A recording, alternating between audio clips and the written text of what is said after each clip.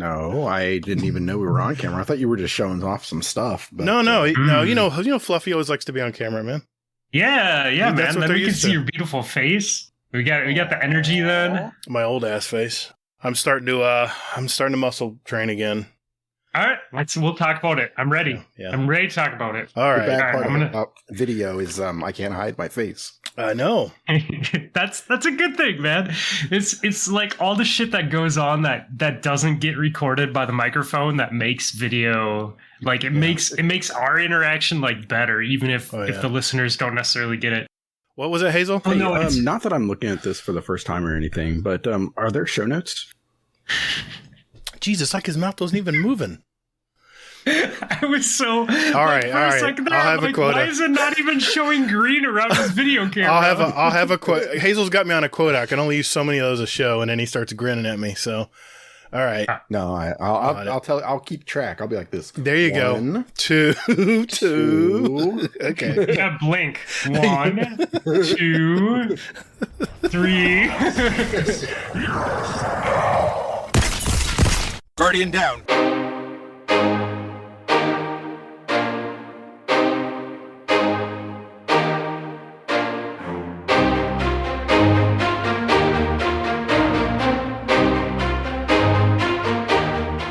What's up, everybody? Thanks for hanging out with us today. Welcome to episode 125 of Guardian Downcast. We're a couple dads that love all things in the Destiny universe, and we talk about it, by the way. We also interview content creators and community members to find out more about them. We're the show that asks, hey, do you also have potato thumbs? I'm your host, the Gatr, and my co-host Hazel is here as well. Hey, man, how's your week been? Oh, wow. Been pretty good. I've been, I actually ventured out and played some new games. So aside from Destiny 2, I ventured out on Sunday and Monday, and then, Tuesday happened, and then everything went back to Destiny again. So, yeah. So nobody's sick? Everybody's good now? Shut the hell up, man. Sorry, man. What am I, jinxing you? You're already going through it all. You went through it all already. Dude. No, we haven't. Oh, so okay. I'll edit that out. Don't worry. Yeah, right. Yeah, that's that crack editing job that Laz was talking about, I believe. Oh, absolutely. But yeah, no, everything's good. I got my review from work, and who knew making one Excel spreadsheet would actually get me like top honors amongst my team. Nice. So hey, I mean, yeah, exactly. Very nice. Congrats, buddy. Excel, learn it. There you go. Nice. So yeah, I got top honors on my team. So we'll see how much that equates to next year in a pay raise. So, man, let's hope. Let's hope so, man. I mean, I heard a quote today. You know what the average truck driver at Walmart makes now? $87,000. And guess what? Teachers get paid $50,000 to $70,000 a year, depending on where you live. It feels like 20. Yeah. It does. Well, if you count all the hours. Yeah. I think my wife makes less than minimum wage. But everything's good this week, man? Everything's... Yeah, everything's good. There was some, what's the word? Kerfuffle, I believe, in our Discord. Oh, we'll get to that. Don't worry. We're going to get to that. Yeah. So I cannot wait. I've been preparing all day. No, not really. Yeah, and bribing streamers to talk shit about me. I appreciate it. Ascendant Nomad was being nice to you. Anyway, we'll... yeah, we'll see what happens tomorrow and how much I have to float to a streamer to get him to talk shit about you. Okay, sounds good. So. Fair enough. Hey, it went to a good cause. So It did. How are you? I'm doing good, man. Hold on. I gotta, let's see. Elmer Fudd, it's 66 degrees out. Fairly clear skies looking out my window here. So I just want to give you that weather report. But no, it's just been a good week. Kind of a slow week. It's just been okay. It's been an okay week. Nothing really great. Nothing really, really to talk about. And I'll talk about some other things later, but overall, okay. So it's been an okay week. Well, enough about us. Hey, y'all. He's back. It's our 2020 SpeedRun Champion back on the show tonight to defend his title. And oh yeah, he might have a long-running podcast too. The Potato Thumbs Podcast, which is a weekly podcast of his community, gaming, and some Destiny sprinkled in there as well. It's our longtime friend and mentor. It's FluffyFingersMD. How you been, buddy? Hey guys, I am FluffyFingersMD. You may know me from such podcasts as Anti-Meta Podcast, Barely a Destiny Show, and Dad Tales Podcast, which are all still running. I like long walks on the beach. I only play Destiny, and you guys think I'm an alcoholic. Other than that, life's pretty good. Did you say that, Hazel? I didn't say anything about that. I think he's playing two truths and a lie. I think he is. That sounds exactly what's going on. It's you guys, it's all lies. There's no truths ever. Well, thanks, man, for coming on tonight. It's going to be a fun show tonight. And what you might be asking, what are we going to talk about tonight? Well, we're obviously going to catch up with Fluffy, see what's going on in his life. Next, we're going to test his Twitch reflexes again in our new and improved Fast Fire segment we call... Yeah, it's a speed run. Hazel's going to go over the TWAB for the 16th week of Season of the Lost, and we're going to share our opinions of the newly released 30th Anniversary Edition from Bungie as well. And then we're going to answer questions from our community and add 2 songs each to our award-winning Guardian Downcast show playlist on Spotify and iTunes. All right, guys, let's roll.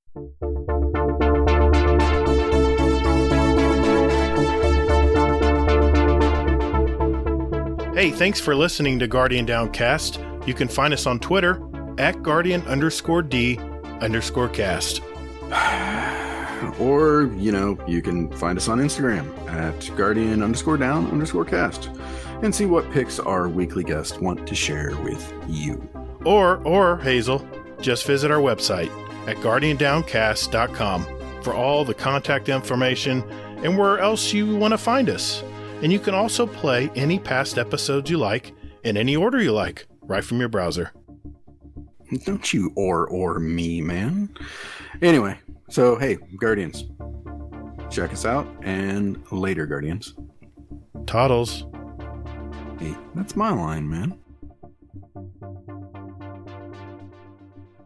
Well, Fluffy, how you been, wall, man? By the way, my wall. Thanks. Oh, his wall. All his his wall. Well, I mean, I got a decent bookcase. I got a lot of memorabilia. I'm missing 2 though. Like I was gonna say. Yeah, one. So one of my shoes came back from Seattle, and I went to put it on my wall. And as I was walking back from my suitcase, I was like, "Oh, these smell pretty rancid. I'm going to go put them in the basement for a few days." And then there's snow here, and I ran yesterday in the snow, so my other ones are just in the basement drying out. I was going to say, you probably get a lot of damp shoes with that melting snow and stuff you're running through. Yeah, once the snow and ice hits, like, it's basically most of my road shoes don't see the light of day again until spring. And I just run on trail shoes. Like, if the roads clear out, like, I'll run road shoes on the road. But with the ice and the snow, I just throw on trail shoes. I have regular ones, and then I have Gore-Tex ones. So Gore-Tex ones, like, water doesn't get through. Gotcha. And they're fine as long as it's below freezing. All right. Well, cool deal. Yeah, it's impressive, man. I like that. I don't think that wall's grown, Hazel, since the last time we talked to him. I don't remember there being that many shoes behind him. That's a lot of shoes, man. I have 15 active pairs of running shoes that I'm cycling through right now. That's awesome, man. I was going to say, either he had them before and just never put them up, or he's put them up recently and he's building the wall. He's building the wall. Yeah. The past year and a half, I've purchased a lot of running shoes, but I use them. Yeah. Like, I literally use all of them. So good. Well, I was listening to last week's podcast, Potato Thumbs podcast, and your wife and yourself went up to visit Snatching Panda. He's like he's a big fitness guy, right? I think he helps kind of your Discord out with a lot of the fitness stuff.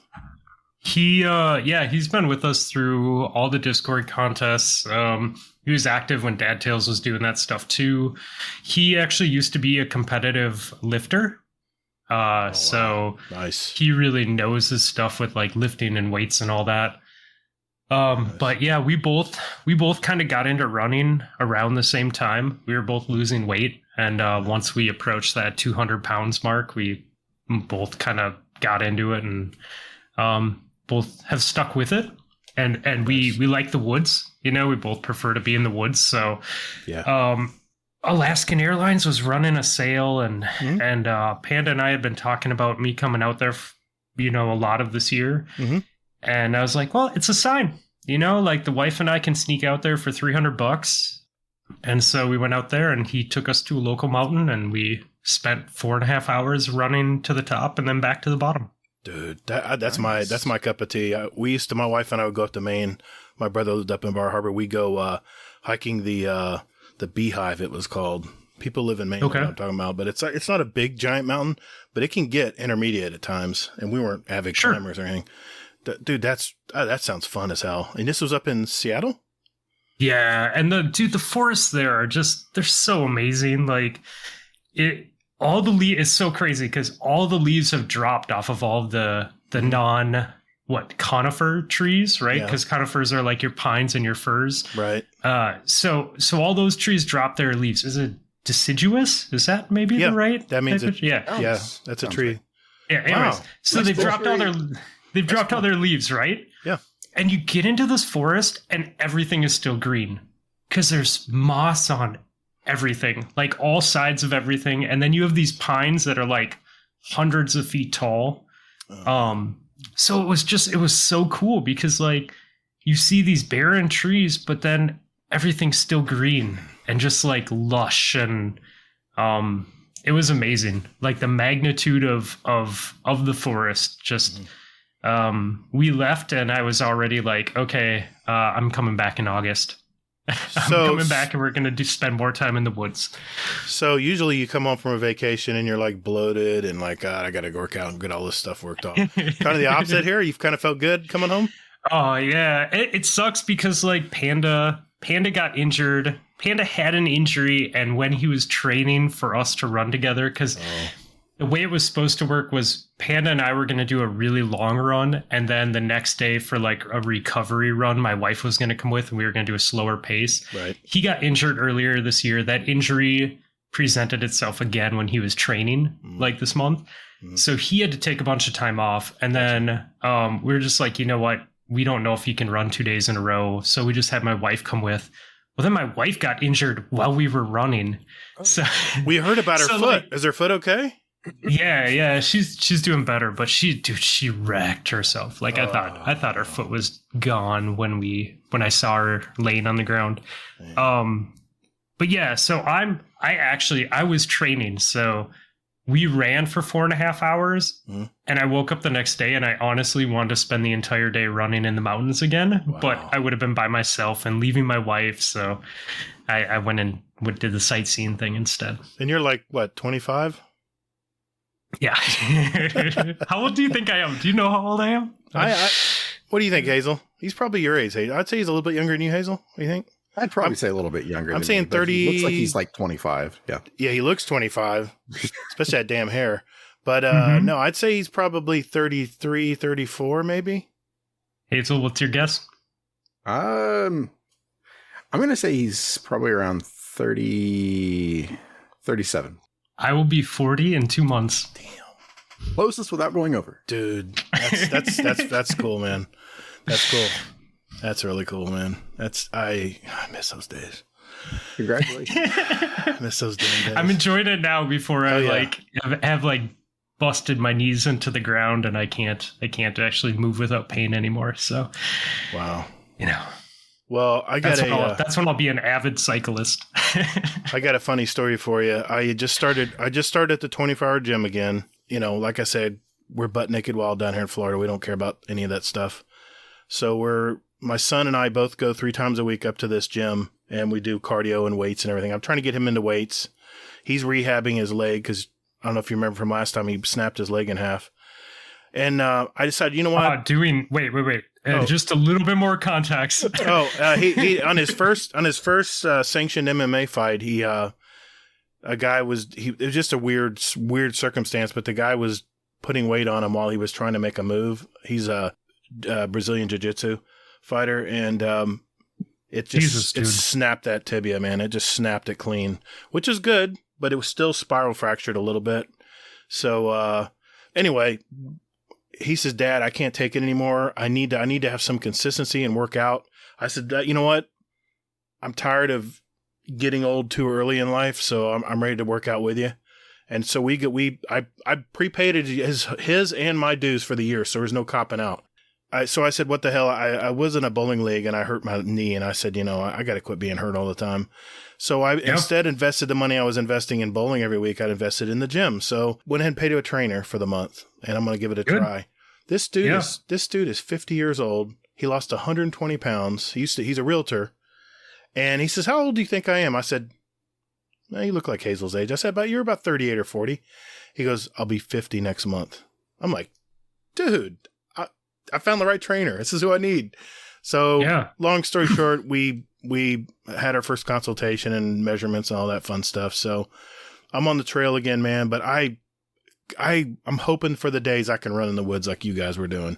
That's what kind of brought this into my head. But just remember, like, you can't outwork your fork. So like the exercise is good and fitness is very good, and like building that core strength is good, but like you have to pay attention to your calorie intake and like what you're doing. And I'm not saying like weigh your shit, but like you know, just be aware. I'm on 180 grams of protein a day.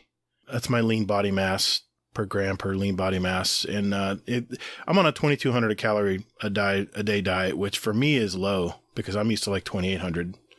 And so any change like that's hard, man. But here's the thing. This realtor, he said this, I'm not really a trainer. I mean, I'm a certified trainer, but this is my fun job. Realty's crazy right now because there's no houses to sell in Florida because everyone's trying to buy one. And so the supply is really short. So he goes, this is my fun job. And he said, I see your diet here that one of the manager trainers put together for me. I did a consultation with him first. He goes, how do you like it? I says, it's a little restrictive. I can't use sour cream and I can't use too much butter and stuff. And he's like, well, dude, this is all that matters. Just make sure you hit those calories. Hit the calories and hit the protein and you'll be fine. But I'm on the path, man. I'm back on the path. I'm excited. And, what can I say? Have you given thought to like throwing in intermittent fasting in there to help you with your dieting? See, the guy I already intermittent fast because I go to bed like 2 or 3 a.m. every night. And I don't eat until like noon.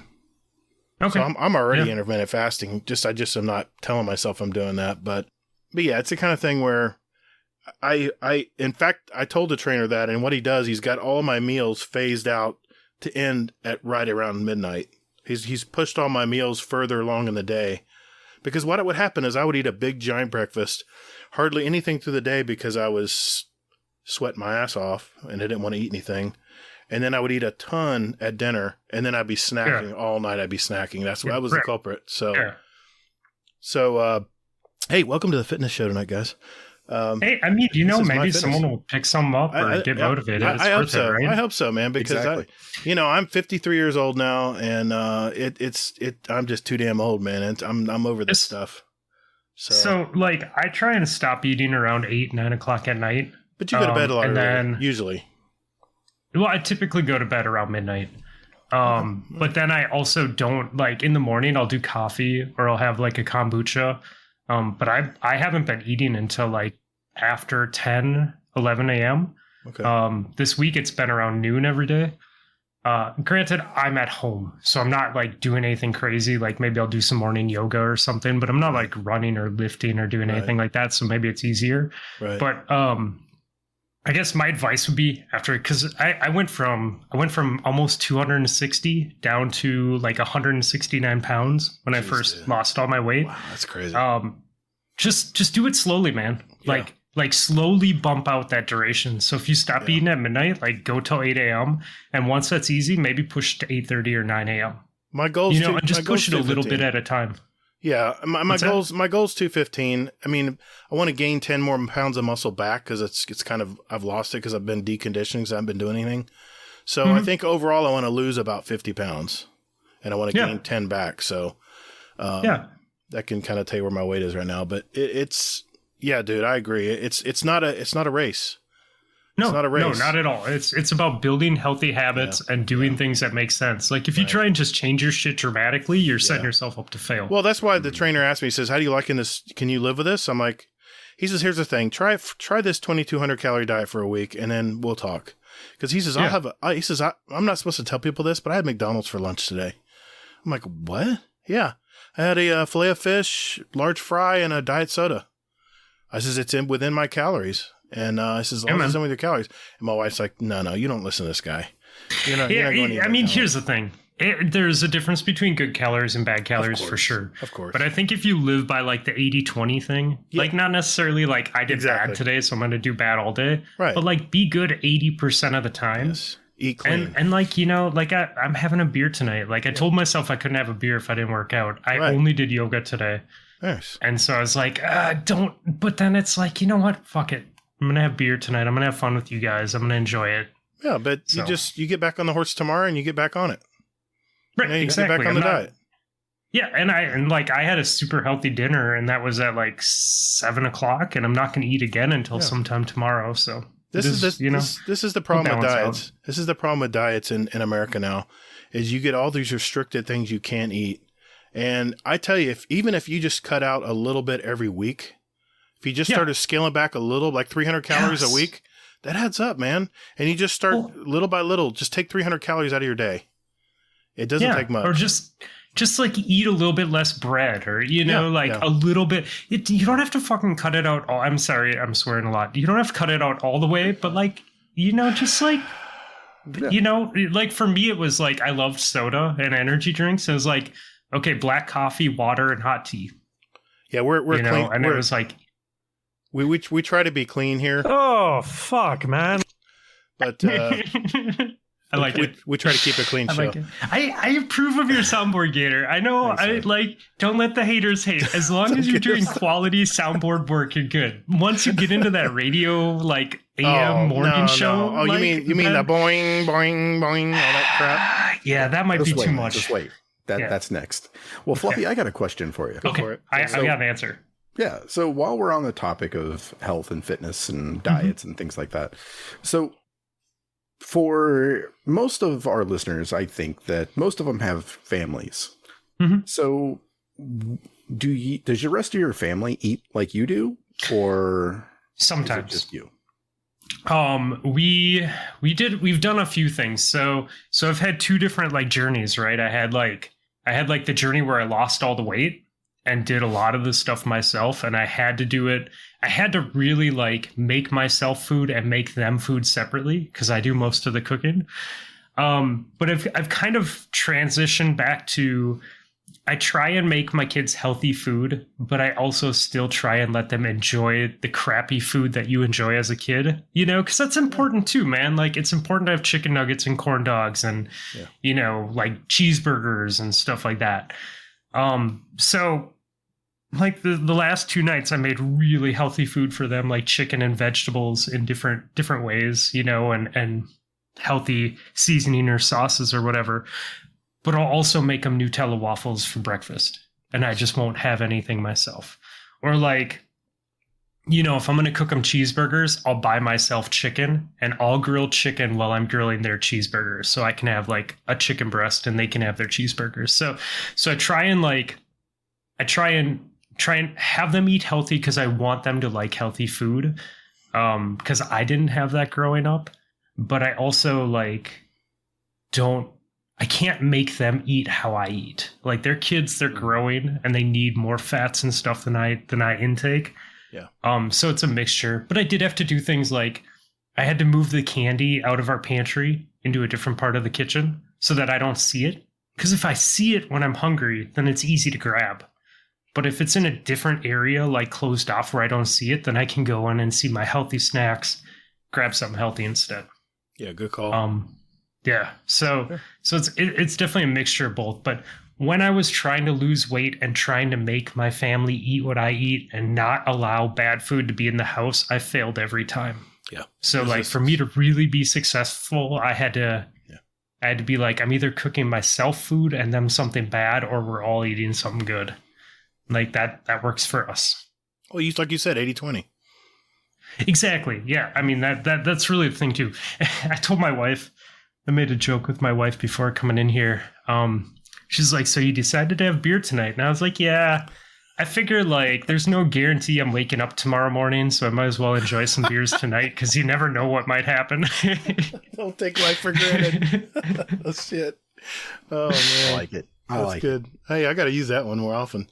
Honey, I use that on your trainers. I'm having pie tonight. No day is guaranteed.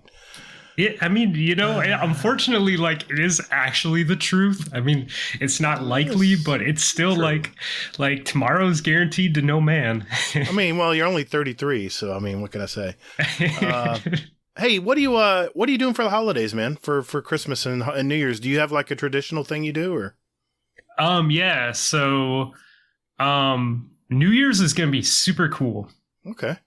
So this year, New Year's Day, the NHL Winter Classic, which I don't know if you guys watch hockey, but that's the game that they hold outside. They have classic jerseys. It's like an outside arena. It's supposed to be like old school hockey. Right. Is in Minneapolis. Nice. And it was supposed to be, and it's against the St. Louis Blues, which is, my wife is from St. Louis, so it's Minnesota versus St. Louis. So it's really an epic matchup. It was supposed to be last year, but COVID canceled it. Right. But I had signed up for tickets because Ghost and Nessie were like, "Hey, it's in Minneapolis. Like, sign up for tickets. We're gonna come." I got an email earlier this year, and it said, "You've been selected to get tickets before they go on sale for the general public."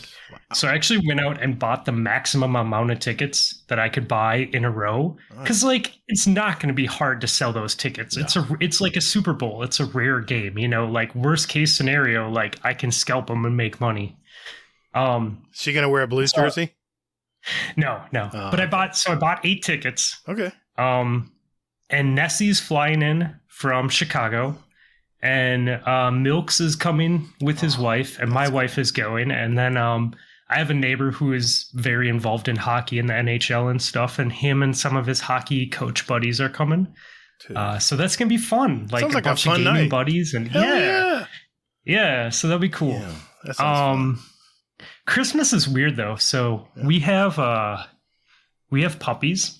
Mm-hmm. They're 7 months old, and we have a situation where we try and, my wife is from St. Louis, like I said, so we try and like stagger Christmas. So like 1 year in Minnesota, 1 year in Missouri, like, so we can see all the relatives and the kids can get both grandparents and all that. Yeah.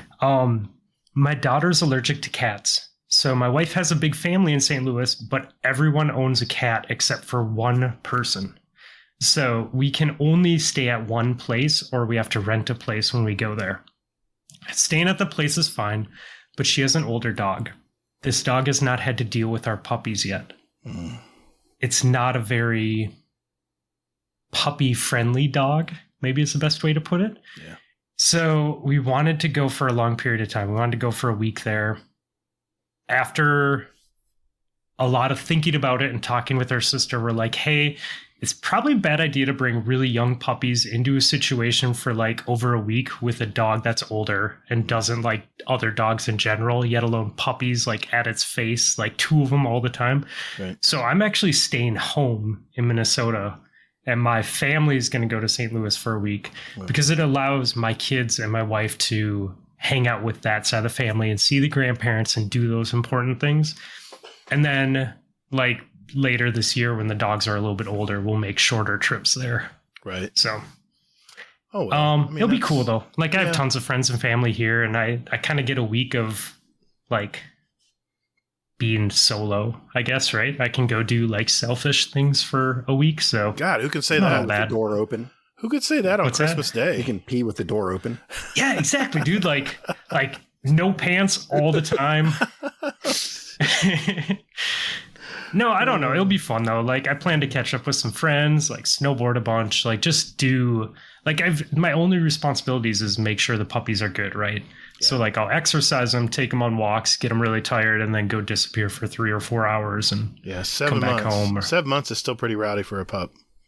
Yeah, it's a lot of energy. They're pretty great though. Like we really lucked out temperament wise. So when is she leaving? Before Christmas? Right before? Yeah, they'll be gone like the 19th to the 26th. Thinking ahead here on the mail timing. Oh, I'll be home though. Okay, perfect. Okay. I'll be home the entire time. All so right, you're good. Cool deal. Yep. All right. Yeah. All right, sir. So Okay, so one of our signature questions that we added this year is why gaming as a hobby? I've always liked it. Like I got an NES in the 80s. We had a Sega Genesis after that. Like gaming has always been something that's been there. When GoldenEye came out, I fell in love with it and I couldn't get enough multiplayer, and Halo 1 dropped and like I was like, deathmatch? Like this is the best thing ever. Played a bunch of Unreal Tournament in college, and then man, like I was a Call of Duty kid forever, and then once Destiny got a hold of me, it's just no turning back. Same here. Yep. Same here, man. Call of Duty. Call it what? Yeah. I really think that like we had something special with COVID too, because like so many of my friends that don't game like really started going crazy, not having that social aspect. Yeah. I'm like, I hang out with my friends all the time. Yep. Like literally like hours and hours a week. Like we just hang out and talk shit and play games, and you know, it's so like that, man, what a cool like positive to being a gamer and having a community like ours, you know? I mean, so many friends. I mean, you want to play a game, there's so many people you can just message and say, "Hey, you on right now?" It's nice. Right? It's nice. And you got a thick community, man. I mean, you got a really close-knit community. Yeah, I mean, we all do, man. Like like I don't know, man. I consider like you guys and FUD and G Hub, like we're all just kind of it's all like a family, right? It's the Owl Network Alliance now, right? Owl, is it Owl? Exactly. Owl Alliance? Exactly. I can't remember. Owl Network. I can't remember what it's called. Owl Sector Alliance. Thank you. You know, I only helped come up with that name. You think I'd remember it? Anyway, the owls are not what they seem. The owl referring to real, right? Yes, dude. I love Burning Wing. Don't tell him that. Don't get him started, man. I got my wife. My wife had never heard that before. So we were like running with that joke a lot in Seattle because there are no birds in the Pacific Northwest. Apparently, we spent 4.5 hours in the woods, dude. I saw like 3 birds. Well, they all fly south. Florida gets inundated with birds this time of year. I live in Minnesota. We have more birds than what I saw, with no snow on the ground and like 50 degrees. Granted, it was like freezing at the top of the mountain, but most of the mountain was like 40, 50. We always know when the cold weather's hitting them north because all the robins, hundreds of robins, man. They just fly in your yard. It's just crazy. You guys get like our loons too, but you get them like when they're like gray and ugly.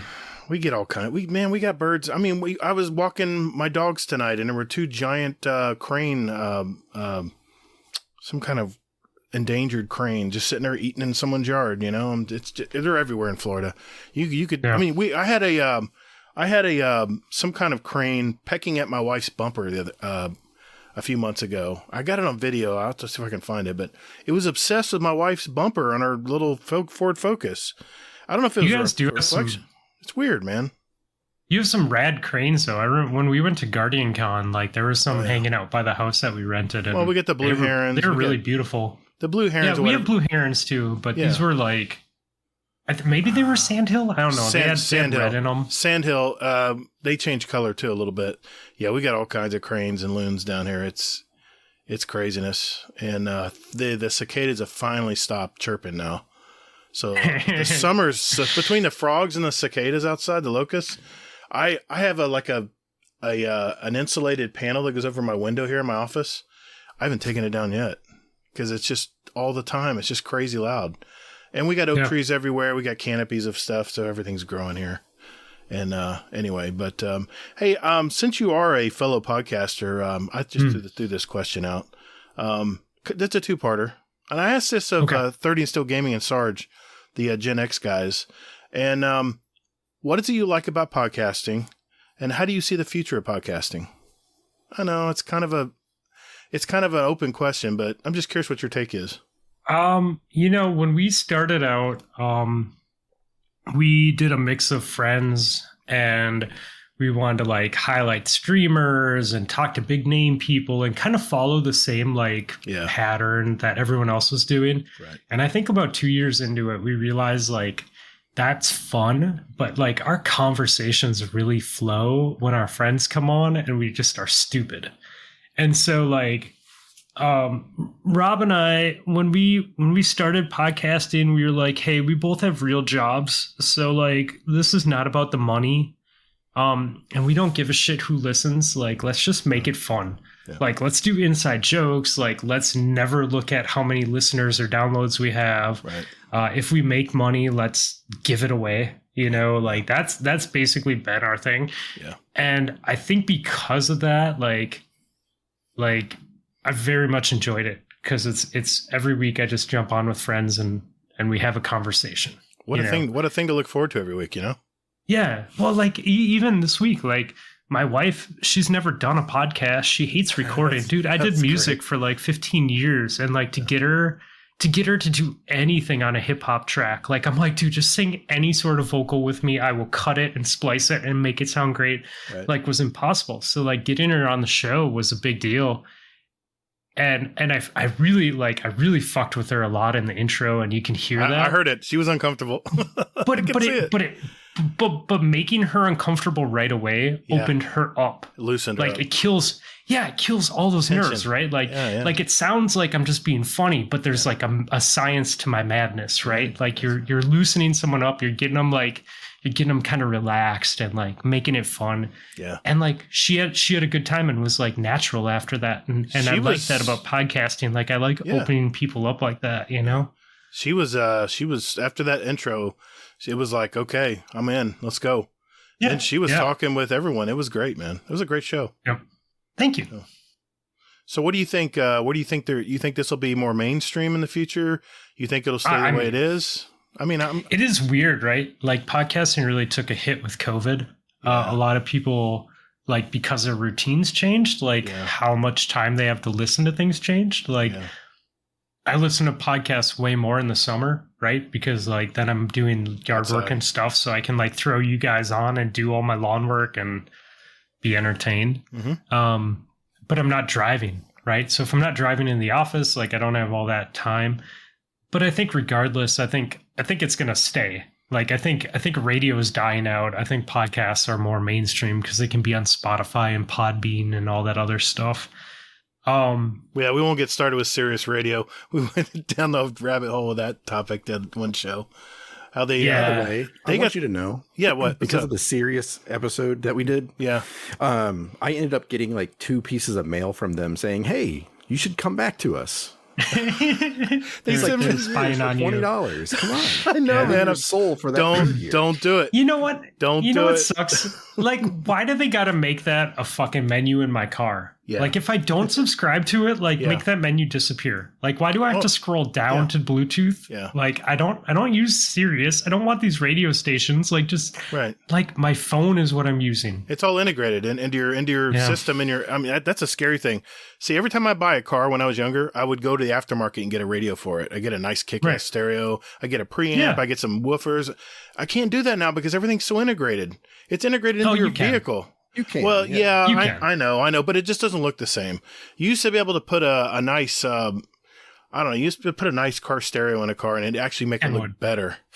Than Kenwood, right? Kenwood, yes, Sony. Kenwood. Those are the ways to go. I love that green Alpine, light at night. Right? If you're rich, you had Alpine. Yeah. Serwin Vega. I mean, there was some good stuff out there. Oh yeah, I forgot about the Vegas. Yeah. Serwin Vegas were like, hey, give us the amperage. We can take it.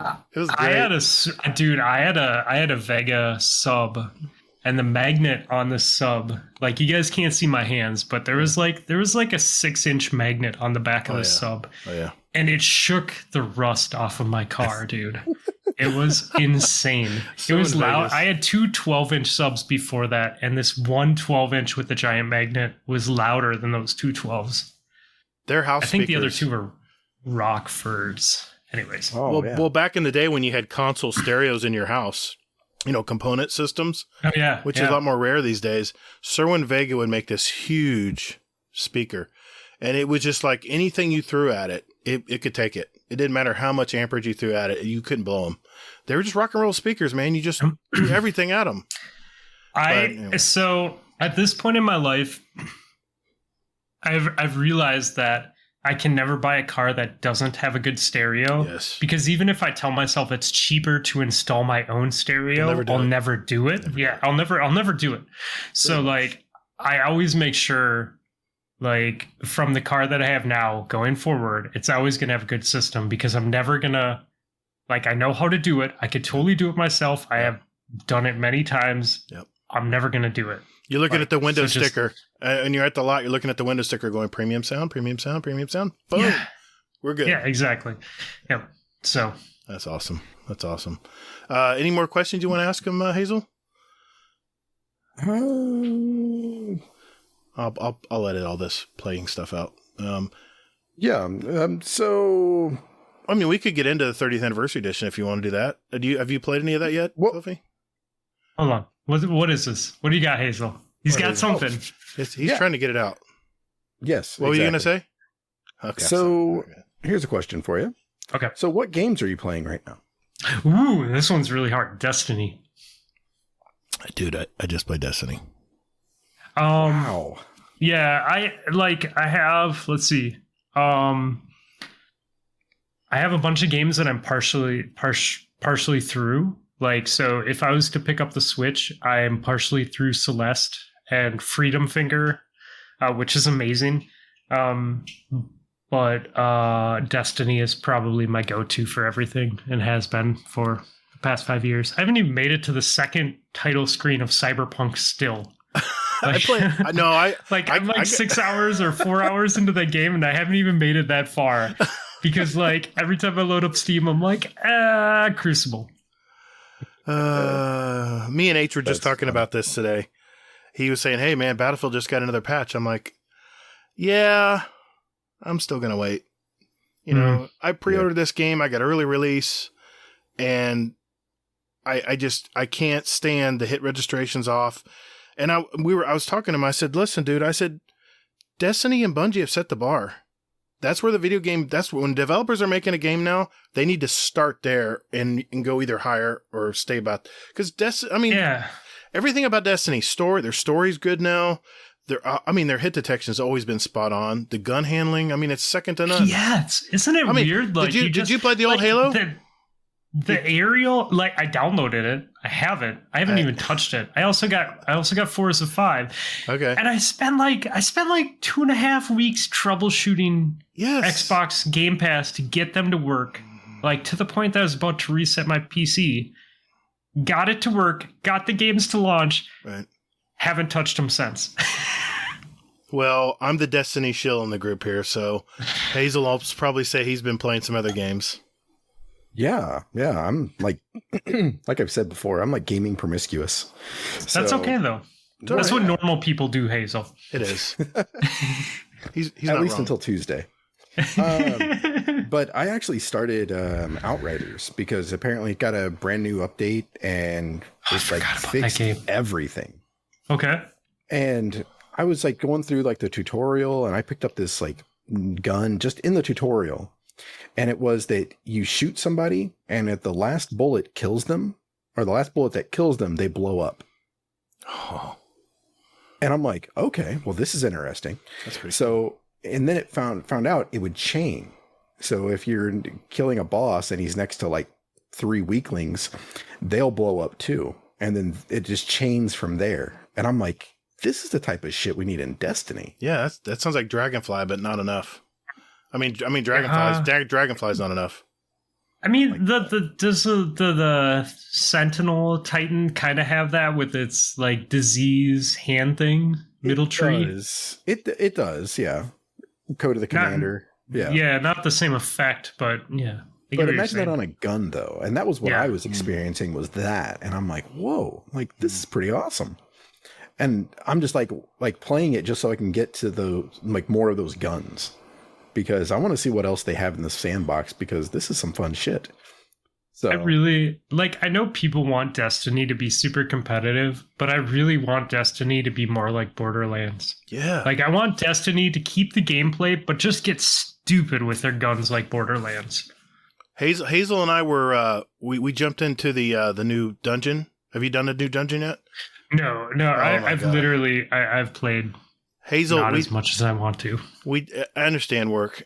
We've been working out, and Hazel said, I think it was me and Night Demon, wasn't it? Yeah, Night Demon. Yeah, it was. Yes. And Hazel had already run it, but he wasn't going to tell us how to do it, so we had to run it blind. And me and Night Demon are running around, getting chopped and sliced and diced, and Hazel's just sitting back laughing. And it was glorious. I'll tell you what, Fluffy, I was giggling like a schoolgirl, man. I was having so much fun in that dungeon. He can attest. I was Rob said that on Tuesday. That was pretty rad. I was like, this is well worth $25. I mean, aside from everything else they're giving it to us in this 30th anniversary edition, this is so much fun, and you can tell this took some work to make. I mean, there's a lot of question. areas. Yeah, man. I bought it today. I didn't pre-order it because I'm an idiot. Are you supposed to get free things with it, or is it you have the ability to unlock the things? The 6-man activity is free to everybody. The new 6-man activity. Yeah. You don't get anything, FYI. Okay. Yeah. Okay. Now you didn't. No, wait a minute. You didn't order out of the box. Not out of the box. You don't get anything free. Like no. Okay. Because I bought it and I was like, oh, I didn't get shipped. Did I mess up because I didn't pre-order? No, you're fine. Okay. Now, did you pre-order Witch Queen? I have not. I will. But see, if you pre-order it with Witch Queen like I did, it was like $110, I think, or something, 100 even. You get the 30th, I think 90, I think. Yeah, you get the 30th anniversary edition and all next year's seasons and the Witch Queen, all for like $90 or something. That's what I went through, but that's all right, man. It's you're saving like $10 probably. Honestly, like I don't spend a lot of money in. I think I've purchased some cosmetics for the first time ever, I think this last season. Right. So like if I give Bungie an extra $10, dude, I'm gonna get my money's worth. Like I'm not concerned. Comparing that to Battlefield. Yeah, exactly, man. It's funny that Battlefield is like the butt of every joke at the moment, but it's just sad. I mean, I'm so irritated. I think it's because it was such a big thing, right? Like, so you had Modern Warfare and Battlefield, and they were like the kings forever, and all the Battlefield people were like, "You Modern Warfare scrubs are like plebs because Battlefield is realistic and blah blah blah." Yeah. But like, I think that's why it's a joke now, right? Because like it was really cool like 5 years ago. Well, they have specialists now, just like Call of Duty does. So I mean, they've kind of merged the ideas together. It's just sad because there was so much, and I should have known. I should have listened to 30 and Still Gaming when he told me not to pre-order it. But I said, you know what? They had 3 years and 3 studios to make this game. They have to get it right this time. They've had 3 years, man. It's had plenty of time to bake. Plenty of time to work in the oven. This game's going to be the best Battlefield ever. It was in my head. It was going to be that way. I dropped $100 on a pre-order, dude. It includes the seasons for 2022. There's no season yet, by the way. It doesn't come until February. I'm like, what? Where's the season bar? I want to start unlocking stuff. No, it's not here till February. Well, geez. I hope there's players around in February, to be honest. But it's just, I'm just fucking pissed off, man. I'm so tired of games not being done. I really think pre-ordering is a thing of the past. It is for me. I think until games like start getting their shit together, I think that pre-ordering is not a financially sound like method. Like to each their own, and more power to you if you want to experience all the games. But how many people have been burned by all the big games that have all the Destiny killers and all the big games that have come out recently? You know what I mean? Yeah, like even Halo, man. Yeah. Like I downloaded Halo because everyone that I play with was like, Halo. It's going to be so rad. It's going to be so rad. And I jumped into Discord the other day. There's like 7 people in Discord. I'm like, they're totally playing Halo. I jump in. They're like, oh, we're playing Warzone. I'm like, what about Halo? Like, you guys have been all about Halo in our DMs. I'm like, it's okay. Well, I'm like shit. I mean, it's Halo. I mean, what? I think 30 and Still Gaming said it right. And I'm not trying to plug. He's not paying me to say anything. But this is the year of nostalgia, man. This is the year of bringing back games that we all grew up on, and are hoping they're selling us, whether it's Battlefield or Halo, and I watched Lupo play Halo. I was like, yeah, it looks good, but it's like a generic Destiny to me. I mean, I'm gonna get so much hate for that, but I don't care. Halo is like a generic Destiny. Yeah, like I know. I got to be careful slinging mud too much, but because I mean we're all we're all fallible, but I just It's I don't know. I looked at it and I was like, I just can't get excited about it. I mean, it's fun to watch. Dr. Disrespect was playing. It was fun to watch, but it's the same old map, same old game type. There just really wasn't anything new or anything special. Oh, wait a minute. They got a grappling hook. Well, whoopee. Yeah. I think there's two things that come out of this, Gatr. One, don't apologize for what you like, man. It's okay to have an opinion. Like, your opinion doesn't have to match anyone else's. Like, if you enjoy it, that's all that matters. And let me just reiterate that that's the same for everyone else listening right now. Your game is what you like. Yeah, like people can have different opinions about games. It's totally okay. We can all exist together. I know. But like, I think the biggest thing that I hear out of Halo is like everyone's like, yeah, it's fun, but I'm not any good at Halo anymore, and I don't know if I want to invest any time to get good at Halo. And I think that's what people are realizing. Like, it was cool back in the day, but like now it's kind of like it's not at the level of games today. And everyone played on sticks back then, Fluffy. Yeah. Like, it's just, I don't know, man. Yeah, I mean, that's what I found out too, because I was playing it and I was just like, oh my God, this thing is so slow.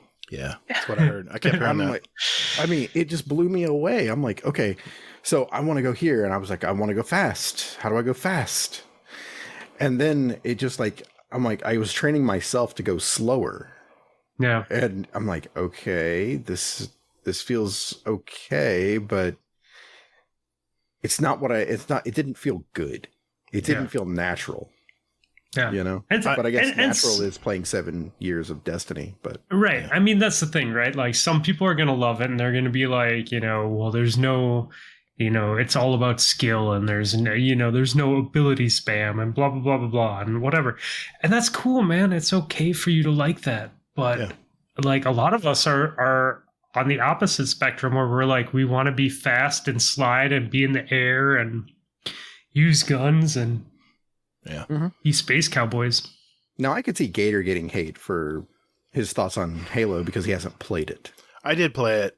I played actually Halo 2, and I knew. No, I'm talking about Halo Infinite. Oh, the new Halo. No, I haven't played it yet. And now and Elmer Fudd was telling me, it's free on PC. I mean, it's on Steam. You can get it for free. I'm like, yeah. I thought it was through Microsoft. Like, no, you can buy it on Steam. I'm like, okay. Yeah. I haven't downloaded it yet because I'm realistic. Don't you have Game Pass? No, I canceled that. Oh, okay.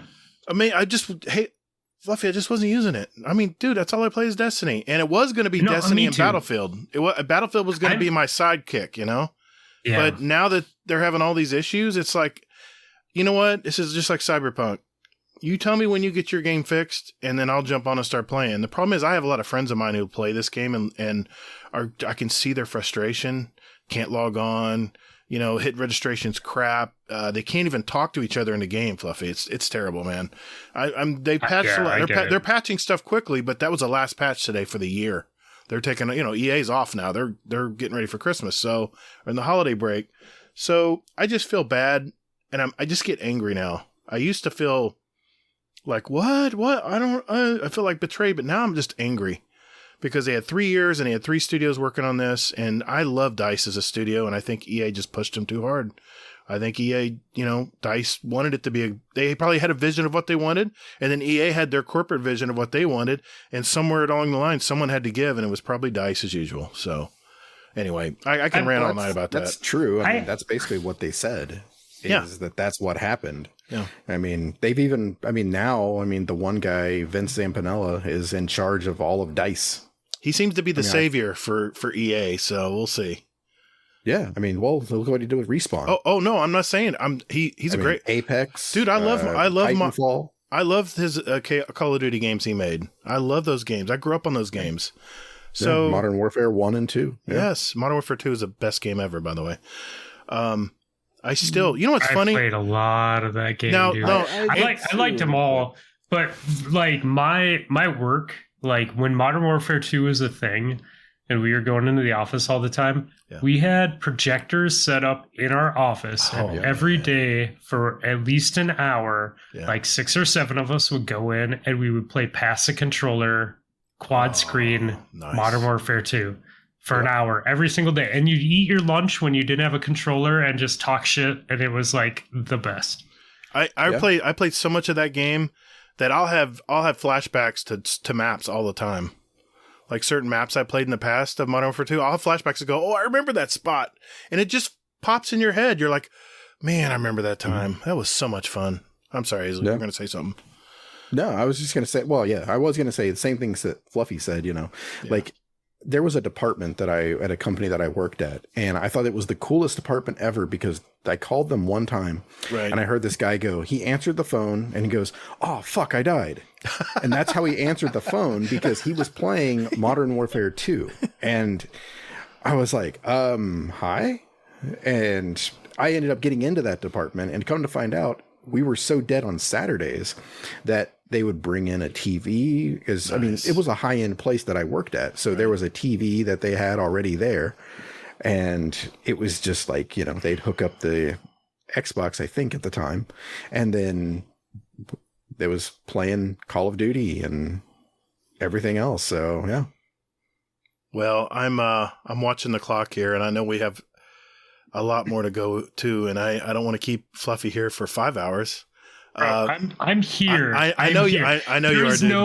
There is no like. I have no like time expectations. I know. Like, I am just here to kick it with you guys. I think me and Hazel are just trying to chomping at the bit to get to our later discussion. But the only thing that's going to happen is I'm going to have to leave to get more beer because I will eventually run out, and I'm going to have to go. And I will slowly become a worse or like that's what I'm thinking. A worse like guest. But beyond that, we're all good. Well, I think it's time to defend his title, Hazel. What do you think? I believe so. All right. We're going to do that. Okay. Right after this. Call the Praxic Order. Call the Thanatonauts, the Jinsen Scribes. Call everyone so they can witness you. All right, listeners. This segment is called the Speed Run. This is where we have a database of over 250 randomly asked questions, and Fluffy will have 90 seconds to answer as many as he can. These are short 1 or 2 word answers, and at the end of the year, the guest with the most answer will win a prize and title of 2021 SpeedRun Champion. The questions are randomly asked, so no one can memorize the order. Just quickly answer what comes to mind. Tonight, I'm going to ask the questions randomly from the list, and Hazel's our timekeeper and quality control expert. In the event of a questionable answer, Hazel's decision will be final. Hazel, you better be on it tonight, man. All right. Start in. Do we remember what I had last time? I can look it up. It doesn't really matter because you only had 60 seconds last year. Oh, okay. So you have 90 whole seconds, man. I don't know what you're going to do with that. But Starchian and Admiral Nips, you may know that guy, are our current leaders at 39 answered. Okay. So you ready, Hazel? You ready, Fluffy? Yeah, dude. Let's do this. All right. Here we go. Ready, Hazel? I was born ready. I know. 3, 2, 1. Warlock, Titan, or Hunter? Hunter. What is one of your favorite music artists? RTJ. Void, Solar Arc, or Stasis? Void. If you had more time, what would you do with it? Run. What did you eat for breakfast today? Nothing. Apple or cherry pie? Cherry. Should there be freelance solo strikes? Freelance. What is one of your first music albums?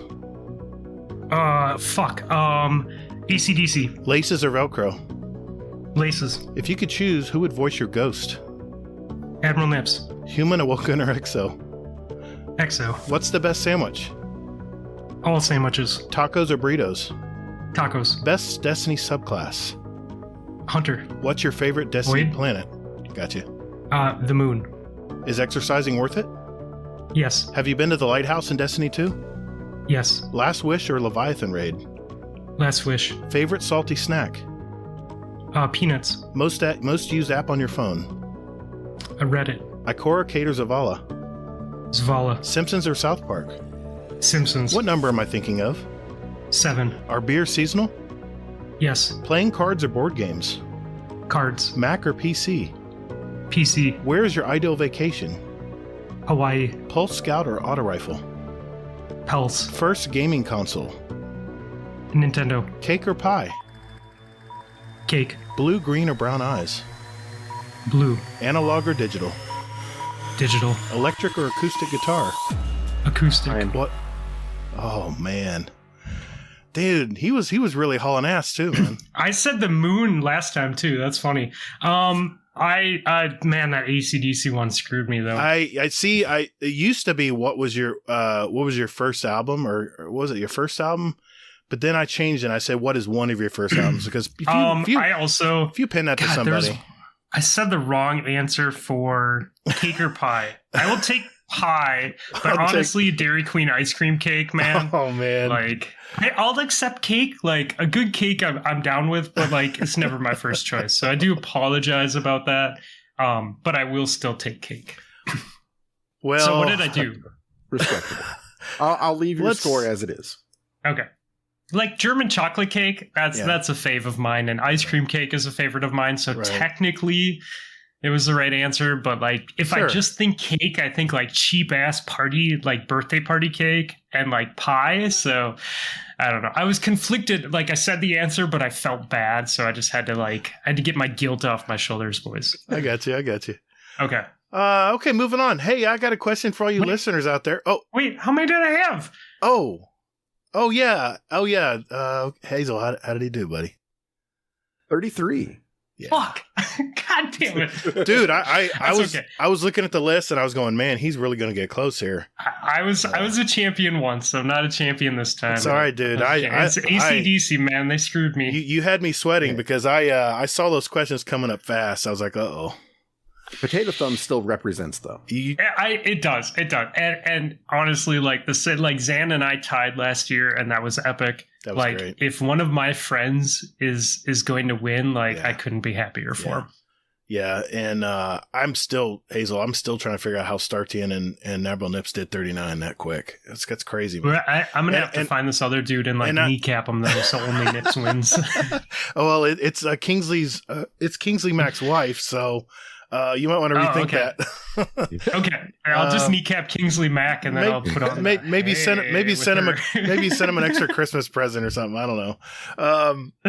Well, hey man, that was fun though. That's fun. Yeah, it was fun. It was a good one, guys. And I kept all the structure. I kept the questions as equivalent structure wise as I could, as far as open ended questions versus either or. So I think I you did. That. You did excellent. All right. Yeah, bravo. Right. A plus.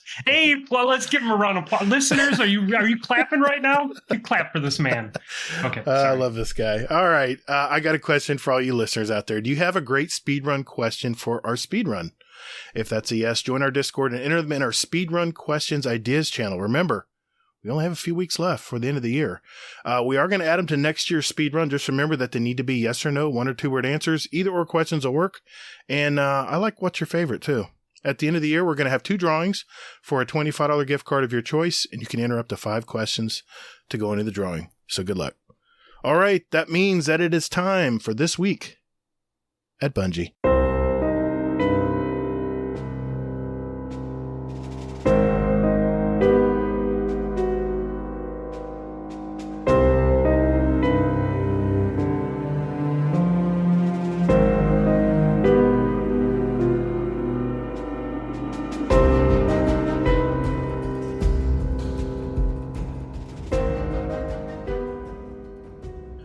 This week at Bungie, 16th week of Season of the Lost.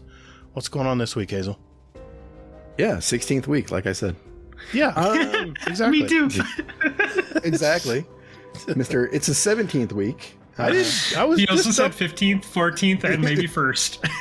Yeah. Hazel won't lead me astray. Not at all.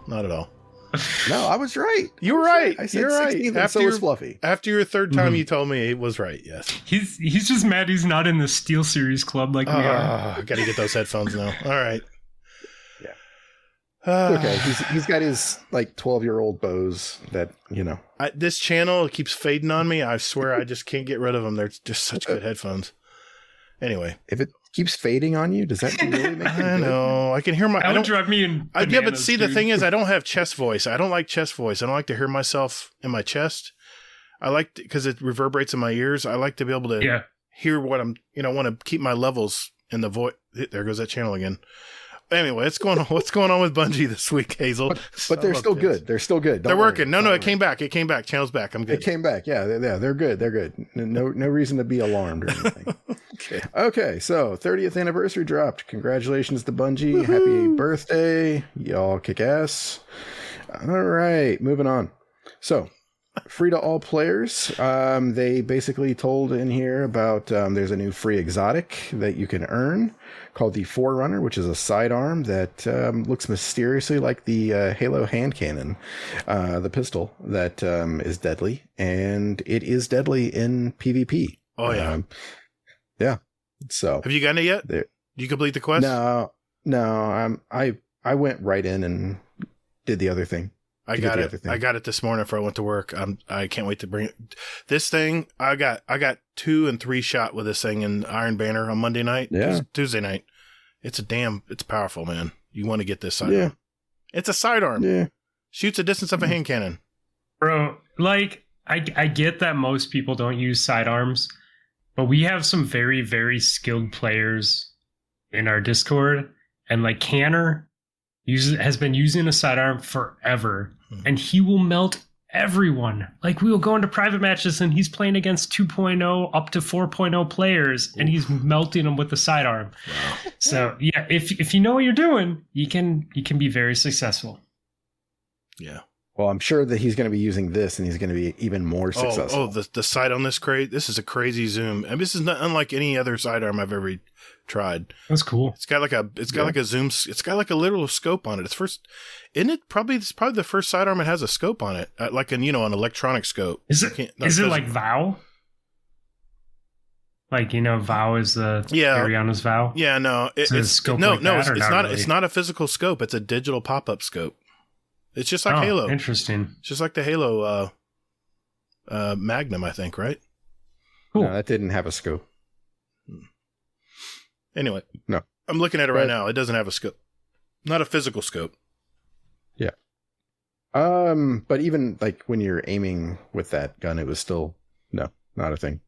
But anyway, so there are some new weapons that were introduced as well for free. So the battle rifle, or not the battle rifle, the BXR battler, because copyright things. Right. But yes, this kind of looks like a FAMAS. Yeah. But yeah, it's this thing kicks all kinds of ass. I have one, and I've been using it, and it is just glorious. I got it Tuesday at Reset. I used it in Iron Banner, and it's not bad. It's a 750 though. Think of like remember the Vanguard 750? It's been sunset now. It starts with the V, right? Val something. No, I'll look it up. Ariana's Val? No. I'll look it up. Autumn Wind? No. There was a 700 with the V, right? Like it looked almost like an SMG. I kept one, so I'll look it up. Anyways, yeah. Ghost told me that our resident pulse rifle lord, told me that the new pulse rifle is pretty bomb too. Yeah, that's the new pulse. Battle this rifle one here. Yeah. Battle rifle. Okay, yeah. He said it rips. Hazel, to clarify, these are all free? Yes. Wow. So, because these are all from the 6-man activity. That's right. So that's free for everybody. So whether you have it or not, congratulations, you get to enjoy this. Wow. Sorry, I'm just going to be super annoying through this, and you're not going to be able to go through it quickly. The 6-man activity, I only played it once today because my life and personal life and work life has been insane for the past few weeks. Mm-hmm. We ran through the door, and it told us that we were unlucky. If you get lucky, do you just get a prize right away, or no. What's up with that? No, there's 3 pads in the middle of the 6-man activity, and you got to guess which pad it is. And if you get on the right one, you get a buff. You get like a shiny thing above your head. I think you get like it's like fast reload or fast grenades, and it gives you a buff. Well, there's all kinds of buffs anyway. Yeah, there is. But if you guess wrong, you can actually see like a smoke coming out of your head, like you're getting debuffed. Oh, so okay. I've had it both ways. It's nothing more fun than everyone jumping on all the other pads, and you're the only one on the one that gets it right. And you get this cool rainbow thing glowing above your head in the next map or the next level. It's pretty cool. Mm-hmm. It's pretty cool. Well, apparently, though, the thing is that if you're the asshole that's standing over there on that one pad by yourself, you can actually. I think like the rumor has it is that nobody knows how to get the speed mode or the speed run mode. I got one. Or I got one. Round. But nobody knows how to activate it. It's like you have to actually like. I think rumor has it like you all have to stand on the same pad. No, because I was wrong when I got the lightning round. I was wrong. Nightshade, by the way, is the name of the pulse rifle. Nightshade, the 750 Vanguard one you got from the Vanguard from Zavala in year 1. Oh, it was a pulse rifle that was 750. Okay, yeah, I thought you were talking about auto. I'm sorry. 750 is an auto rifle. 450. I'm sorry. I misspoke. Yeah. The 450. It starts with a V. Jeez, if we had do we have any 750? Make me do work. No, the 540 is the fastest. That's what I've been trying to tell you. Sorry, it's a 450 anyway. Yes, it's not a 750. Just like I said, it's a 450. What? I'll let it in, man. I'll come out right. Not. I'll come out right. Hey guys, you know what's really funny? Throwback. What's that, man? What? I deleted the gun because I hate auto rifles, so I don't have it. A pulse rifle. You're a pulse rifle. No, Nightshade is a pulse rifle. I know Nightshade's a pulse rifle, but I was looking for the 720 auto rifle. Oh, okay. I got a ton of those. Rifle? Oh, from the no, there was a 600. They never had a 750 auto would be. There's a 720 auto. No, there's a 720 auto. No, I'm saying foregone conclusion. Yeah, exactly. Was that it? Yeah, it's foregone conclusion is a kinetic 720. But there was a Chroma Rush is the one from the Season of the Splicer. What was the one with the V? Someone is screaming right now because like a V. Valakadin? Oh, Valakadin. Yeah. That was a year was one. Was that a 720? You can pull it up in collections. It's sunset, but it only goes to 1100. And the other one was Perseverance. Oh, look at you guys. Nice. That's a callback. Yep. Whoever it is screaming in their car right now can relax a We little got bit. you. Mm-hmm. We got you. Don't worry about it. Sorry. We do our homework. Professional bullshit. Yeah. We know that it's Burning Wing screaming in his car, but it's only because he sees a bird and he's like, "It's a fucking drone." Okay, sorry. Continue on. Yep. So what you're saying is they had a battle rifle. What else did they have? I guess. Yeah, that's a pulse. Fun fact too, just because I feel the need to do this for anybody screaming else, like other 720s. The Reckless Oracle is a 720 as well. Yeah. Valakadin 2.0. Hollow Earth, Dark Decider, which was a Iron Banner weapon, and the Steel Feather Repeater. Oh yeah, I love that. Fucking gun. Yes, I still got one. Yep, and the Arctic Haze. So, all right. Nice. Steel Feather Repeater. Okay, and then there's some blue ones, but we're not going to give a shit about those. Who cares about blue ones? Moving on. All right. So let me pull up the TWAB again. There we go. So yes, there are some other weapons in there. There's a Half-Truth's legendary sword, which is fucking fantastic. It can roll with a perk called Eager's Edge. I got one. And this will actually let you like double your distance or triple your distance that you can travel in like a swipe. Like, does it throw or is it just a regular swipe? Swipe. So it's once you switch to it, you can go ahead and swipe, and then you'll like triple your distance. That's so rad. I love that. Yeah. That's cool. Yeah, dude, swords are fun. Swords are so much fun. It's so much fun to crouch and wait for someone and just like slice. Hello, welcome to the party. yeah. Gator's a fan of doing that, especially in scrims. What? Oh, I think he just called you a scummy player. No, we know who the scrub mentality scrub is here. Yeah, for $50. Yeah. No, it was. It went to Bungie. I want to join one of these soon, boys. When I have some free time. It's a lot of fun. I need in on this. We've had it keeps growing every week. It does. Monday nights. We get a lot of new people too. I love it. It's kind of funny. I mean, if God help us if we ever get everybody that's been doing it in. What if you know what? Let me run this by him, Hazel, because we've been talking about this. What we're thinking about doing, Fluffy, and you've run a PvP league before. I'm just curious what you think. We have a lot of the same 9 or 10 that come every week, and sometimes it's more, sometimes it's less. What we thought about doing is Hazel divvies up the teams randomly. He uses a randomizer, but for some reason, soccer still gets thrown on my team. He hates it. But we're thinking about assigning everyone a team, and they play together every Monday night, so they get to know each other's styles and mesh with each other. Because playing one night, it's kind of hard to know what everyone's gonna do, you know. And then at the end of this, but right before Witch Queen pops out, we do like on a Monday night, we'll have like a little mini tournament or something. What do you think? This would be my take on it. I think you should do a match me with people pool and a bring your own party people pool. Okay. And that way people who are really engaged, like, cause like I think about, like, we did like seven or 8 seasons of PvP League from D1 to D2. And like, there's people like if I think about examples from our community, there's people like Ghost and Nessie who always play are together. 2.0 players when they play with each other, because they don't even have to talk, and they know how to move around a map and control you and pin the other team. I have played against them. And they're going to want to sign up for your competition if they can play together. Okay. But then there's people like me who I'm like, whatever. Like, you know, I just want to have fun. You know, like, I don't have a set team. Like, I literally just play with whoever's online at the time. Right. But I do agree with you guys. I do think there is totally something to be said about learning people's play style, because all the seasons that we played, like even if I was on teams where we lost like 4 or 5 games in a row, we started to come back at the end. You know what I mean? Yeah. So as long as you're not in a toxic environment, like as long as your teammates are cool, like, well, I do think there's something to be said about that.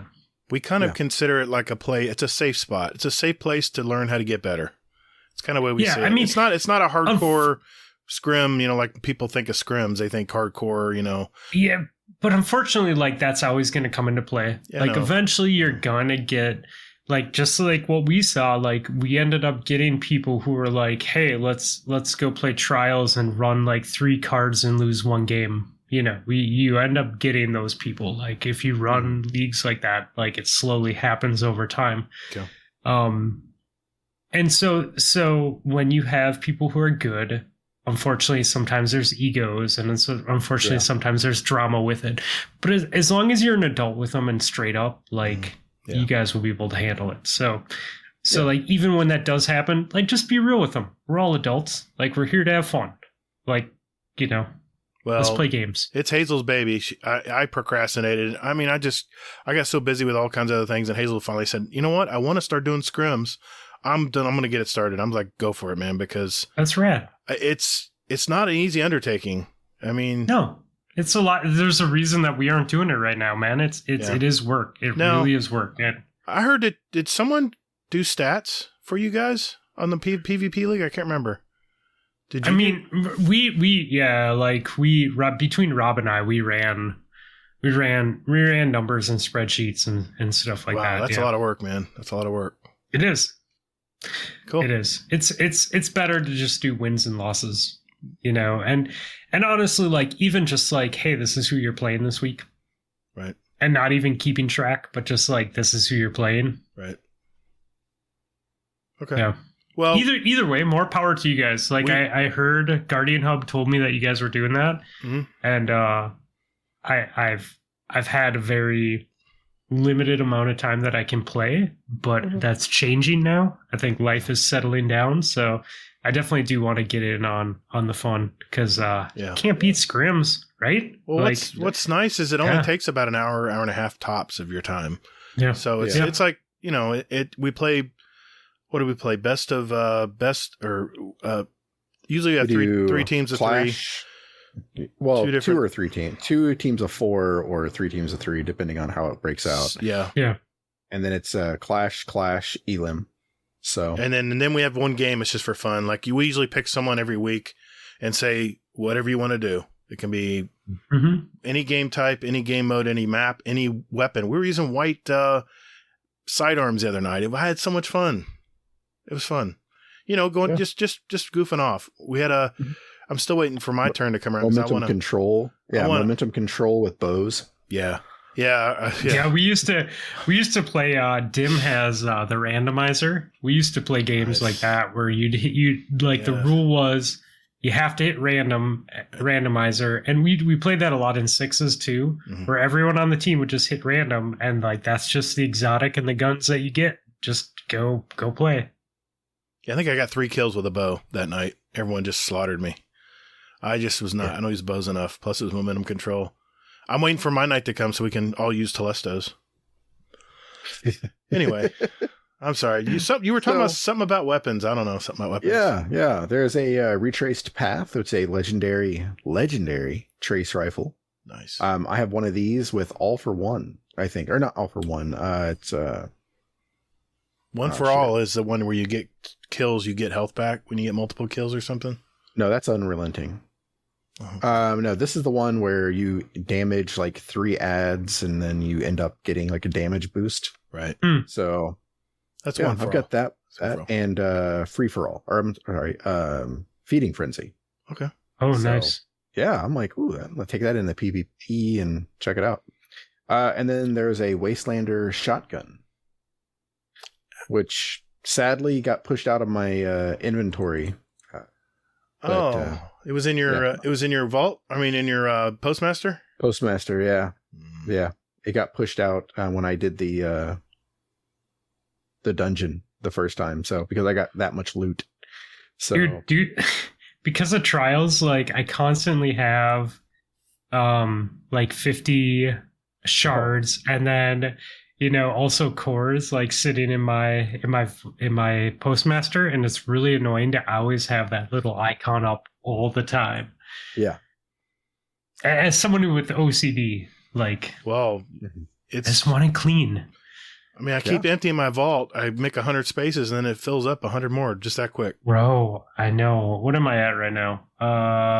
457 out of 500. I'm at 495 of 500. Yeah, I keep going like, what do I have duplicates of? Okay, I don't need 7 of this sniper, even though they're all good rolls. Good rolls. That's the problem. They're all good rolls. You're thinking, well, maybe in this situation I might want to try this. Well, and the thing is, they changed mods. Yes, so like, I know. You know, like, we talked about this in the past. We think you should be able to just have one weapon in your vault, and once you get a gun with that roll, it unlocks that mod. Instead of having all these guns with different setups, just have it where you can do a drop-down menu, and just if you've unlocked that mod on another gun, another drop, just select it and grab your gun and go. Or just unlimited vault. Like they really don't have to store your items. They just have to say what perks you've unlocked with that gun. Come on, man. You know they have a problem with space. We've already gotten rid of know, Mars. But you know what I'm saying. Like, I know what you mean. If you instead pull it from collections, like if you don't have to store it, but you just have a collections where you can pull it from. Yeah. You mean? But like, I'm with you. Collections we already have. That's exactly. useless. Yeah, but useful. That's what I'm saying. Go to collections. Okay, say you went to Valakadon, right?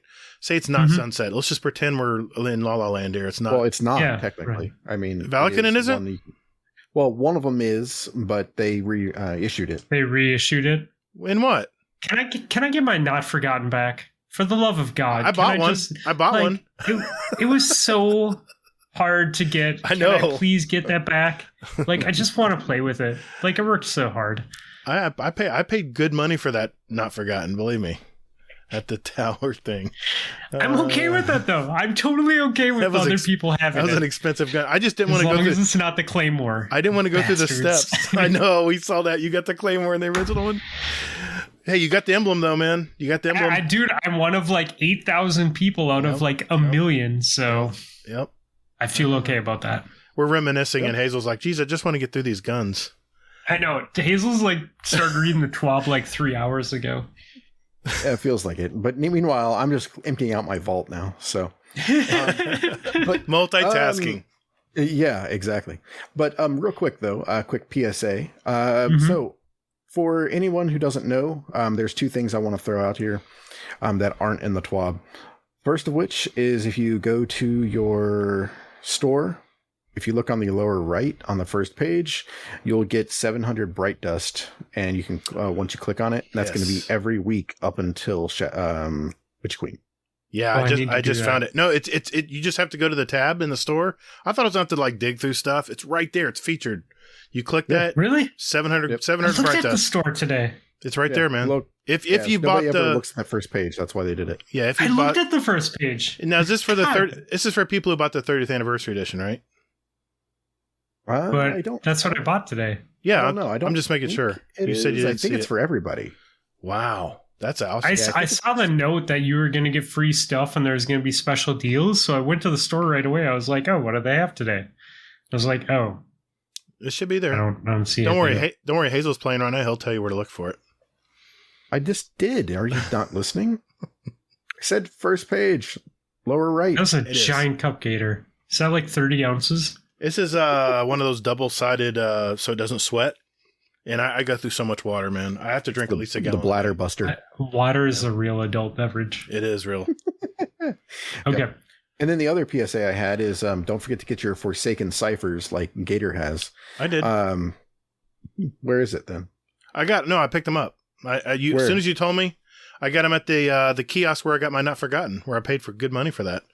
It's up in there. If you've bought Forsaken in the past, exactly, you get 3 of the Forsaken for just the Forsaken exotics, which I have them all already. So you can cash those in, Fluffy, for a Senate charge, right, Hazel? Dude, I have max Ascendant shards and max enhancement prisms must be nice in my to you. inventory. And then I have 2 characters that have them maxed out in the Postmaster because of trials. Well, Hazel did. Like from playing trials and then from having people in our Discord that carry like scrubs like me to the lighthouse all the time. Like it just, it just adds up. Well, you go past the 7 win on your card too. Even if it's not flawless, you start getting Ascendant shards too. It's awesome. Yeah. Man. Oh yeah. It's great. And there's a couple people from Xbox that I met when I was doing that Claymore grind back in season 3. Like think of how long ago that was. God. That I still play with. And they're gods at PvP. So, if we happen to be on the right time, like together, they'll just be like, "Oh, you want to go flawless? Oh, okay." Sure. I'll sit in your backpack. No, I don't want to go flawless. I need that. I need your friends, Fluffy. You know how this happened? PvP League. You keep doing what you're doing, all of a sudden, all these gods just show up in your Discord. I love it, dude. Yeah. Well, Hazel, get on that. I think one of those gods showed up this past week. Fucking Big Briggs with his sniper. Holy shit, man! Dude. All I saw was a Titan and a shotgun. So it was a blur. I didn't see anything else after that. Reminded me of Xanafan with his fighting lion and fighting lion and hand cannon or bow or something. That bastard, man. Him and Hippo, right? Like you always have those players that are unique with their weapons. Like Zan could put a grenade right in your lap, no matter what. Yep. Because that's all he played. Like a grenade, and he's going to punch you with his Titan. That's how it's going down.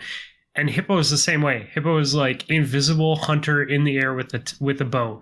And this is someone who is not necessarily a 1.0 player going up against 2 and 3.0 players, and they would start swearing because they could not play against it. Because you get those people that are anomalies. Yeah. Nice. Okay. Sorry. So real quick, PSA part 2 of of the second one there. So there's 2 things that I don't have in the Forsaken section there. One of them is Teraba. Yep. And the other is the always on time Sparrow, which is going to be useful for the dungeon. Why? I don't have Teraba, but what do you guys think of that raid? I hated that raid. Which one? Thank Crown you, of Sorrow? Hazel. Crown of Sorrow? Yeah. Yeah. I did it 2 times. And I did get Teraba. I'm not a fan of that raid. Like we've run all the raids. I don't know if it's just like the lighting on it or what. But it's the layers. It never and maybe it's just because we always did it like after everyone was wasted. I was going to say alcohol. Never a fun time. Yeah. Yeah. It's just always like chaos and stressful. Yeah, I think it was just buggy. To a degree too. It was like you'd always get that one damn crystal that you couldn't punch at the same time. Oh my god, it was dude! like you had to be so fucking coordinated to do it. Yeah. I'm like, I'd rather do fucking brain surgery than this. Shit. I remember. I still remember gaming. Yeah. I still remember gaming with Mohafo. Sorry, I was gaming with Mohafo on the Crown of Sorrow. We were the best buddies on that, teaming up on those crystals where you had to punch them. But what were you saying about Briz? Oh, I was just gonna say, I think Briz and I rage quit like 3 or 4 times between the two of us, like because we were on a team and we'd be punching a crystal and it wouldn't explode. It's like we've been doing this for how many hours? Like, yeah. Exactly. We're going to talk about raids after this. We'll get into it. We're still going. We're going to get into that. We're going to keep drinking because you're probably going to need to. Fluffy is trying to make this TWAB the longest TWAB. He is trying to. You know what? You know what, Hazel? I think he's trying to delay the inevitable here. You know what? Yeah, I agree. I agree, Chris. 3711. That's bullshit. All right. All right. I'm sorry. What I was going to say, though, is for anyone who wants to get like exotics like those, it's one of the Forsaken ciphers, and you need some spoils of conquest. So, So 240 spoils of conquest for Teraba and 240 for the always on time. So I'm going to try to get the always on time just so I can. It'll help with the dungeon. So I'm going to try to do the dungeon flawless. So solo. Spoils of Conquest. Oh, fucking hell. Oh, I thought you didn't know what a spoil of conquest was, by the way you said it. I have a lot of those. No, I that's what I was looking up right now. I'm in dim. I'm looking to see how many I have because How many do you have? I have 234. I have 234. 240? Gatr has 240. I have 235. Yeah. Oh shit! Pretty much. I don't need it. I don't need it though. I've already got all my. I will say this: Teraba is pretty good in the Crucible. Just saying. Pretty good. You boys, I do have to bring up the point. So I have 234, right? Mm-hmm. My seasonal rank is somewhere in the 200s, I think. It's not bad. The amount of PvE I've played this season was half of the intro mission, and then I bailed as soon as it would let me go to orbit. And I only played PvP and raids on Friday night up until today. Right. Today was the second time I've played PvE all season. Yeah. And I played the 6-man activity because it automatically puts you in it. Yeah. Yeah. That freaked me out. I turned it on. You wait in the little queue because you're the first guy there. Yeah. And then I got kicked orbit. I was like, oh, you're here. Nope. Psych. And I finally got in, and I'm jumping into this 6-man event. We just started flying in. I'm like, what's going on? I know. Something's bugged. So no. I had PvP gear on, and I was like, okay, I guess I'm just running with my pulse rifle and a fusion. Well, it's only 1150. So, well, to one up both of your stories, I got on my phone at work, and I'm like, okay, well, I'm just going to go in and see what's going on and this kind of thing, and then all of a sudden it like threw me in, and I'm like, oh shit, yeah, how am I going to do this? I'm like, I gotta work. I'm working. So I was like playing with like one hand and trying to Bank of America, can I help you? Great. Oh shit. Yeah, I was like, oh boy, this is going to be fun. We do not endorse Bank of America. Were you like, did you have a controller with you, or were you like hand screen controlling? Oh yeah, I had a controller with me. Okay. I was just looking to see, like, I was like looking to go on tour and see what was coming out and everything else. Yeah, exactly. All right. Do you had like Wi-Fi? I take it then at work. I work from home. Yeah. So yeah. Oh, okay. So you're good. You're good on xCloud that way. Okay. Yes. Okay.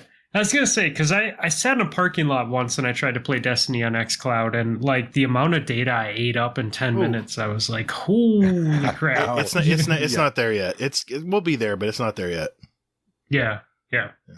So back to the TWAB. Oh yeah, that thing. Yeah. More patch notes. There were some things that didn't make it into the original patch notes, which real quick, another detour for anyone listening, because we love you.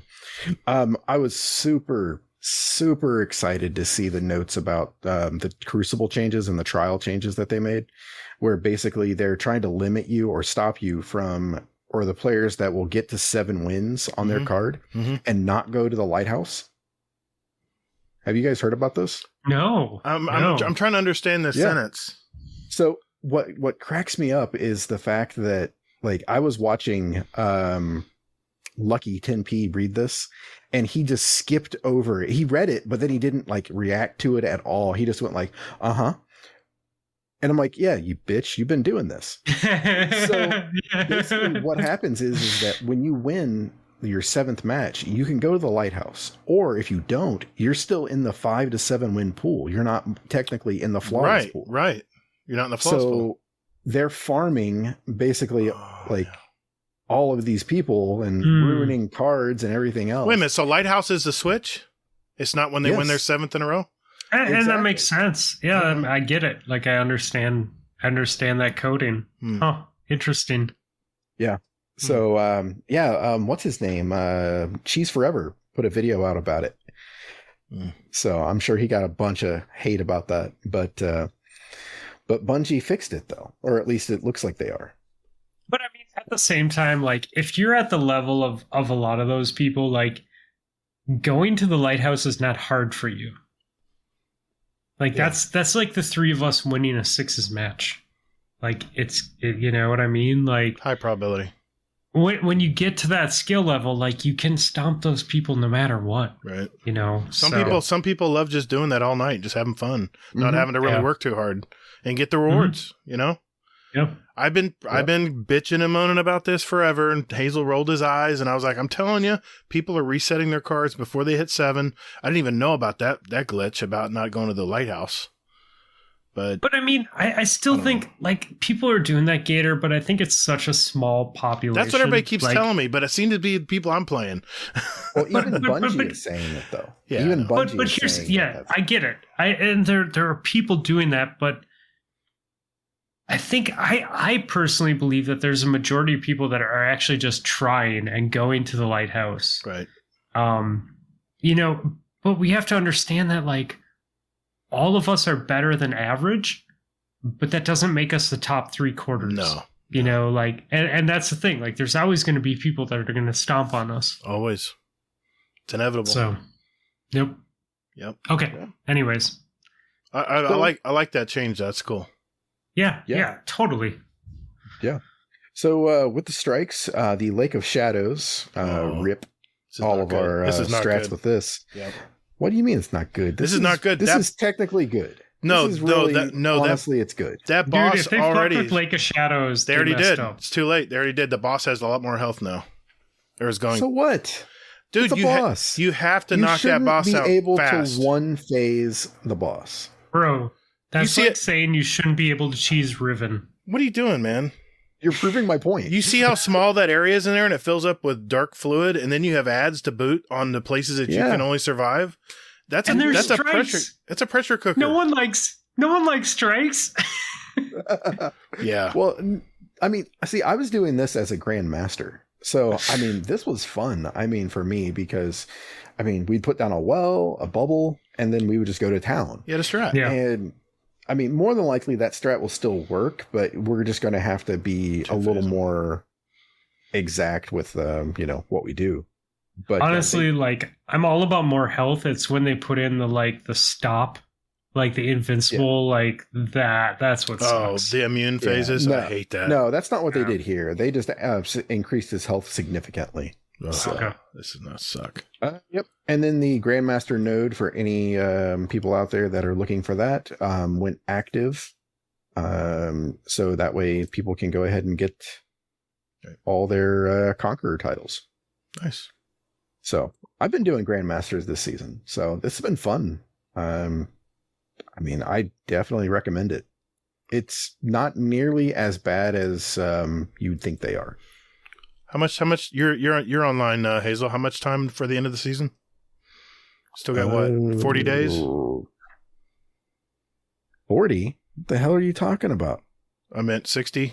40? Yeah, isn't it February? 80 yeah, days? It's like 74 days and 12 hours. Yeah, I'm sure I'll get a Grandmaster done before the end of the season. I got 80 days. I absolutely will not. I'm gonna do one just to say I've done one. So you've never done a Grandmaster? No. Gatr. I mean, I'm sorry. Yeah. Yeah, I think I attempted one on Europa one time, and it was just like it usually always comes down to the last boss. You can't finish him off. You keep going to orbit, and you're just like, I got better things to do with my time. I'm gonna go play some PvP. Yeah. Well, I think part of it is that, what I found out is that you have to be patient. Yeah. Oh man. It's really about learning. Like you're learning patterns. Like honestly, like Grandmaster is all about learning patterns. So what you have to learn your loadout and you have to learn the patterns of spawning and what it is, right? Because it is the same thing. Like it's not like there's that much randomness thrown in. You just have to really learn positioning and all that. So right. Yeah. Oh. Bounties. They fixed an issue with the kinetic calibration. I'm still bounty. reading the TWAB. I'm not to that part. I thought you blew by that already because you saw bounties and your eyes glazed over. What's taking you so long, man? This has been like 12 hours. I thought you said you were going to whip through this. Hazel looks defeated. And we have cameras on tonight. Yeah. So, Crucible, they fixed some shit there. Nothing important. Yes. We talk about trials. That's pretty much the good news. Yeah, exactly. Respawn timer for Clash, Control, Rumble, and Iron Banner increased from 7 seconds to 7 seconds from 5 seconds. Ritual Reputation, seasonal resets are now listed. Nobody cares, and nobody cares, and nobody cares. I think the resets thing might be nice though. Like honestly, if you guys played private matches with no reset timer, it's chaos. So I'm assuming by adding 2 seconds to reset, it just means that there's less of a chance that the same Storm Trance can kill you. Yeah. In one super. Yeah. Yeah, that's never happened to me before, by the way. I know, all the time. If you're the first person to die from a super, you're probably going to be the last person to die from the super. If the player knows how to use the super, he'll know where the spawn is. He'll go right to it. Yeah, exactly. Yeah. That's where the 7 columns come from, folks. Yep. So bounties, just for Gatr, fixed an issue with kinetic calibration bounties not being available on the Gunsmith. And they were available today. I already picked it up. No way. Yeah. Shocker. Hey man, that's an Ascendant. No,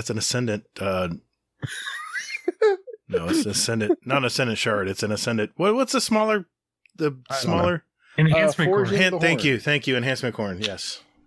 So I'm helpful. Thank you. Yay. The Gallahorn is back, FYI. That's what I picked up in the dungeon. That was glorious. That's a thing now, so FYI. Once you get it, you can also buy it for on the Nerf side of things too. It also, if you are fancy like my co-host, you call it Yallahorn. There's no G, apparently. God. Yeah, I believe there is a G. Not to pick a fight with anybody. That's your co-host. I like honestly, like I'm not the English expert on our show, so I just noticed on Tuesday he called it Yallarhorn. Yeah, but here's the important question: are you guys ready for Gajada doodles? I fucked it up. Yaller doodles next week. Are they? Oh, that's right. The Dawning. Thinking of Gallahorn here. Is that already? Damn, that's already coming around again. I feel like I was just baking shit. I thought it would be this week. I'm like, where's the snow? Where's Eva? I'm pissed. Where is she? Like, man, they just released at people. The snow is here. Like, you want snow? Like, come to my house, Gatr. I got a bed for you and everything. I'm good, man. It's here too. I'm fine. It's here too. I'm all good. I'm enjoying this balmy weather. We have regular chili. No skyline in Minnesota, huh? All right, dude. Come on now, that's harsh. I'm joking. I'll eat all chili. It's good, especially with noodles on the bottom. I'll try anything once. They have skyline in Florida too, so they do. Florida has everything. They do. We have like a bad version of everything. We're like, hey, you like New York thin sliced pizza? We got it down here too, but it's not quite the same. It's actually some places are good, but well, anyway, carrying on. So. now I'm rereading that part about forging the horn, and I'm putting like, so it's like Yali. Damn it, Amber. So that's what they say in there. Yeah, Yali. All right, shit's broken. They've disabled some like armor because it's breaking shit.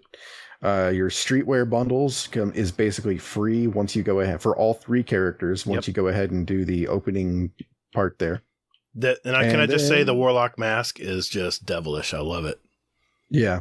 Yep. Put a shader on it. to It's check even that better. out. Put a shader on it. It's even better. Mine's in red. It's really cool. Nice. And then Forsaken Ciphers are there. Already talked about those. Play for free without PlayStation Plus.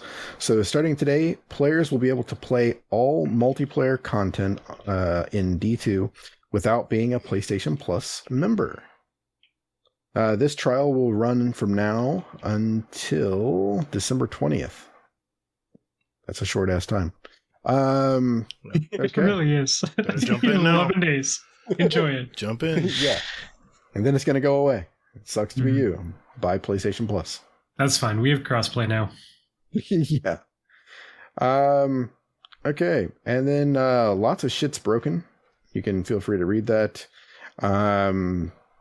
One thing happened to one of our players when I was doing the dungeon is that if you kill the 3rd servitor in the Fallen Barrier encounter, but do not launch it, the game will crash when you kill the 5th servitor. So, yeah, this was my fault, actually, when this happened. Because I happened to push the servitor over the edge and it rolled and fell into the water. So, they don't float, by the way. Yeah. Wait till you play this part, man. You're going to love it. I'm excited.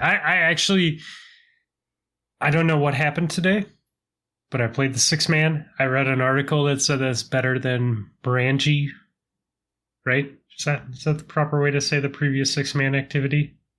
Morangi, whatever. Whatever that one was. Oh, you're talking about the he's talking about the like 3 seasons ago. Yeah, he's talking about the where you had the cellist. Menagerie. That's what it. Yeah. So I read an article that said that this one's better than that one, and I really enjoyed that one. It's more fun. So it's more lighthearted, more fun.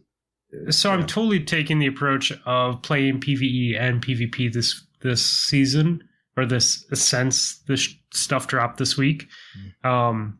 The only reason I played PvP today, honestly, was because it was Iron Banner, and I'm still chasing that sniper rifle god roll. Oh, I got it. But once Iron Banner goes away, dude, like not to segue, but if you do not have a good occluded finality, one shot, and no matter what your sniper rifle skills are, do the bounties, try and get that gun. It is a god tier sniper rifle. It hands you headshots. I don't even have a good roll, and it kills all of the other sniper rifles that I have with god rolls. I've got 7 of these in my vault. I cannot get rid of them. I'm rocking an opening shot one right now. Yeah, I got one of those. And I don't have snapshot or anything good as a middle perk. But even just with opening shot, it is stupid the headshots that I get. Oh man, I got so many of these things. All Yeah, right, what's your, all right? All right, here's mine. I got auto loading holster opening shot. I've got one with opening shot snapshot sights, ricochet rounds. Yeah, that's what you want. I got one with Vorpal weapon auto loading for supers and PvE. I've got one with elemental capacitor snapshot sights. Okay. You honestly, snapshot opening is where you want. Yeah, I've got that one. Obviously, that one's masterworked. Yeah, but yeah, dude. That's all you. And it feels like what you want. Feels like a 50 cal when you shoot it. Man, it feels very. It is really weird. And the scope is weird. But just give it some time because it is a very user friendly sniper rifle. I get killed by it. Yeah, it is hands down. I think the best gun in the game right now for snipers. Yeah. Wow. I'm gonna have to try it. I have one with snapshot. Well, here's the thing, Hazel. You have to play Iron Banner. Hate to break it to you. If he has one with snapshot, did you not though, hear what I said? I said I had one with snapshot. Oh, yeah. Okay. I would try it. Like obviously, like snapshot opening shot is really good, right? And there's other perks that can make it better. But even crap rolls of this gun, like I don't have snapshot with it, which at a competitive level, most people wouldn't touch it, and I still think it beats my snapshot snipers that I have that I could otherwise choose. It's hard to shake my door. The aim assist is so strong on that sniper. Dude, occluded is more. Okay, I'll try it. I'll try it. I promise you it's more. I've got a little use under it, but not a whole lot. Yeah. Yeah, I'll have to try it out with scrims. Good idea. So, fuck. Yeah. Maybe warm up a little with it. It is a weird scope. Like it's different, but once you feel comfortable with it, you'll just be like, oh, it's handing me kills. One thing it's been consistent on Monday Night Scrims is Hazel snipes my ass every time because I play aggressive. When I'm playing on Scrims, I'm trying to challenge. I'm trying to play out of my element a little bit. Yeah. And every time I do that a lot. Like you go for the plays instead of the smart play. Yeah. You go for the hero play. It isn't trials. Yeah. I mean, we're having fun, right? So, God damn it, if he isn't sniping a damn lane when I turn that corner, all I hear is pop. And I hear a little giggle. You gotta slide those lanes, Gatr. Either slide them or jump them. I've not learned. Just walk through them. That's probably the one. Warlock, though. He can't jump. That's probably the one element. See, I blink instead, but that's the one element of Crucible I have not perfected. I have a lot of work to do, but that's the one thing I've definitely not worked into my play is sliding. I slide when I'm trying to get somewhere quick, but I forget to slide into my encounters, and that's something. If you're blinky Warlock, it's blink blink slide. That should be your movement. Blink blink slide. Blink blink slide. Okay. Yeah. I'll keep that in mind. Because by the time your slide is over, your blink is reset. Jeez, Hazel, I thought you said you were going to blow through this TWAB, man. What's up? Yeah, what the hell, Hazel? All right, I was looking at my occluded finality, and I'm like, maybe I will fucking try this shit out. You bring it on Monday. I'm putting mine on. If you have yours on, I'm having mine on. I expect DMs, boys. I expect DMs next week, being like, "Oh yeah, that was quite fun." All right, well, make sure your perks are set up on your armor too. Make sure you got a targeting mod on. Yeah. So, all right, so shit's broken. Movies, art, and that is a wrap. There was supposed to be a Destiny 2 trailer. Oh, Games Awards about that. Games Awards is on tonight. Yeah. Don't worry, they'll have it in their Bungie YouTube channel. You can watch it later. It's not a big deal. Yeah. As soon as you said something in our DM, I actually got it. I checked my email. I'm like, oh, I got an email. That's what Hazel's trying to do. Yep. Yeah. Yeah, it's a it's a 2.5 minute trailer. I'm sure we'll post it in our Discord. Yeah, I'm not watching it right now at all. All right. Okay. Thanks, so Hazel. that is the TWAB. Thanks for getting through that 48-minute TWAB. Okay. We'll be right back.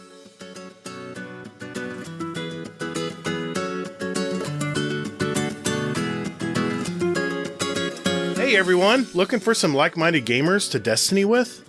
Or maybe just a place to de-stress and talk about life with others for a bit. Or maybe just a place to discuss the latest movies, the TV shows, new awesome music out there. What about New Year's resolutions or goals or our fitness section? Well, you're also forgetting about our channels with links to our clan, Speakpipe, our show music playlist for God's sake, or even where to get a show t-shirt, mouse pad, or coffee mug if you want to help support us. Wow, you're not just a Bungie shill, you're a Guardian Downcast shill, huh? So, man, you must be forgetting also about the Podcast Questions channel, where listeners can put in their own questions for us. And Hazel, our show feedback channel, where listeners can talk about our past podcast. And our... Stop. This shameless plug has gone on long enough. I'm going to put a fork in it. Everybody, just go to the GDC Discord community link on our weekly show notes, where you can see the invite there. Just visit us at guardiandowncast.com. That invite link there will never expire, so just go there too. And later, Guardian. Oh my God, just stop. What? What did I do? You're so excited. I'm excited, man. Just bring it. Just bring it down. All right, whatever, man. Okay, jeez. Lay off the coffee. What a downer. Before we get on to our community questions, Hazel and I had a little conversation in our Discord with Kingsley. With Kingsley Mac, and some others chimed in as well. And I said, you know what, Hazel? I said, let's let the listeners decide. And poor Fluffy, we had to give him some advance notice here about this quandary we seem to be into. And we were talking about the Vault of Glass and how Hazel has run it. I looked it up. Hazel has run it 8 times. 8 times, and he's gotten 2 Vex. 8 completions. I have 8 completions. Yes, and he has 2 Vexes already. I have run it 12 times, and I have 0 Vexes to show for it. And in Destiny 1, I ran it 30 times before I got a Vex Mythoclast. So it's like deja vu all over again here. And we kind of had each of us had our points. Kingsley chimed in as well. Those are the main 3 parties that involved here. And here's my question that I'm posing to you, Fluffy, and to our audience. Raid exotics. The question is, should drop rates be changed? Should bad luck forgiveness be a thing? And how many times should one complete a raid before a guaranteed drop of the exotic, if any? That's the questions. Okay. I have 20 clears on Vault of Glass. Oh. I have roughly 135 raid clears in Destiny 2 right now. I am a PvP player, so that's actually quite a big number for me. I raid on Friday nights with a bunch of degenerates, and maybe half the team is sober, and the other half probably is confused when they turn on their systems and they aren't really sure where to go. Right. So I don't set myself up for success. With that being said, I think it's okay for there to be a grind. If you just get shit, then you're done. And there's no reason to come back.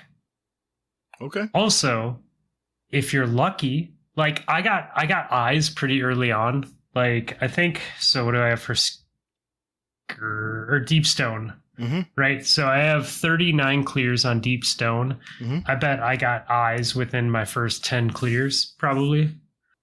But no one else had eyes. Like I was the first person in the raid team to get it. And I was fine running raids and helping people get their eyes. Like I still had fun doing it. And because other people needed the weapons, like it was okay to run it. Like, and there's guns that I don't have. Like it took me forever to get 1,000 voices. But like, for instance, when Anarchy was a thing, like we just kept Anarchy checkpoints and we would run the raid, just the boss, to get other people Anarchy that didn't have it yet. So like we would reach out to people in Discord and just be like, you don't have Anarchy? Like come run it 3 times with us and see if we can get it to drop for you. Right. So I'm okay with that. Like I'm okay with shit being a grind because like it gives you a reason to play. I have a question. Mm-hmm. When you got your Eyes of Tomorrow from the Deepstone Crypt and you were wanting to help people get theirs, right? You just said that. Mm-hmm. How do you feel when you get it again and no one else does? Oh, we laugh. Isn't it kind of Sometimes a waste? Call the other person a loser, like really make them feel like a bad person. And then that makes me feel good because I'm really tearing them down as a human. That was not the answer I was looking for, Fluffy. But my point is you're doing the raids because you want to help people get theirs, right? And what if there was bad luck protection or maybe a knockout list where, hey, Fluffy, the game acknowledges Fluffy's already gotten an Eyes of Tomorrow. So now it's a greater chance for people in your other party to get theirs, right? What's wrong with that? No, I get it. Like, and there's, like, I get how defeating it can be to only get 3 chances a week. I would be totally open to there being unlimited chances. Mm-hmm. I think that's a better fix, you know, like instead of like, you're just guaranteed to get it after so many tries, like maybe like you can just run with as many people as you want, as often as you want. Right. Right. Like, because then you're still helping people. Yes. It is funny when people get an exotic and then we run it 3 more times and they get it again. Right. You know, but like, if you're with your friends, like that's also kind of fun because they get to rub it in your face. You know, like I haven't gotten Vex yet. Like I never got Vex in its glory. Like, cause it's nerfed now, right? It got nerfed on Tuesday. They just took 25% off the 100% aim assist. Yeah. So I never got it. Like I've run it. What did I say? I have 20 clears And I have 12 I think for the Rob, record. Right. Rob also doesn't have it, and he's like in the 35s or something like that. Okay. So like out of our 6 people on a raid team, 2 people don't have it. We never got it when it was OP. But like that's part of Destiny. Okay. You know, like I'm hearing you. I'm listening. Like, do you guys remember in D1 when the fast firing pulse rifle, it was Dragon Shadow, maybe? Mm-hmm. I had that drop on the first Iron Banner. And no one, like, that was a really hard legendary to get. Yeah. But it melted people. Yes. And, like, when you are that person that gets that rare gun, like, it makes that special. Like, I'm still talking about a gun that I got 4 years ago in a different version of the game. But that moment of time was special. You know what I mean? So, I totally get what you're saying. Yeah, like there is an argument towards the rarity and being the unique person that got lucky that one time. I get you. He understands and he disagrees with you completely. I partially agree. That's okay. Hazel, Hazel, present your case. What is your point? What is your answer to this question? And quit and don't call me entitled. I won't call you entitled because you just did. So my thought is that basically, like Fluffy said, you know, it's Destiny, you know. I mean, I fucking lost my shit when this happened in our Discord. I'll get it. So Kingsley, I was watching his stream last night, and he was playing, and he goes like this. He's like, I'm trying to think. He was doing Vault of Glass, and they were already into, I think they were up to Oracles. And somebody was like, oh yeah, I'm running Gallarhorn or Yallarhorn. And King's like, oh, I forgot I even got that. He just got the shit the day before. Right.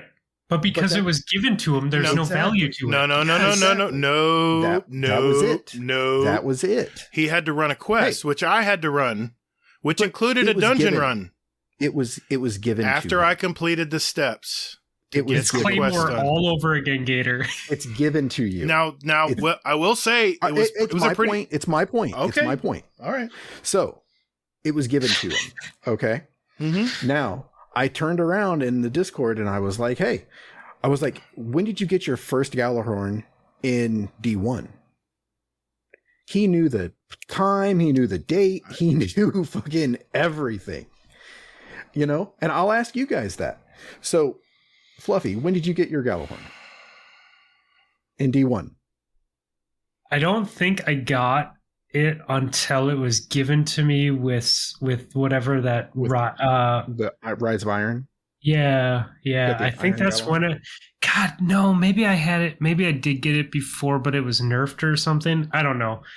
It wasn't special for me though. Like I wasn't in there on the special because I came in on Taken King. Like I came in November of Taken King, so like I missed when it was special. Well, it was special throughout. I mean, everything up until like Xur offered it the second time. Right. But I agree with what you're saying, Hazel. Like the point that you're making, I am fully in line with. I'm understanding what you guys are saying. So, Gatr, when did you get your Gallarhorn? In D1? It was Valis the Nightfall. It was an exotic. Wow. I was hiding in the corner, doing the cheese or up top, and under the steps. Under the steps, or either up top, you can go up top too. Yeah, she's up there. Yeah, the chandelier. And funny, I say Valis Tark. You're actually going to see him in this new seasonal content. Oh, I'm sorry, DLC, whatever you want to call it, a version of him. Anyway, yeah. So yeah, it was a special time. I remember when it dropped, cool, and there's a ton others in Destiny 1 I remember too. But Destiny 1 was Destiny 1. This is Destiny 2. It's a totally different game, man. Okay, so when you got your eyes, it's not to me. I mean, to me, Gallarhorn is special because it was something that could drop from any place. It wasn't just a certain raid exotic. It wasn't just something like that. Right. So I'm just going back and thinking, I'm like, yeah, the Vex was the only other one that, I mean, Crota didn't have. You got eyes. You got eyes before me too, and you got 2 of them before I even got my single one. But I think what Hazel's saying here, like, there is some to be said about like I'm just saying I'm not bitter.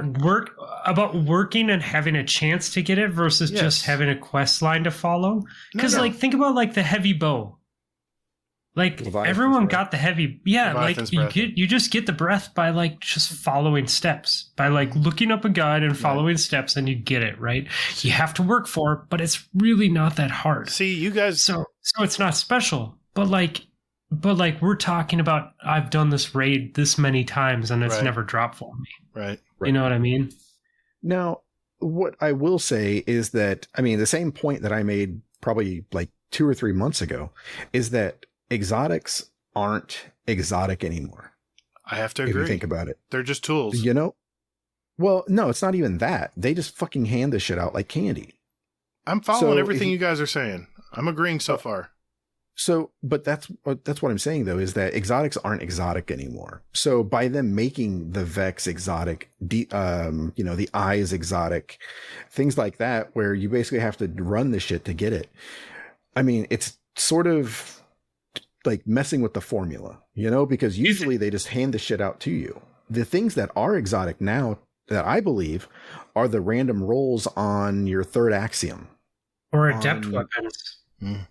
Nah, I mean, but even those you have to run a couple times to get that one that you want.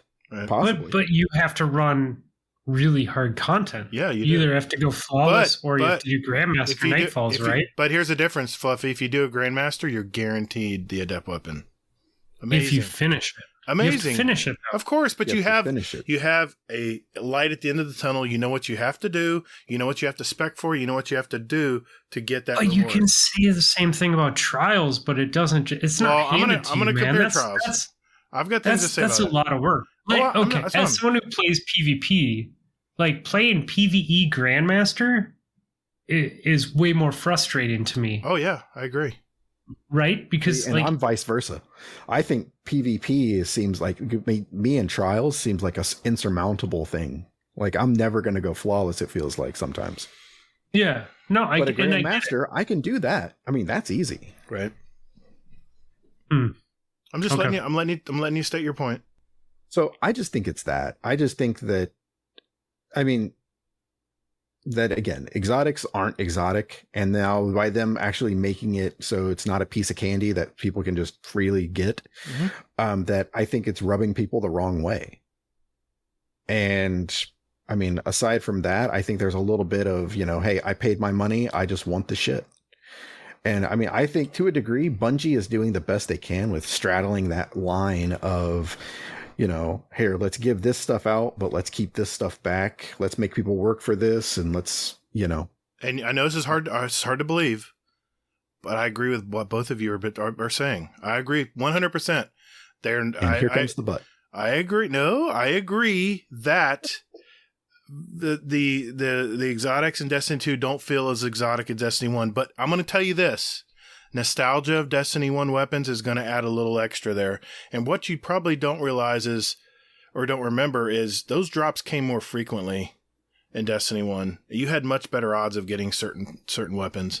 And not to mention, Xur sold Galahorn the very first week. Yeah, but you also you did have vendors too. Yes. Like you had vendors where you could get weapons and stuff. But the difference is you had to pay attention. Oh, you had to be invested. It was easy. Yeah. It was easy assuming that you were following Reddit and YouTube. I miss the weapon vendors. I really do. They went 2 steps back. Oh, in that area. Me too, man. I mean, the gunsmith days, you know, what you go look and saw what the gunsmith was selling. Oh, dude, those PDX rolls? Oh, yes. Yeah, like, I got a God roll PDX. Like, yeah, I did too. You know? Crucible had them too. But again, we're talking about weapons that are special because you happen to be watching the YouTube video for that 1 week and you bought it and melted everyone and then they were like, oh shit, it's not coming again. No, I totally agree. You know what I did? I said, you know what? I'm not going to just go off top of my head tonight. I want to make sure my argument is valid here and it has something to back it up. He wants to win. I did some research. And he's still going to lose. I looked up Destiny Raid Report. Did you know I'm in the top 10% of raiders? I only have 77 total clears in Destiny 2. That makes me a platinum. Yeah, according to Destiny Tracker, and Raid Report is where I looked this up, by the way. I've run 12 Vault of Glasses. I've run 12 Deepstone Crypts, 5 Garden of Salvations, 2 Last Wish, 2 Crown of Sorrows, 2 Scourge of the Past, 4... You get my point. 19 Eater of Worlds, 33 Leviathans, which is the most run rate I've ever done. Destiny Tracker has over 14.3 million track guardians, while Raid Report only has 1,691,160. That means 11% of all Destiny accounts have completed at least one raid. 11%. Where does it show you this? This is an article. This was an article on Reddit, but was backed up by Destiny Tracker. Right. But the Destiny I'm pulling up Tracker, Destiny like raid thing. Like, where are we looking for that? No. This Destiny Tracker. This was just a general stats thing. It wasn't on how many. The Destiny raid report is where you go to look at how many raids you've completed. Right. But you said that you were top 10%. I'm wondering where do we see Destiny that? raid report. I'll pull it up real quick here. I'm on Raid Report. I don't see. I'm pulling mine up. If you look up, hold on. If you look up, you have to search for your name. Oh, I'm Platinum 4, so I'm top 10% too. You're right. You know, if you can, hold on. I got more to say here. Okay. Wait. I want to see what I am too. I just want to get. I can already look you up. I can already tell you. You ready? You're gold. It feels bad. Hazel has 58 total clears. He's in the top 30% of raiders. He has 8 Vault of Glass clears and 2 Vex drops.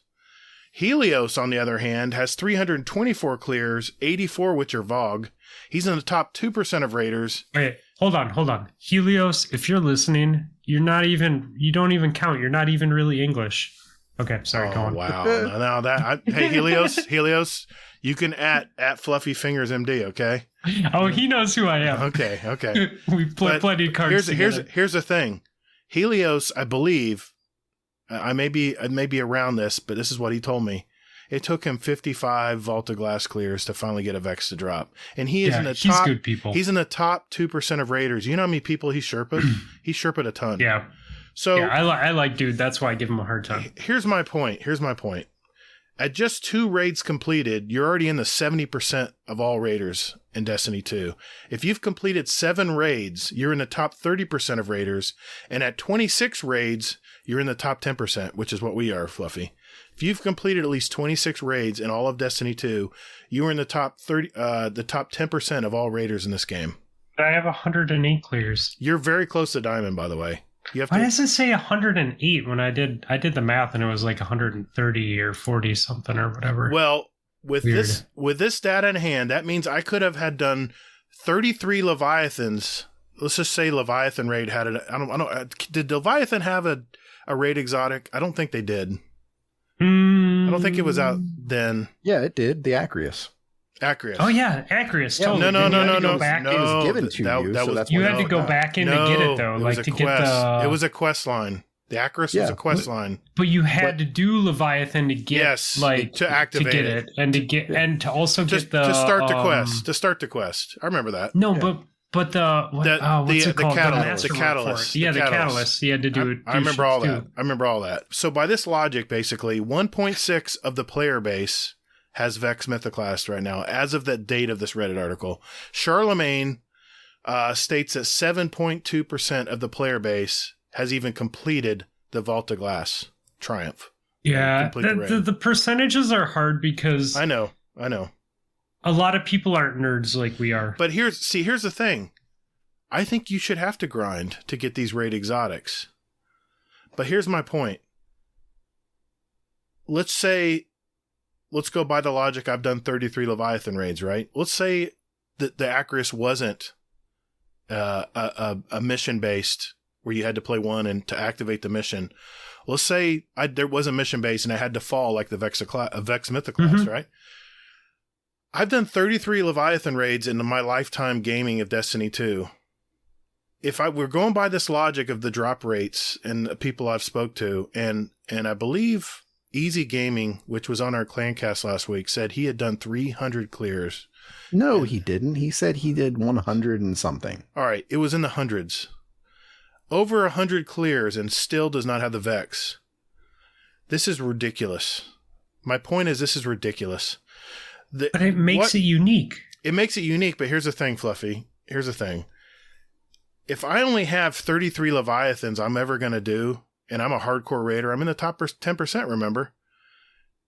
If I'm in the top 10% of raiders, and I have never gotten this exotic, that let's just say for Leviathan, for example here, I had already done my 33 Leviathans, and the fun was gone. I moved on to the next. There was another raid. There was another raid layer came out. I was moving on to that. Fun was gone. Right. No. So, what I'm saying is that the content had been consumed, and we were moving on to the next raid, which was a raid layer, I believe. I get what you're saying, Gatr, and I hear what you're saying, but we can't base it off of community numbers.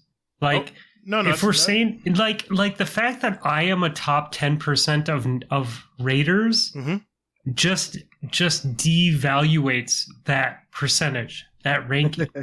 Like I literally told you guys the only PvE I've played is raids on Friday nights when I'm in town. Right. Not even every Friday night, just when I happen to be in town. That's ridiculous. I am a PvP player. I should not be the top 10% of raiders. Well, right? that was just to set up my point. Here's my point. If let's just say 11% of people are only raiding in Destiny, of that 11%, if they have decided to go in and do a raid, there has to be a reasonable amount of times that they can complete it before they finally just get a guaranteed drop. That's my point. Yeah. Okay. I think you should be able to grind. I think if you've done it, everyone and Kingsley and Hazel and I were all trying to come up with a number. Kingsley's like, well, what number would you say? I think 25 runs is adequate. If I have run, well, I know you're going to disagree, and this is where we had a difference. 25 runs is a lot of runs, and I know there's people that are never going to run this raid 25 times, but they're a raider. They've raided, they've completed a Vault of Glass. Now, our good old buddy Uncle Scumdeath was half asleep at the end, and probably half drunk, and a Vex fell for him. His very first Vault of Glass run. Now, full disclosure, I got my 1,000 voices on my second run of Last Wish, which I've only run 2 times. I got on the very first run, I got on the Crown of Sorrow, the Scourge of the Past. I got the electric grenade launcher. Anarchy. That's where the phrase "suck it Hazel" came from. So, full disclosure, I've had some really good drops, and I think I ran it 7 or 8 times on Deepstone Crypt before I finally got my Eyes of Tomorrow, which I still use it. I love that. I love that launcher better than I do the Galahorn. Anyway, my point is Bungie has all this data. They know how many raids someone's going to play until they just fall off and go to the next piece of content in the game, right? They have these numbers. They know what the average player plays the raid before they finally move on. And you know, they do. So my point is, if I've already paid the money for this content, shouldn't I be able to reasonably assume that at a certain number, or the more times I run the raid, that I get at least a % better chance every time I run of getting this to drop? And more importantly, that we have a knockout list where the people you're not competing with people in your own party that have already gotten a Vex or whatever weapon it is. I think that should be a thing. You're not competing with people. You are competing because if you get another Vex and I don't have a Vex, you took that Vex from me because there's only one. No, I don't agree with that. You're out of your mind. Your stats are individual. Like 100%, your stats are individual. I don't think. No. They're missing my point. There is a certain number of Vexes that drop per raiding party, and it's random who gets it. I think it is how many times you've been in there, and you're saying you're based on an individual. It's individual. I get that. I get that. Yeah, I get that it drops for people that already have it. But I don't think that it is a Vex is going to drop for this raiding party. I don't think that's how the code works. I think the code really is per individual. All right. Well, I'll give you as someone, like, from a technology standpoint, like from someone who works with code every day, like I really do think that that's how they would code it logically. is per individual. I know I'm coming across as sounding entitled here, but I'm speaking up for the people who have watched their friends get a Vex, and I ran it. Don't look at me that way, Hazel. And I don't have it either. I'm with you, Gatr. I know. I get but it. what I'm saying is there should be, number one, there should be a checkoff box that if you've already gotten an Eyes of Tomorrow, you're not going to get another one. If you checked the box, Bungie's checked it off. But at that point, it's just materials. Exactly. But what I'm saying is if it's checked off your box, I mean, if you're knocked out, okay, I see what you mean now on the individual stats. I still think that you should not get another one if you've already gotten it. I think there should be a knockout list. They had this in Destiny 1, the end of Destiny 1, by the way. They had a knockout list. I think if the everyone knockout gets list is different, though. I think if list was different in D1. Toward the end of the year, they started not having a knockout list where you would get only exotics you haven't gotten before. I remember that. Yeah, because they didn't give a shit, and they started fucking handing out everything. So hear me out, boys. Okay. If everyone is entitled to everything in the game, right, then you're only playing till you get the thing, right? We like Destiny because secretly in the back of our heads, we like gambling. We like grinding for shit and hoping that we get it. I mean, look at me. I've played so many Iron Banner games over the years. Mm-hmm. There's no reason for me to want to keep playing Iron Banner. I'm chasing a sniper rifle and I use a fusion rifle 99% of the time I'm in the Crucible. Yep. But when Iron Banner comes, I'm still going to chase that sniper rifle for that role, even if it's going into my vault masterworked. I'm going to spend money on it, like in materials, but I'm not even going to use it, right? Right. I think there has to be something there. And Bungie is banking on using you and using the addiction to want that thing, right?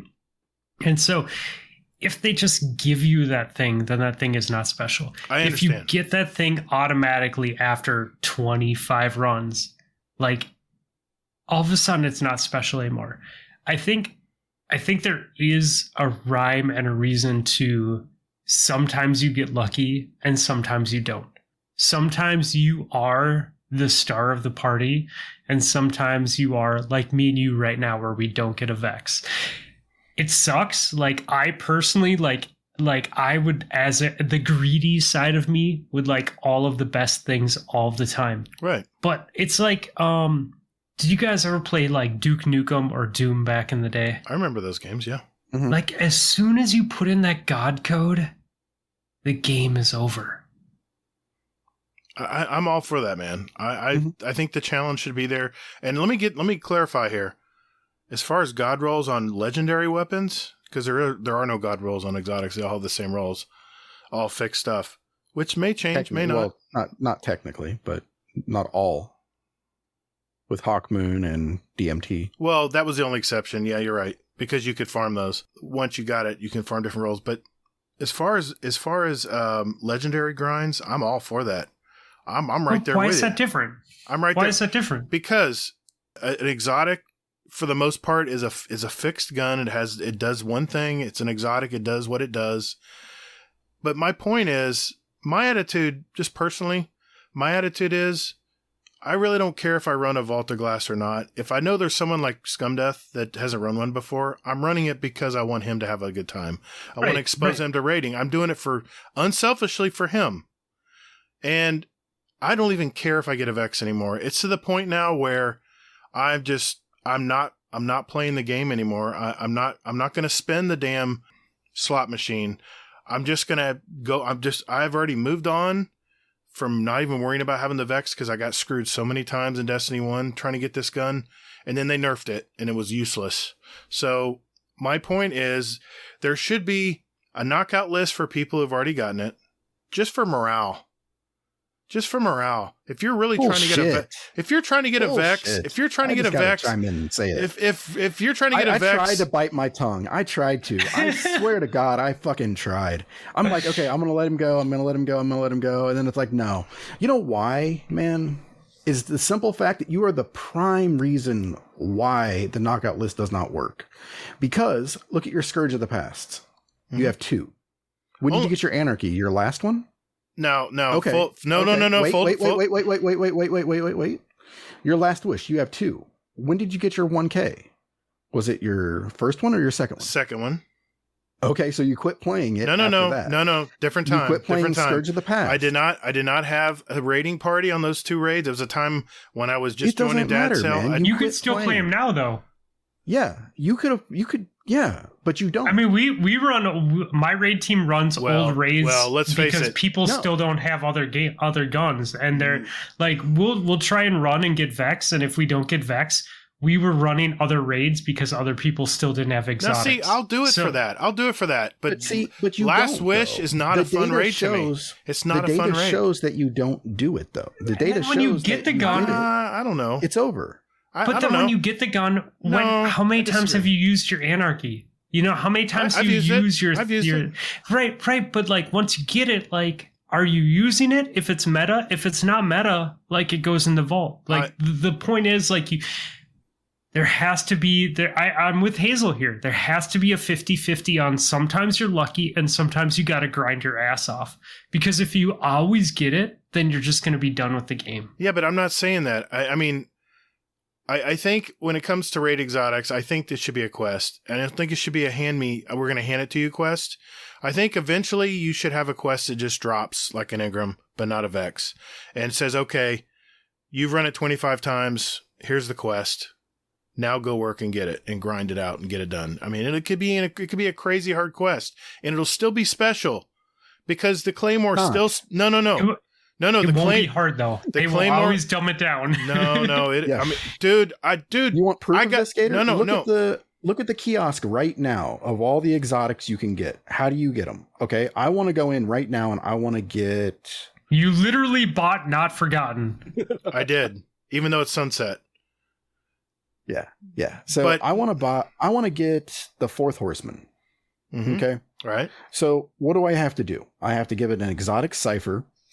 I have to give 125,000 glimmer, 200 dusklight shards, and an ascendant shard. It's expensive. You have to do a lot of work to get that stuff. Yeah, but how hard is that? How hard is that? It's not hard. It's grinding. You got to grind to get those materials. Is that really a grind? It is a grind. It is. I can take my ass to Spider and get fucking all that shit if I have it.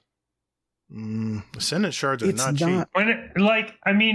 At the same point, like when I got Claymore, it was literally, it got to the point where I told my friends if they were worse players than me, we could not play PvP comp. Like people would join my party and I'd be like, we can play 6s, but like I'm better than you, so you're not allowed to play comp with me because I'm literally grinding for this gun. I get it. Exactly. And I need only people better than me to play with me. Because there's no way I can't carry people. Then how did that make you feel? Oh, you know what? As soon as I got the gun, and I had some really good friends carry my ass. Like I had Val carrying my ass to get that gun. I had Scrub. I had Short Round. After I got that gun, I was like, never again am I going to do this in Destiny. Never again am I going to put a gun in front of playing with my friends. Yeah. Like it sucked. Like it sucked for an entire season to be like, you know what? I'm better than you. Like, fuck you. We can only play 6s. But at the same time, like that was a struggle and a grind. And if they would have just given it to people, like only 8,000 people got it. That's like less than 1% of the population. Yeah, it was very hard. Awesome. I tried it. It was too difficult. I was soloing everything. I didn't have help. And I remember I was going to put on my YouTube channel, we're going to get the Claymore and I'm going to do it all solo. Here's day 1. By day 3, I was like, fuck this. I'm out. I'm done. Dude, it was so back then it was so they had losing streaks in comp. It was so you start losing 5 games, you're back to 0. I started doing the math. I realized I wasn't going to have enough time in the season to even get it done before the next day. Yeah, it was hard. It was very brutal. And playing solo is a bitch. But here's the thing, like you really can get almost anything you want in Destiny, but you have to put in the time and you have to grind. That's all I'm asking. But as soon as they take away that randomness of the grind, like as soon as you set a number on it, the game loses its magic. I totally unfortunately, get that. the thing about the game is like it's a loot box, right? Yeah. It's those loot boxes that are outlawed in other countries because they realize that humans have gambling problems and we can't help ourselves. I totally get why they do it. I do. I know it. I know it's a slot machine. I realize that. I'm not saying don't get rid of the randomness of the. What I'm saying is two things. Forgiveness, bad luck forgiveness. They need to raise the percentage every time you go in there and you don't get one. I agree with you. They need to raise that. I agree with that. This was my point. I agree with that. And I think at a certain amount of runs, a quest should drop and where you can just grind it out. Just like the Claymore. I did that quest when the easier quest came out, where I didn't have to run so much. You know how much broadsword.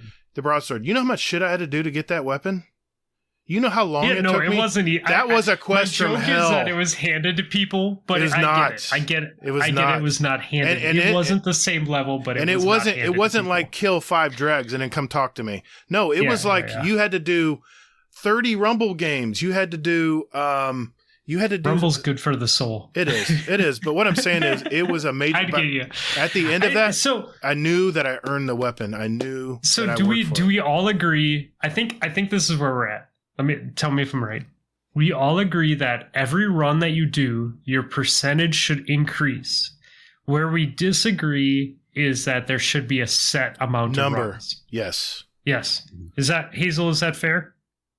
Yeah. Hazel just wants to burn. He wants the world to burn. I agree with you, Hazel. But it should increase each time, right? Increase, right? Yeah. I mean, they could put maybe like a cap on it of. I think I said like 500 encounters. Motherfucker, you know, you're gonna. I'm gonna. Well, cuss. and here's the other fucked up thing. I'm cussing. But here's the other messed up thing about the entire raid tracking thing is like I did the math right. I have 134 clears. Do you know how many attempts are not counted in those clears? Like, do you know how many times we went into raids and like either it got too late or we had to do it the next day or whatever? Like.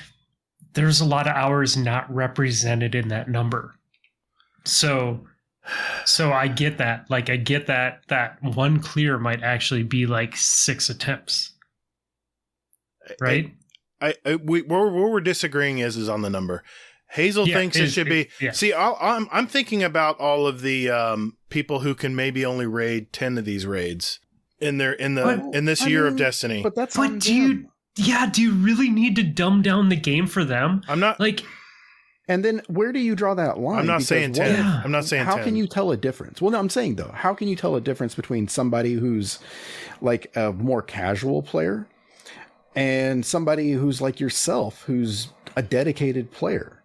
And the thing is, like, it's not like they can't get things. They just can't get all the things. Like, if you're a casual player, you can still get a lot of things. Like, think about a kid just playing here and there. They're still getting lots of stuff. That stuff just doesn't have value to us because we have an addiction to the game, right? I get it. Right? Like we get legendaries now and we're like, shard. Like, I'm not even going to look at it. Like, I don't even want this. You know what's funny? I started another account, and because I love the progression of this game. And I started an account just totally dead nuts, 1100 start from fresh. And it's called Get Toddled. And I stole it. Sorry, I stole it. And it's just a fun account. But I realized how excited I was to get a damn legendary to drop. Right. And I was reliving that moment. But there comes a point when you're a dedicated player like we are. There has to be a point where there's some kind of bad luck forgiveness. Because, hey, we did pay for that Vex. We paid for that. It's part of the content. You paid for the game. They paid for the game, which the Vex is in. Not the prizes. You're not guaranteed all the prizes. This is the entitled part right here. Because just because you pay for something, it doesn't at all mean that you get it. Yeah. You pay for the chance to get it. Yeah. You don't pay for a ticket to the football game and go like, hey, I'm paying for a win. You guys fucking suck if you lose. You know what? You know what I'll do? I'll quote 30 and Still Gaming because I agree with this. Give me. I don't even remember the quote. That'll be a soundbite. I'll make that a soundbite just for you guys. Just for you guys, I'll make that a soundbite. No, intentionality. Give me a path to the weapon or to the reward. Give me the path. Tell me what I need to do to get it. You have the path. You have to play it. No, The path is it's random. I could play. You know the path before you start playing. I could play 100 more times and still not get the Vex. The problem is that's right, but you could also play 2 times and get it. That's true. God damn it. That's the thing. Wait a minute. My son has something to say. Okay, roasted pops. Yeah.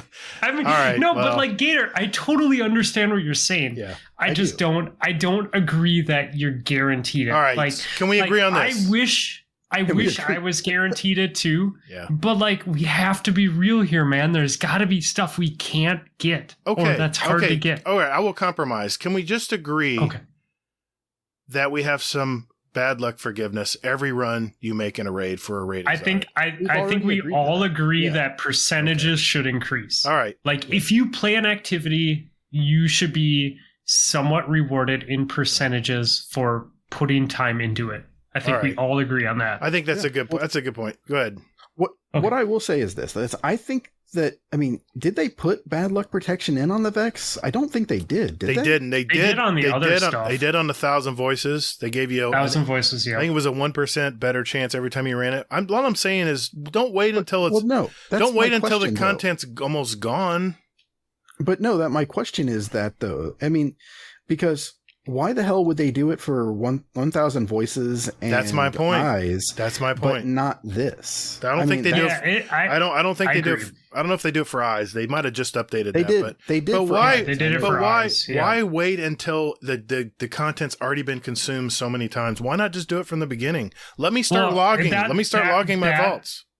That is a selfish marketing corporate thing. That's where that's my point. The question that you just asked, like that is, you have to understand that there's always going to be Bungie has to make money, right? So they want to keep you on the hook. Like it is a business. Like unfortunately, there's always going to be a shady side to it. Like most of your best intentions are considered. I think Bungie's really good about communication. I think they're a lot better since Activision left. But at the end of the day, we are just a wallet to them. Yeah. So like they need us coming back. They need us buying that. Like not being able to grind the dungeon, due to a bug. I mean, that seemed really cheesy to me because they wanted the content to last another week, basically. I mean, personally, I love the new dungeon and I'm going to run this shit a lot. Oh, it's fun as hell, dude. I mean, I don't, it's going to be a while before I get tired of playing that.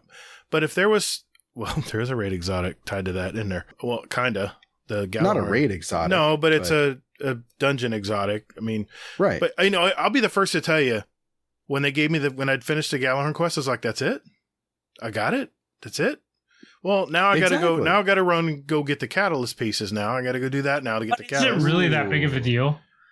You know what you have to do for the catalyst? You have to shoot 3 vandals, and you don't even have to kill them. You just have to shoot them. You have to shoot them, and they drop it. Okay. Yeah, they drop it, and then you have to find the chest. That is it. Yeah. Well, thanks. Spoiler alert. Anyway. What do you mean, spoiler alert? My daughter. Are you just going to randomly try to find? Now my daughter. Now my daughter wants to speak up. All right. What was it? Hi, Bungie. Are you listening? All right. God, help us. We'll leave it at that. All right. So we can all agree. Hey, all right, Bungie. I like it. What we're saying, I'm not entitled here because I'm in the top 10% of raiders, right? No, it's okay to have an opinion. Yes. So am I. Yes. And I'm a very bad PvE player. God damn you, Hazel. All right. All I'm saying is, Bungie, are you listening? I hope someone at Bungie listens because please put some bad luck forgiveness in the raid at the start of the raid. Please. If I know that's there, I'll do more raids if I know I'm going to get forgiveness. I really appreciate that you guys have the same back and forth that we do. Like you can call each other on your shit like that. That's really, I think that makes for a good podcast. He's my little brother. He's my little brother. I like this. Yes, this works. All right. Well, thank you guys for participating in that argument that and thank you, listener, for listening to that or not. It was good. I think it was good. I think that we all brought good points for us. Yes. I think I just got roasted. Okay, roasted pops. No, I don't think so, Gatr. I think Gatr, I think you had valid points, and I think that we agree with you partially. Like but honestly, like I do think that we all have a common ground. It's just that we all, I guess it from different perspectives, I think. Yeah, exactly. I guess a TLDR for me is I love that I want exotics to feel special, but come on, Bungie. Come on. Mm-hmm. You know, that's kind of where I'm at. So I know I'm sounding like a little whiny baby. I don't care. That's my opinion. It's okay. We're there for you. All right. You know what's going to make me feel better? Community questions. We're going to do those right after this.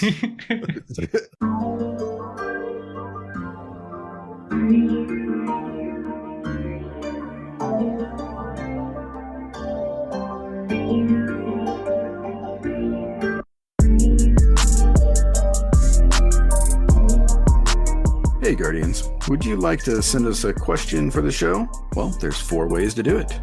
Number 1, join our Discord server. There's a join link in our show notes. We have some great gamers in there, by the way.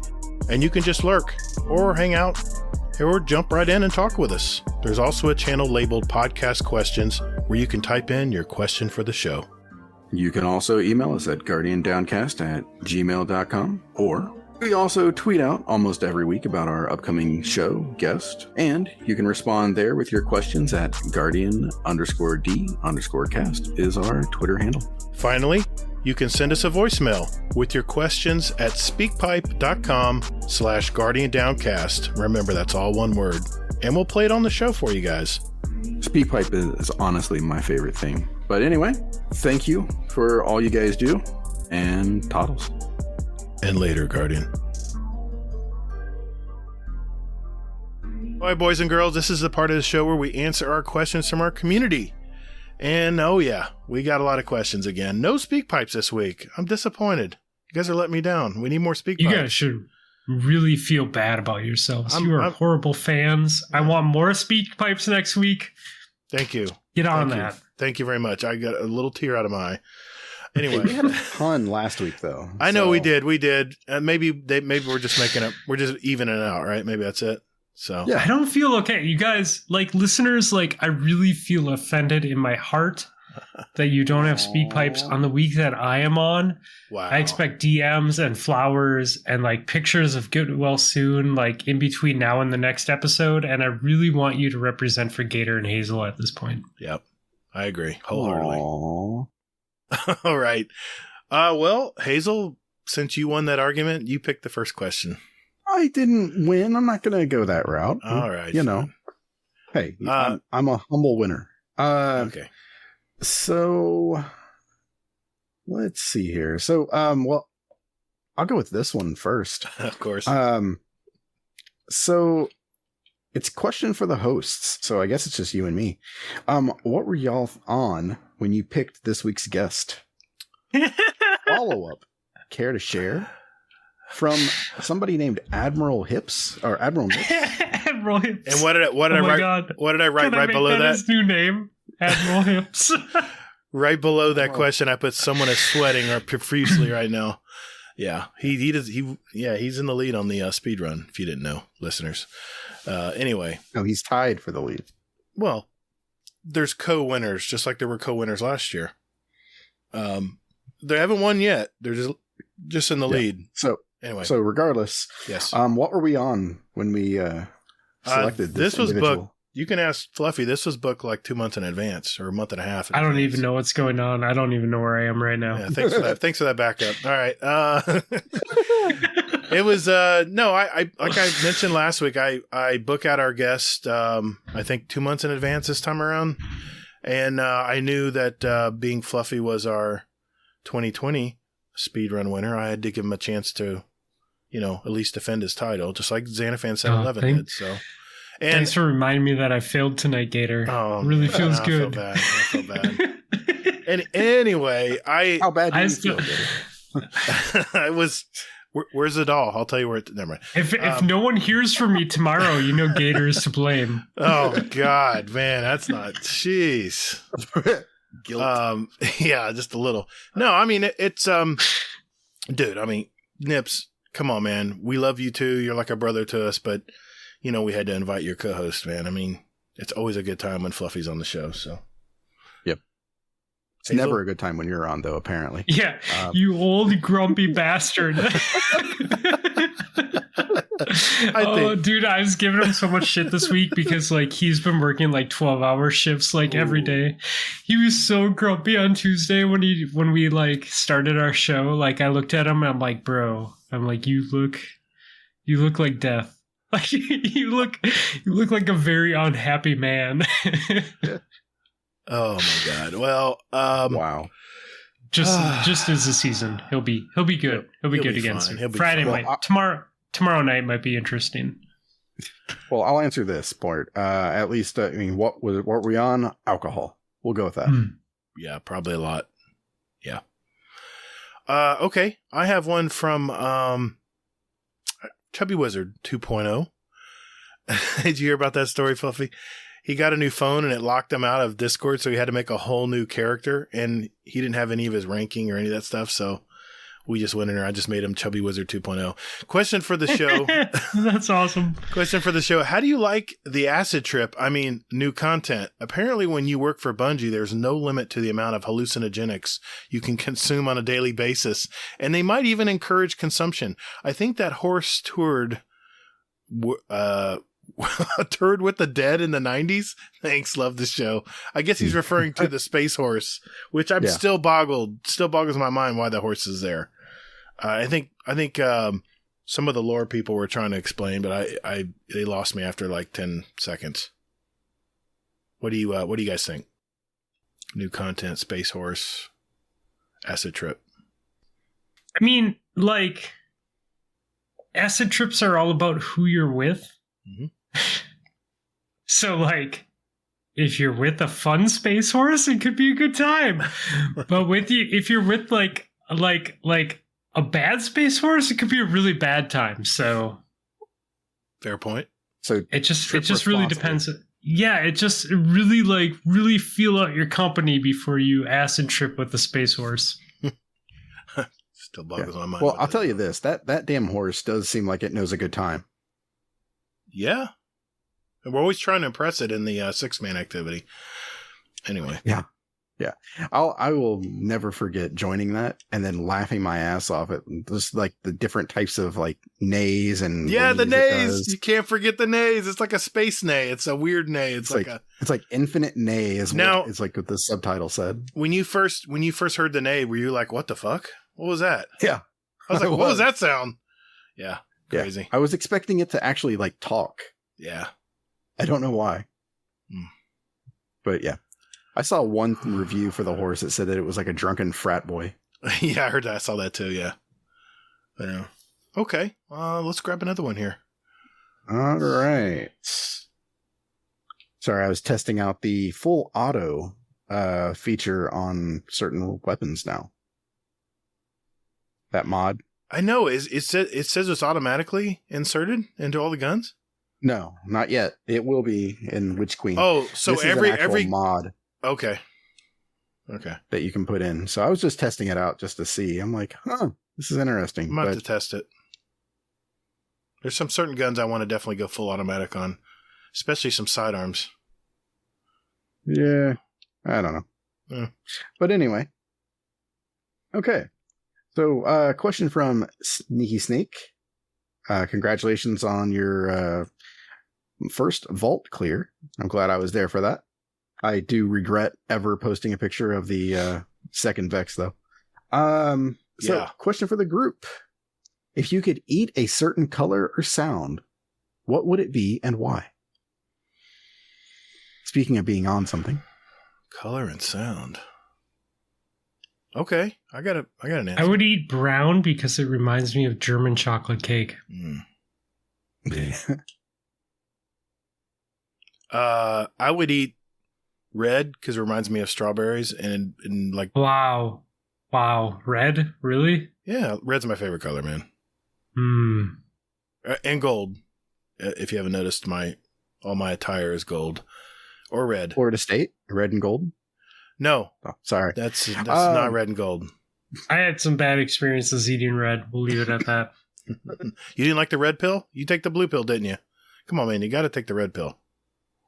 Yeah, Yeah. No. By the way, are you guys Trust me, are you guys if it excited? stops the Matrix from coming out, then I'll take the blue. Oh, pill. now see, I'm not even going to proceed with my joke because it was pretty not okay.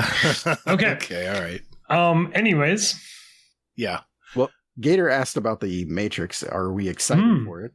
Yeah, I was getting to that. dude, yeah, like I don't care how bad that movie is. I'm going to watch it. Yes. Yeah. It's I'm going to pull a Hazel here.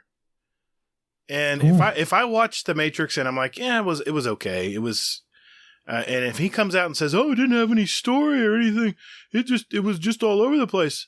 I'm going to pull a Hazel and say, "Man, what did you expect? It's a Matrix movie." I've What? gotten that.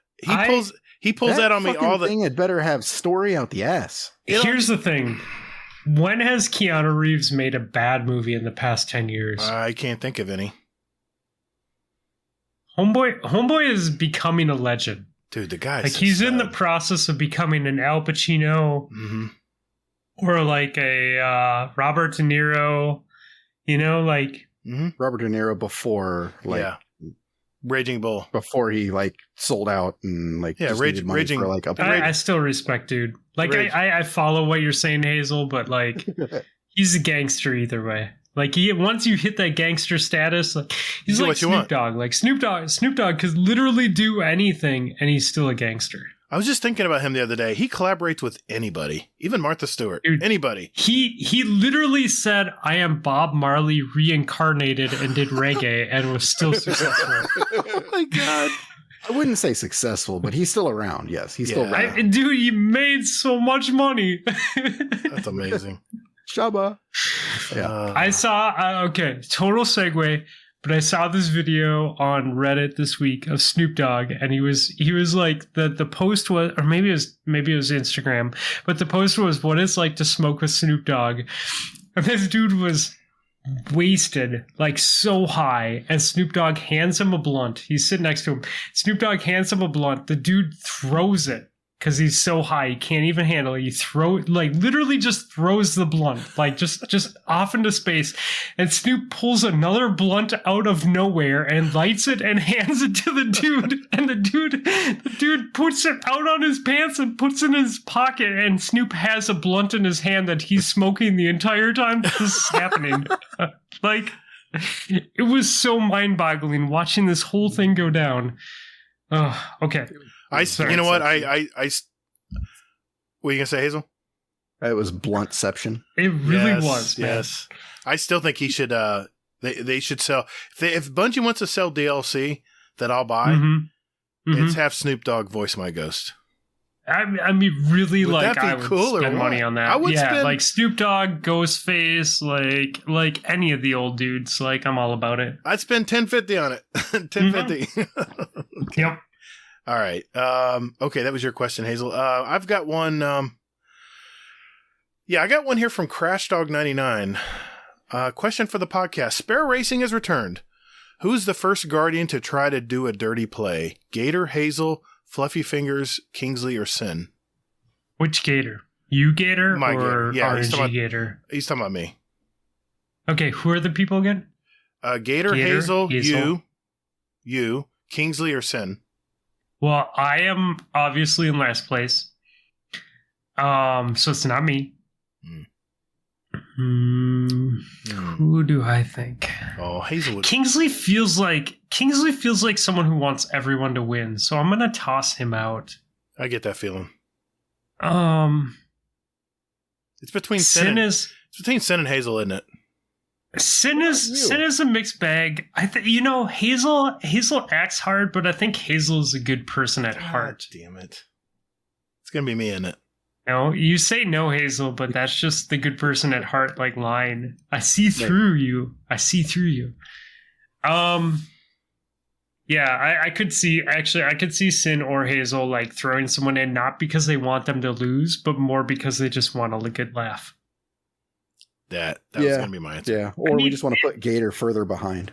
Yeah, honestly, if I was good, in all honesty, if I was good at Sparrow Racing, I would 100% throw a match. If I was in first place and I could get a laugh out of putting you into a wall, I would 100% throw the match to put you into the wall for the laugh, because that is so much more valuable to me than winning. I think I've done that a few times when Sparrow Racing was out. Yeah. Also, I would also, I'd also accidentally bump someone off and crash them and go, oh, shit. I didn't mean to do that. How many times did you guys hit the forklift? God, Too many. So many times, right? Like, to the point that maybe we should check and see if we're, like, mentally handicapped. I know. You think we know it's coming. We know it's coming, but it's I know, right? They have like, it how right. many times have you done this and you're still going to make the mistake? They worked out the drift perfectly. It was so hard to avoid it. Yeah. You had to make a really sharp turn without wrecking. Yeah, they really did code that. I would just slow down and just go doo-doo-doo, and then just haul ass. Some people just go full bore. Yeah. My answer to this is Gatr, because there's probably a bounty for coming in first. So he'd be like, fuck you all. You're probably not wrong. Yeah.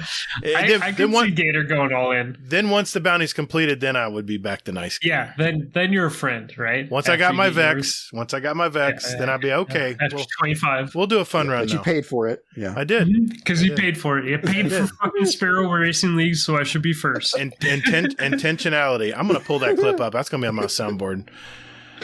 Give me time for never mind. All right. All right, your turn, Hazel. Okay, so, all right. I'm going to go ahead and get this one out of the way. Question from Mr. Monkey. Question for the show. I was going to save it the next week, but go ahead. Nah. We'll get it out of the way now. Okay. So, what's the stupidest bet you've ever made? And why was it a Trials vendor refresh? So, Fluffy, in case you didn't notice or didn't know, Gatr and I made a bet that I said that a Trials refresh is going to happen next week with the 30th. Yeah, next week. When it comes around, because the population's waning. You know, they need something to keep it alive, everything like that. People realizing that they're bad. Yep, got it. Yeah, exactly. You know, and give us more loot, and then we'll go ahead and flood the group again. Yeah, makes sense. Yeah. So that was my bet, and Gator's like, no, you're just wrong. So, so that's that. So that's what was Gator's horrible bet, the one that was they're going to put a new net code with the new version of Destiny. It might have been something about a new engine. Do you remember that I listened to your show sometimes? I remember. I also remember saying that there would be Destiny Online. I thought it would be sooner than later, but I guess it's probably going to be later now. I'm still hanging on that. Online? No, I mean, it's going to be Destiny 1, Destiny 2, everything Destiny Online. Destiny okay. Got Universe. It. Yeah. It's just, they're just that's doing not it. going to happen either. So. Okay. I'm still sticking to that one. We still got a little time.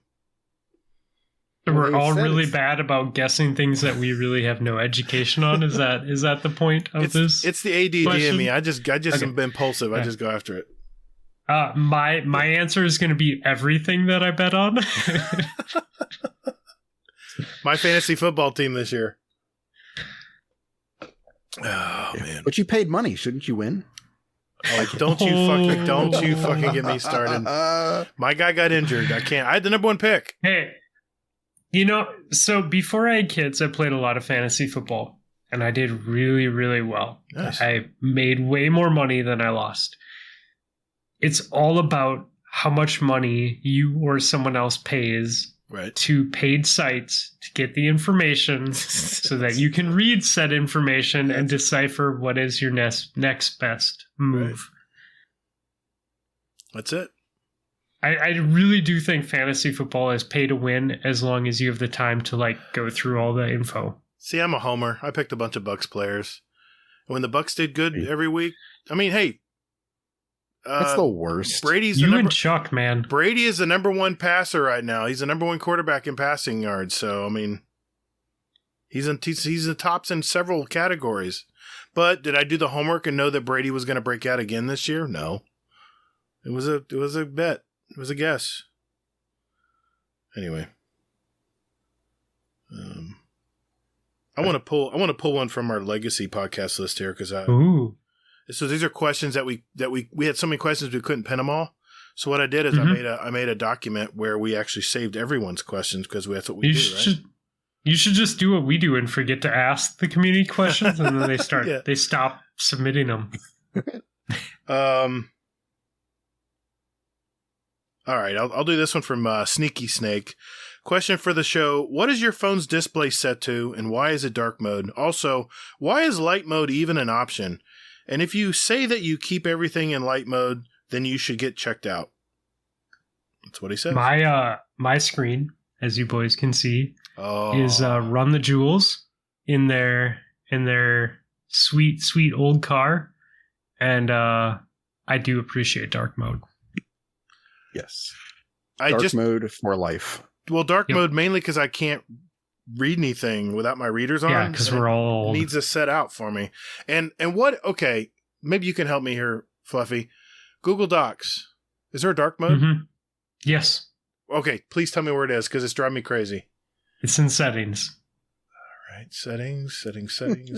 I don't know where offhand, but it is absolutely a thing. I gotta find settings first. There's totally a dark mode. Yeah, just do a search. Okay, I'll I'm on my phone right I'll now, Google it. but I'll Google it later. That's fine.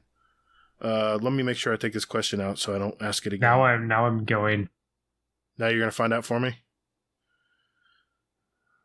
All right.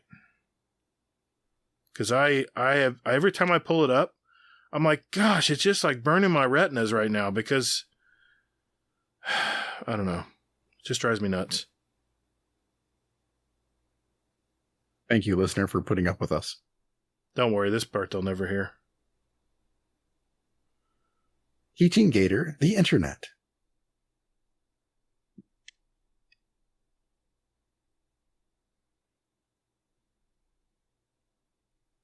All right, that is locked.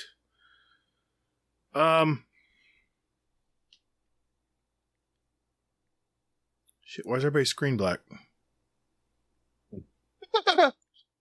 Oh, shit. Oh, because I'm not on the right page. Never mind. There we go. Uh-oh. Fluffy's off screen. There he is. I'm here. My God. It just drives me crazy. I mean, because I'm like, I almost want to turn the brightness down on my monitor because it's just crazy. I mean, you can see the light emanating on my face right now. It's that bright.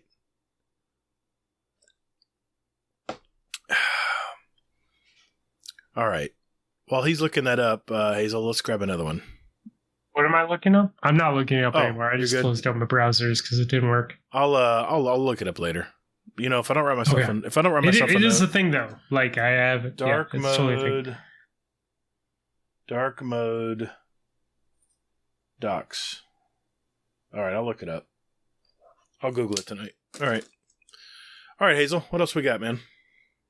All right. So, let's go back here. Watching time. Okay, we're good. Okay.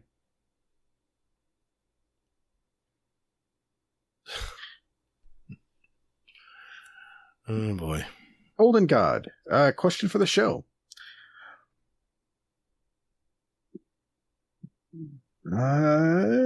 If you were to ever play D&D, what kind of character would you play as? I would be a female. Any reasoning? Hold on, I'm Googling, was it D&D, Dungeons & Dragons? Mm-hmm. Is that what it stands for? Yeah. Character. I don't know. I don't know why, but like all the characters that I create in video games are females. I think it's just because I'd rather look at that. So that's what I would do in D&D as well. I'm okay with it. I'm pretty open to like. I tend to like magic, so like some sort of like mage type of magic spell. I think at the end they're always the most powerful, so I always try and go like something that would have magic, right? Yeah. Because like brute force is great at the beginning, but then like once you actually dedicate time to it, like Yeah. can't beat magic. Right. Because it's make believe. That's my answer too. I'd be a mage probably. Gatr doesn't know. I mean, no, I don't play Dungeons. I never play. I skipped Dungeons and Dragons when I was growing up. I played other things. Yeah. Probably playing baseball or something. I don't know, but yeah, some like I agree with Fluffy. It'd be some kind of warlock or some kind of sorceress or some high magic or mana or whatever you want to call it. I'd have some kind of strong magic presence because I'm more of a strategic, more of a strategy type player. Not a brute force player at all. And now there's Hazel. What would you play, Hazel? Well, it's funny you said that, Fluffy, about making your character a woman, because I made my character a woman when I played Outriders, and my wife was sitting on the couch watching me, and she's like looking at me questioningly, like every move that I make, like, huh, like what the hell's going on with this? So, yeah, I don't exactly know the reasoning, but, yeah, I usually make my characters women, and, I would probably go with brute force too, a warrior. Of course. Titans, always. Typical Titan. Titans stick together. Mm-hmm. I got a good one here from Shadow Soldier. This is a good one for all three of us. Question for the show. I appreciate all the additions to the best Spotify playlist in existence. They just don't tell Fluffy. But I have to know, what is your R song? Quote, R song. Like the one that your lady pulls you out of a chair at a wedding to dance to. Mine is Don't Want to Miss a Thing by Aerosmith.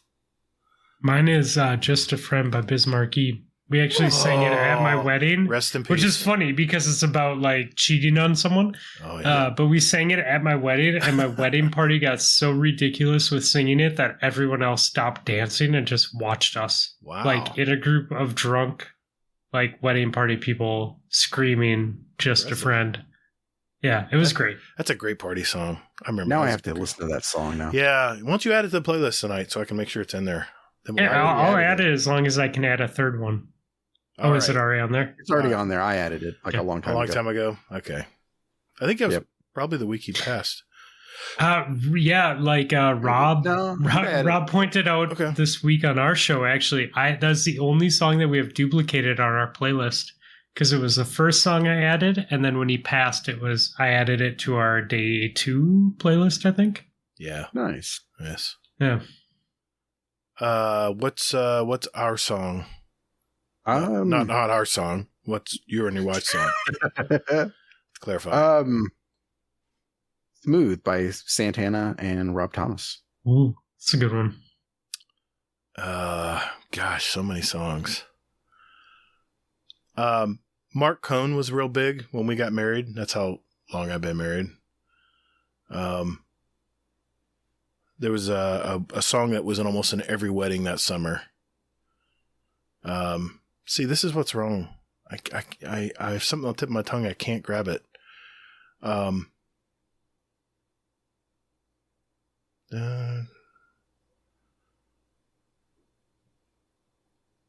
damn it.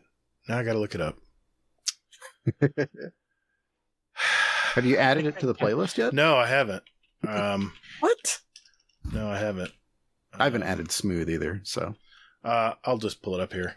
Oh, yeah. This was our wedding song that we danced to at our wedding. So it's probably the song that she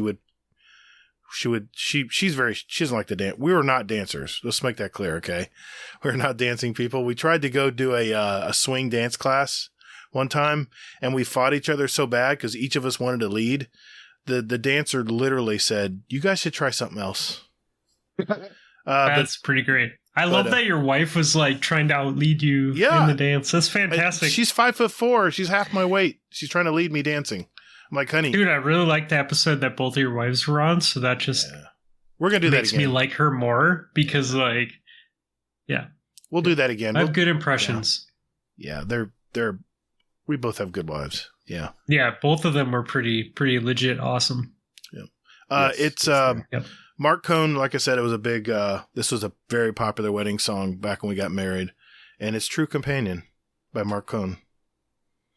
It's a real slow song. It's a slow dance song. It works for us because we don't know how to dance very well. We do know how to slow dance, so that's about all we can do. Good question, Shadow. Good question, man. As someone who worked at a big concert venue nightclub scene for a long time, dancing is all about faking it till you make it. So if you just go out there and just do whatever you want to the music, like everyone else will be impressed. As long as you're on the beat. Like literally, no, it doesn't even matter. You don't have to do that. Really? It's 100% confidence and just like not giving a shit about what anyone else thinks, and everyone will appreciate what you're doing. The musician in me would be like, "What are they? No." Yeah, but trust me, Works, huh? I saw it time and time again. Wow. Okay. Yeah, I can't find a beat with a map and a compass. So You're like my dad. My dad can't find the beat either. It's funny. It's funny watching him trying to get into a song. You're like, no, Dad, you're not there. yeah. I'm not hip. So yeah. No.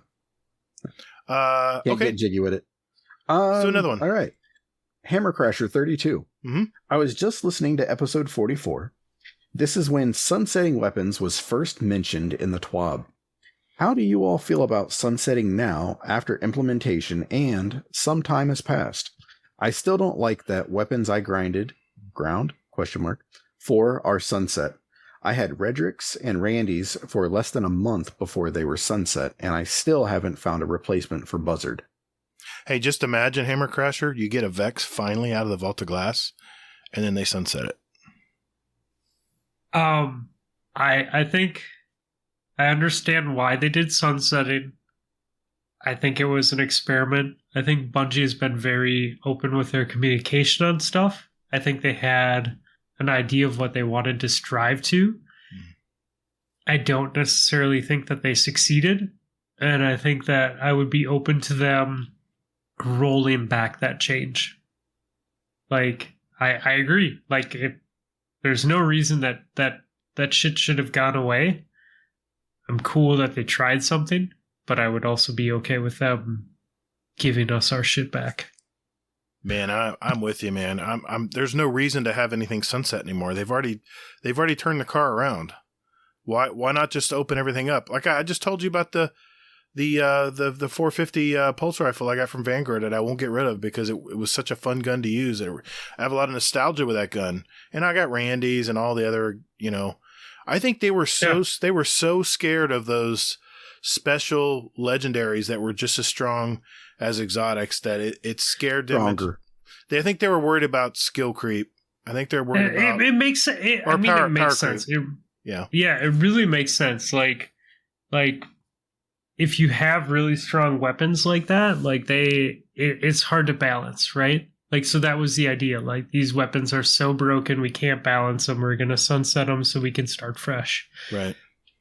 But now I think they have a better handle on balancing. I don't think it would be impossible for them to unsunset things. I don't think it would be either. I mean, it's going to be Destiny Online anyway. Why not just speed things along and just let us use anything we want and whatever power level we want? I mean, come on. You know what'd be really great is if that was a nice little surprise they gave us before weapon crafting comes up next season or in Witch Queen. Say, oh, by the way, whatever weapon you have in your vault, you can use now to whatever level. You are not paying attention to what they say, are you? What do you mean? Explain. They're not doing that. They're not going to unroll.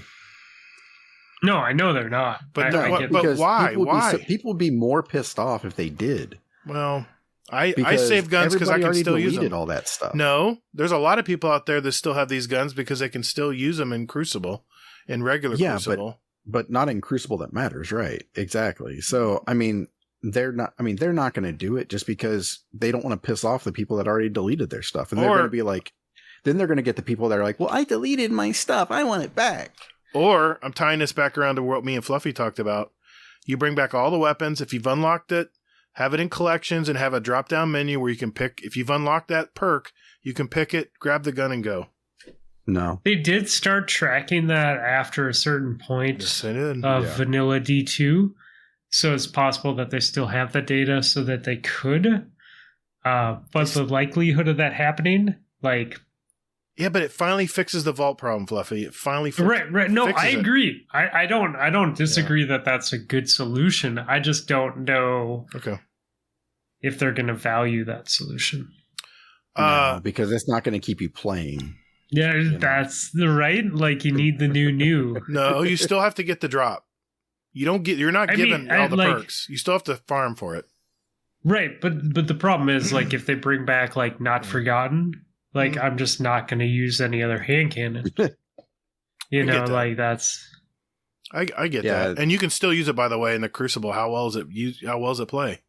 I think there's better things now. Yeah, I think they nerfed it down to the ground, like with Beyond Light. I think. You can use it right now in Crucible. It works, but it isn't... In the same. It isn't the majestic beast that it was before the nerf. Oh, so my Telesto isn't the exotic beast it used to be. Now it's you have to be a lot closer and a lot more accurate with that gun. Not Forgotten was weird though, because like the perk was good, but it wasn't like defining like a kill clip or a rampage or something like that. It was more just how it felt. Like it just felt consistent. Right. You know? Which is one of the few guns that's like that. That sniper rifle that I was talking about is one of those guns where the perks really aren't the defining part of the gun, but it's the gun itself. Like, and the perks are just the bonus. Right. You know? Yeah, I get that. I'm moving along here. Question from Des Raven, our buddy over there at the Guardian Hub. I heard on the Guardian Hub, their last show that Des finally got his PS5 that the community surprised them with. I thought that was pretty cool. I was curious how they got that because it was so hard to get a PS5 right now. This is from him. Question for the show. Why do you think Hazel is sad about a reduction in ability spam for Destiny 2 PvP? You think he started crutching too hard on, quote, fair and balanced? I guess that question is for all of us, I guess. I mean, is that still your attitude, Hazel? What? Sorry, I was reading questions. Right. Ability spam. Yeah. Do you... Yeah. No more Shadow Dive. I am still bummed about it. It was fun, you know? Yeah. Makes it magical, right? It stopped a lot of shotgunners in their tracks. Yeah, exactly. I mean, dude, I had a couple builds where I wasn't running a shotgun, but I had abilities that allowed me to defend against a shotgun if they pushed. Right? Yeah. There's something to be said about that. Now you don't have pretty much any abilities, and you get one super per game. And I got it's weird. I got it's weird because. Sorry, go ahead, Gatr. No, it was weird because. Go ahead. It's weird because Destiny 2 started out as a Halo clone, right? No abilities, skill. Everyone has the same weapons. Like, they tried to do that competitive thing. Right. They're like, oh, this isn't fun. And they started opening it up more. And, like, more abilities came and more everything came. And now it seems like they're going back to that, like, where they started D2 at. Where, like, they forgot that, hey, this isn't fun. Like, this isn't the magic. Like, it's okay to have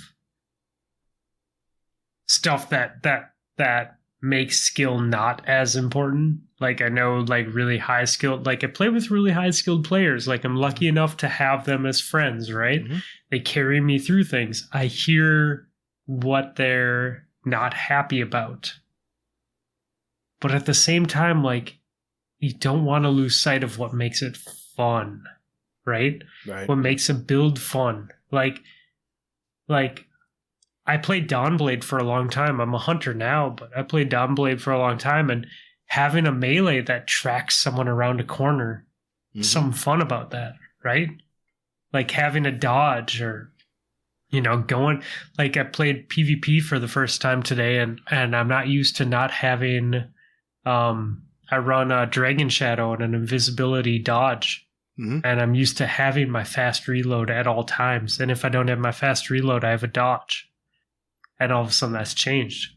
Yeah, you and get, like it's you get like comfortable on certain setups. some of that magic has gone away, right? Yeah. And there'll be other things that are fun, but like Destiny's a space magic game. It's not League of Legends. It's not Halo, Right. right? So like keep the silliness. Yeah, I think I'm running tier 8 intellect, and I just got my second super playing Iron Banner this week with some of the clan. Right at the end of the game. And out of frustration, I threw it as the credits were rolling on the game. So yeah, I'm definitely feeling the difference. I play a Voidwalker almost said hunter. I play a Voidwalker warlock, and I like to blink. And someone was arguing about the dodge ability on hunter, and I said, well, the problem with the dodge ability is it has to be charged. I mean, you have to what was it? It was you have to be charged, right, to use dodge. Yep. Yes. You have to have what has to be charged? Is it your melee? No, the dodge is No. the ability. Oh, The okay. class ability. Oh, class ability. Yep. Got you. Oh, got you. Yep. Exactly. Whereas I can blink 2 times quickly, 2 times quickly, 2 yeah, times it's quickly. blink, blink, slide. So that's where someone was saying to me that it was the same or something, and I was like, no, no, I know what it was. It was the they said, well, how can you like blink when you can use the was it the Mask of Bakris? I said the problem is you have to use an ability to make that work, and there's a major cooldown on that ability. Now there's even worse ability cooldown, so you're not going to get it as much. Where I can still blink over people all the time. So I don't know, just But pre nerf this week, Dragon Shadow buffs at the time it buffed your ability regen. So you could run like 6 or 7 mobility and still have 100 mobility when you dodge because it buffed it up. Right. So I was running 8 mobility. So no matter what, I either had fast reload or dodge available at all times. That's like really cool. my dodge would be back before my Wraith ran out on the Dragon Shadow. But that's changed now. So right. So it's like, oh, I gotta create a new build. And I'm okay with that though. After 5 years of Destiny, like it's okay to change things up. Yeah. It's how the game works. And, well, that's and the as fun much part as we about it. hate, I mean, that's the thing, right? Like, as much as we hate, like, changing what we're used to, do you really want to play the same shit for 5 years? It's the same. You don't. You really don't. Yeah, that's why they do shakeups on the sandbox, so you can try different setups and different ways to do things. Yeah. Yep. I agree, man. What do you think? Couple more questions here, Hazel? Maybe like one each. Let's do that. One each. And you get a pick too, Fluffy. Grab one out there you see in the pinned questions. And Oh, to where? Podcast questions in the pinned. Oh, okay. There's a bunch I'm in on there. it. I asked that, so it's your turn, Hazel, for your last question. Okay. Let's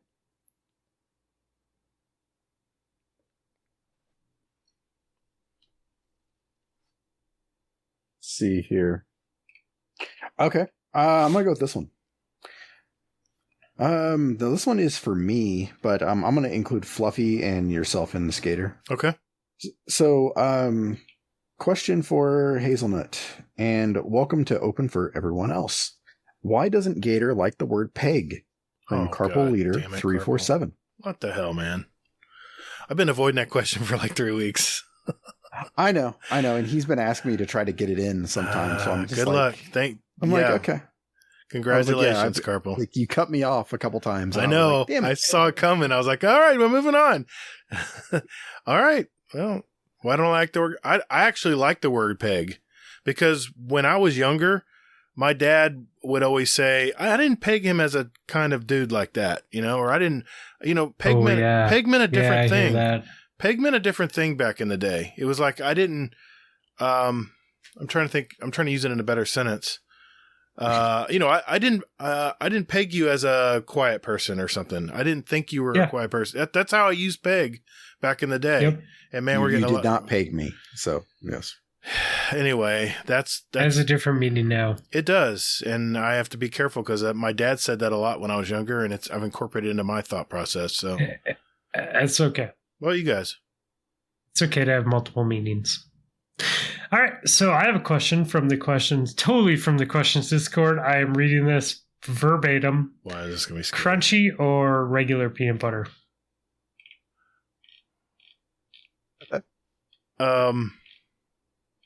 Hazel? Regular. Although I'm not opposed to crunchy. I'll eat crunchy, but it's got to be smooth, man. Okay. What brand? Jif all day long. Peter Pan may work, but Jif. God damn it! That was the right answer, Gatr. And it's not GIF, Kingsley Mac. It's Jif. Although I prefer chunky, but Jif or Peter Pan is totally my go-to too. The perfect 100%. consistency. Yeah. My mom growing up, like I had a single mom growing up, and she bought Skippy all the time. And if you choose Skippy over Jif, like you should probably just go play in traffic blindfolded. Oh my God, that's harsh. Shell out the extra 50 cents and get the GIF. Yeah. Oh, yeah, man. right? Or Peter Pan. Or Peter Two Pan. options. People. My mom would buy Just don't mess Peter. up. My mom would buy Peter Pan if it was on sale, like BOGO or something. But usually it was always Jif. I mean, that's what I've been raised on. And peanut butter's to die for, man. I Okay, love boys. peanut I got my second question. butter. Go for it. Okay, this is straight from the podcast question Discord channel that I'm looking at right now. Of course it is, yes. You walk into your house. It's been a long day at work. You put in some hours at work, right? Mhm. Walk into your house. Are your shoes on or off? Definitely off. Hazel? Off AF. Are your socks on or off? On because I have hardwood floors. Do you get On. new socks? Or do you keep the socks on that you've had all day? I wear socks all the time in my house, except when I get in the shower because I have dogs. And dogs, Yeah, I don't know it's if good that you take off your socks before I you don't- get in the shower. Exactly. I don't know if hey, I get a lot of song ideas out of my shower. Don't diss my shower. No, it's I have two large dogs. They're 50 pounders and up each. And I don't know, but if you probably noticed about your dogs is they're not the cleanest things in the world. They tend to lick areas. I run a Roomba like multiple times a day through my house. You can't get the germs off that floor, trust me. I get that. I totally get that. But that's why my wife, she'll wear bare feet all day. But me, I have to wear socks all the time. It's just a thing I've always done. Plus, my orthopedic, when I messed my knee up when I was playing softball, my orthopedic surgeon said, dude, wear socks everywhere you go whenever you have a chance. He says it does so much protection on your knees. So, and my knees aren't the best. That's my answer. I have to take my shoes off. I rip my socks off as soon as my shoes come off.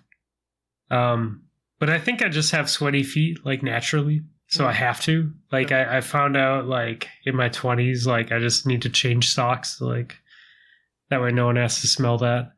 But like I really have a problem if I step on shit on my floor. Like that's not carpet or hardwood, right? Like if I'm somewhere and it doesn't matter where I am in my house. If I step on something, I'm like, okay, that's fucked up. Let's go start the vacuum cleaner. Like this should be picked up.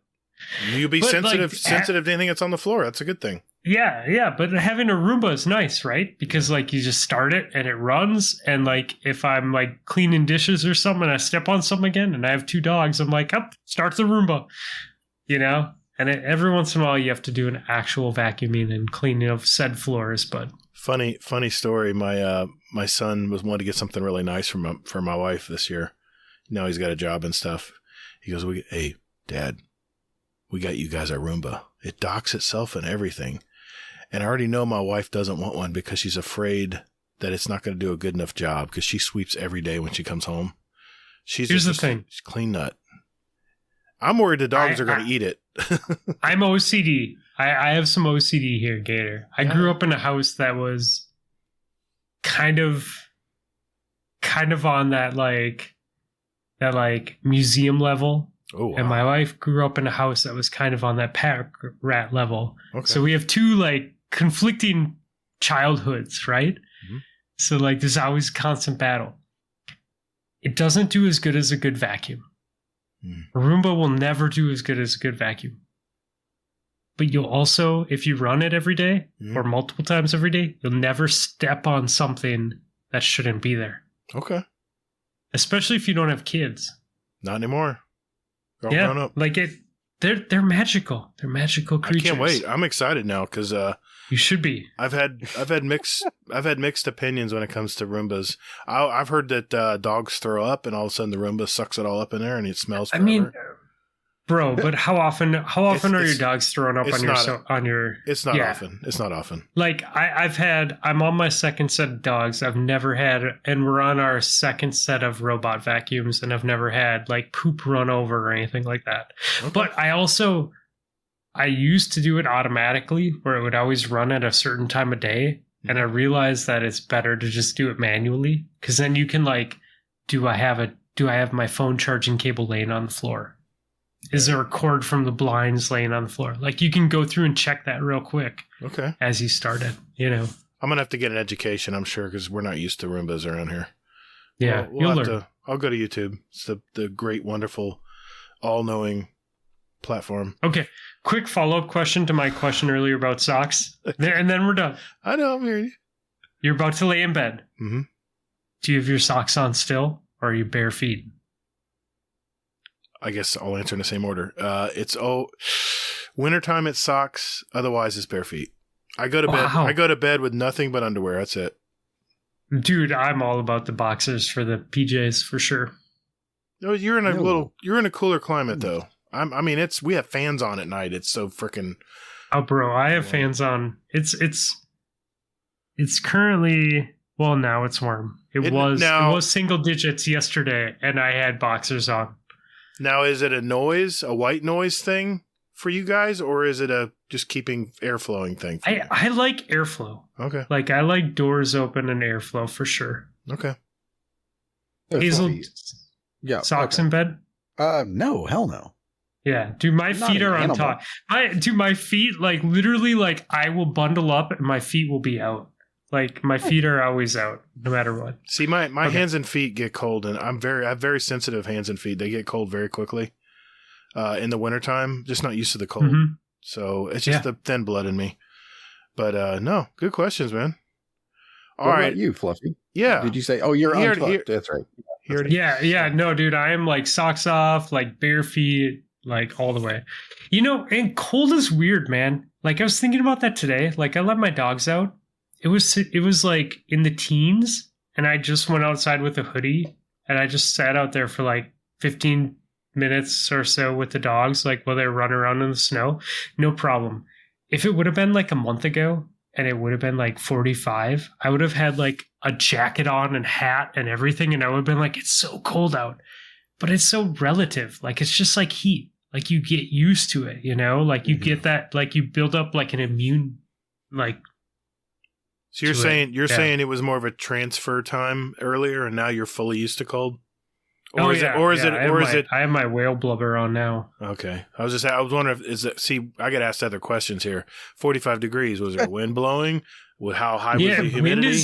Wind is a huge factor. The humidity doesn't happen. Like when you're talking freezing, like it's all dry, right? It's always a wet wind cold wind is a huge factor. Like wind always sucks. Yeah. But if there's no wind, like you can just sit outside. Like I was sitting outside and I'm like, I'm in a hoodie. Like it's in the teens. Right. And I'm in a hoodie. I have no gloves on. Like I just have my hood up, like, but I'm comfortable because the sun's out. And I'm like, man, if this was like a month and a half ago, I would have been freezing with like multiple layers on and swearing at the outdoors. Okay. I was just curious. Well, it's getting wood from all this weather talk. All right. I'm going to finish this out with this one because this is a kind of our public service that we do on our show. And maybe this would apply to somebody. This is from Ikora's Assassin. Thank you for putting that question in. Good to see you. If you met a new player to Destiny 2, would you recommend they play Destiny 1 first? No. Hazel? No. All right. The community's not there anymore. Let me follow up. I would say No, because the stories don't matter anyway. Other than, there is some history, but you can read up quick on lore and catch up. It was lightning in a bottle, right? Like you can't recapture the magic of Destiny 1 because that time's passed. It's like recapturing the magic of Halo 2. Right. Okay. I was curious. The thing I would say is I went back and I went through and did what was it? The D1 raids. Mm-hmm. And it's just such a different game right now than it was then. I was having this conversation, I think with Red Grackle or Sharp, maybe. Yeah, I think Sharp, when we were doing scrims. And, I mean, it's basically that, I mean, it's just a different game than D1. And I mean, it's just, it's a better game. Better and worse. I would agree. No, I think Bring back I think it is better. I think Bungie is better about talking to us. They're better about explaining what's going on. Like they were up for another award. D1 had a lot of great points to it, but I agree with Hazel. Like it is in general a better experience.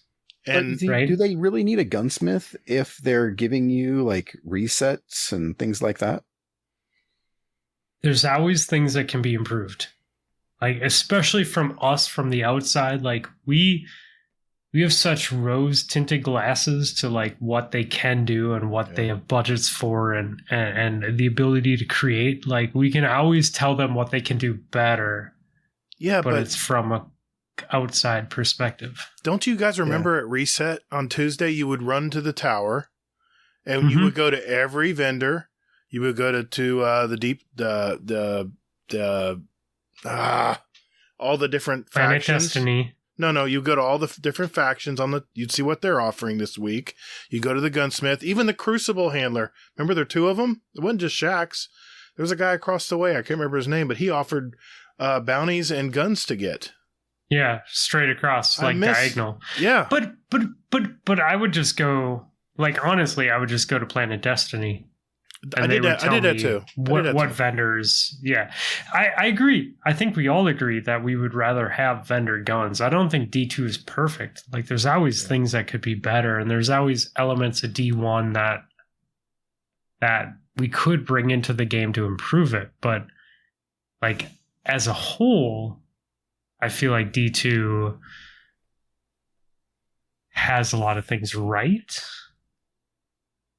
All right. Well, let me alter the question a little. Since I'm playing a new character, this is intel for me too. If you're a brand new character to Destiny 2, 1100, fresh off the boat, what would you tell them to do first to get ready to play raids or whatever? Or whatever, just regular content. Try everything and see what you enjoy. Okay. Yeah. Stay the hell out of Gambit. It's not worth your time. No, don't listen to this man.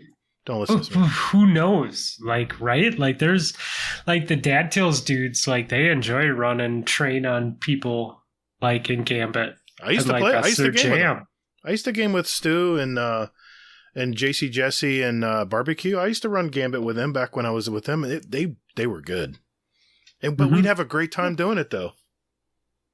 I mean, that's the thing of the game. It's like there's so many things that you can do. Yeah. And you just got to start playing and being open to playing with other people and trying things, and that's where you can have fun, you know? Like I jump on, if I boot up the game and jump on, the first thing I do is see who else is online. Right. You know, it's like, what do you want to do? Like, even if it's something I don't want to do, I'd much rather do something with someone else, you know, and just hang out and talk shop. This was what was funny. I started this new character today, and I didn't really know what to do. There's really no clear. I mean, they have the new light thing, but it's not real apparent how to get to that or set that up. No, it's kind of like they kind of throw you out there and say, "Go for it. Whatever you want to do it." I think D1 was like that too, though. Like, I didn't come into D1 at the beginning. I came in a few months after Taken King launch. Yeah. And I had people like, I was like, what is this raid? And they're like, well, that raid doesn't matter. You know, it's like, what is Crota? It was like, well, we could run Crota, but all the weapons don't mean anything, so let's keep running King's Fall. Right. You know, there's no set path though. I wish they was. I mean, granted, you run the very first story like we did in Destiny 1, and you meet the Astacross, at the ship, and he leads you on a little bit, but then after that, it's like I can't remember what I needed to do to start leveling up and getting. I mean, I had 0 legendary shards. This is where I really feel for people because you can't get those at the store anymore. You can't go to Spider and buy them anymore. Say I decided to farm a crap ton of spin metal on Cosmodrome, right? I got 500 spin metal. I spent 2 hours farming it. I can't go to Spider and turn those in for legendary shards. You know what I got to do? Hope that I get an exotic that I don't want. But guess what? When you get exotic, I mean legendary. But the thing is, you're wearing all blue and white gear. So when you finally get it a legendary, you don't want to discard it. So it's a little frustrating. I'm kind of forgetting how I got started in this when I started a new character. So when I heard Akor's Assassin ask that question, I was like, well, the better question is, what does someone do when they first play Destiny 2? So, well, we don't know because we haven't done it, but it's been a while. My wife is going to be doing it. So that's going to be a little series that we're doing. So good. You going to start streaming? Well, I was going to record it for the podcast actually and do like a little separate thing. So perfect. I like that. Bonus content. Yeah, exactly. So, it'll be basically, like the new player experience and guiding her and things like that. So, well, we've had some players reach out that don't know what mods are. They don't understand what those are. So we had an episode we talked about mods, at least generally. We didn't get into the thick of it. Mm-hmm. But I think there's a lot of people out there that listen to our podcast that are like, I don't really know enough about Destiny to know what to do. So questions like that, I think, help sometimes. So, Akor's Assassin, thanks for that question. That's a good place to end it, guys. Thanks for answering those questions. And thank you, our listeners, for posting those great questions. Man, you guys blow us away every week. What can we say? Thank you for submitting your questions. And if you do want to submit a question, join our Discord and go to the podcast questions channel. Enter them right there. Be sure to say hi at the general screen where you pop in. And I'm sure you'll have a bunch of people say hi as well. So do that. We got all the links in our Discord, all those links and stuff in our show notes. So, all right, Mr. Fudd, you're on. Guardian Downcast. Guardian Downcast. Yeah. Guardian Downcast. This is an intro. Guardian Downcast. Guardian. Not copyright. Guardian Downcast. All right, ladies and gentlemen, this is the final segment of our show. This is where we pick our songs for our Spotify playlist. If you want to follow along and see what we add every week, just look for Guardian Downcast Show playlist on Spotify. And we also are on iTunes for all of you Apple users out there. Remember, we do have a podcast on Spotify, but we also have our playlist. So it's Guardian Downcast Show playlist. We now have 871 songs representing all of us and all of our past guests. But let's start with Fluffy. I'm curious to see what you picked tonight, man. What do you got? Ooh, all right. Let me go to our DMs so I can pull this up. Yep. So the first song that I picked for tonight, this album's technically dropped an hour ago, but they released it was really weird. They released half of it on Spotify. Uh-huh. So half of the album was released before the show started. They're doing more and more of that now. I hate when they do that. Yeah. So Big Boy from Outkast released an album. It's called Sleepover or something. Really? But the song that I am picking is Doing It with Big Boy and Sleepy Brown. It has a really catchy beat. A really, really catchy beat. I think it's one of those songs that has a potential to be a one-hit wonder style song. It's one of those radio edit type of rap Outkast songs like Miss Jackson and all the other ones that Outkast remember. Yeah. Great song. It has that energy to it, man. And I was sitting in my living room scrolling my phone, and my youngest daughter was playing Switch, and I just had it on shuffle, like going through, because like Killer Mike is on like 4 of the tracks on the album, and I really love Run the Jewels. And I'm just playing this on the speakers, and the song came on, and she just started dancing. Like, she put her Switch down and just started dancing. And I think we listened to the song like 5 times tonight. Like, you know, like my other kid came in the room and we played it for her, and my wife came in the room and we played it for her, and it just has an energy to it. So nice. That's a sign. Even though I don't have a lot of time with it, like it just felt like the right choice for tonight. So good, man. Nice. That sounds good. I can't wait. And then the second song I added, so I've been listening to you only get one. Sorry. You only get one. Next. Oh, okay. So the second song that I added, right past it. This is on one of our playlists as well. I was listening to my Spotify top 100 wrapped playlist all day today, trying to pick out some songs for you guys, and I had a whole list going in a Google Doc of like potential songs, and so I played some of my songs for my family, and we all kind of agreed that this was the best option. So we're gonna go with "Spellbound" by Prof. Prof is a rapper from Minneapolis. Yeah, you had a gasoline. You had a gasoline. Yes, I love it. Oh, I love that song. I love Prof. So like the Spellbound. This song is really unique because it's like there's a lot more singing than there is rapping. There's a lot of there's a lot of depth to the song. And I just like it. Like, he doesn't necessarily have the best singing voice, but it works. I don't know what it is about the song, but I really love it. Like, it just has a good vibe to it. Yeah. Gotcha. There's just, I don't know. He has a style. So hopefully you guys like it as much as Gasoline. I love Gasoline. That's one of my favorite songs on our playlist. Awesome. Yeah, I added Squad Goals, I think. That was it. I just looked it up. I was making sure that, I said, I know he added a Prof song. So I immediately went to our Spotify playlist to see what he added. Yeah. Good picks, man. Those are solid picks. Yeah, those are picks I'm going to listen to on watching The Matrix at the movie theater soon.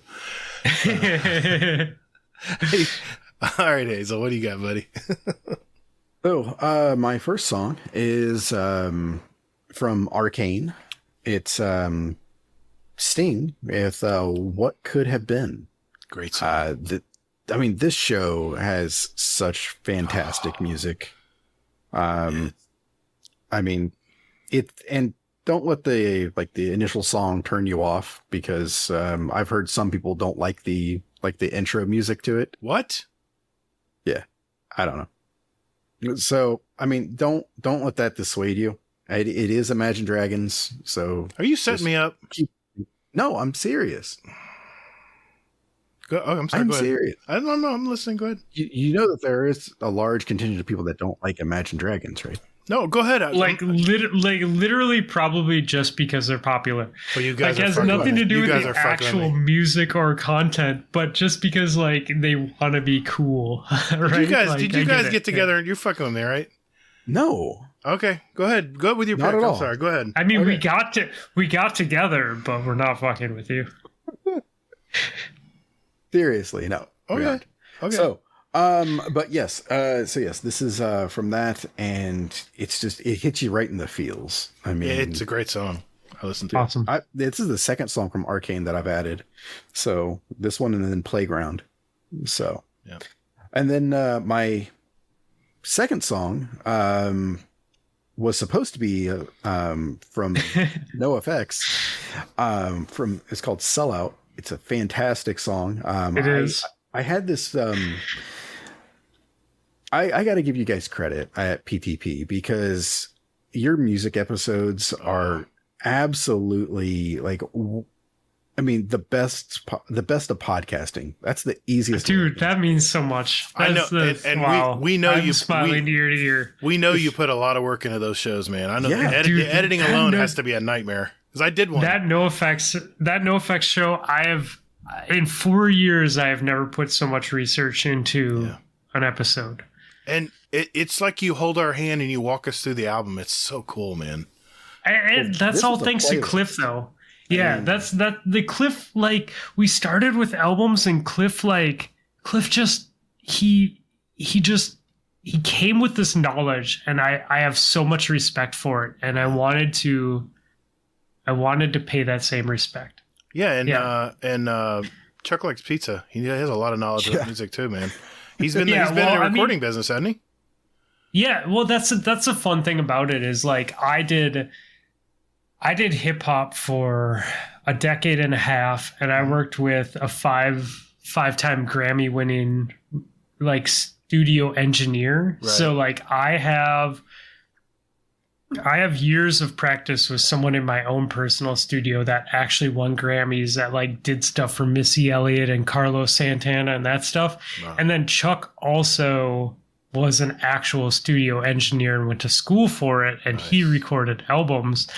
So like it's fun because like I learned in a basement, but he learned in a school. So like he has like a technical like savvy to it, but then like the dude that taught me was like he literally was like, I used to work with Missy Elliott at 4 a.m. in the morning when she would call my personal cell phone and be like, take this sample, we're gonna go make a song, I'm coming into the studio, because he worked at Hit Factory in Miami for like 2 years. That's awesome. Yeah, I remember you saying that last time. Yeah. That's awesome. So like it's fun because like we have two very different like upbringings of music, but two very valid, like, you know, like Chuck could teach me so much that I don't know, you know what I mean? So it's fun.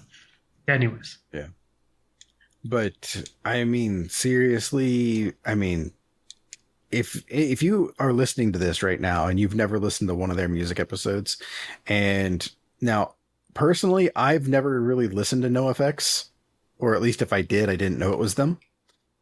And listening to this episode of their show was just, I mean, I got to learn so much about the band, and then I went out and then I started listening. So I was supposed to originally, like, I said it in our Discord, like I was going to watch the Matrix movies today.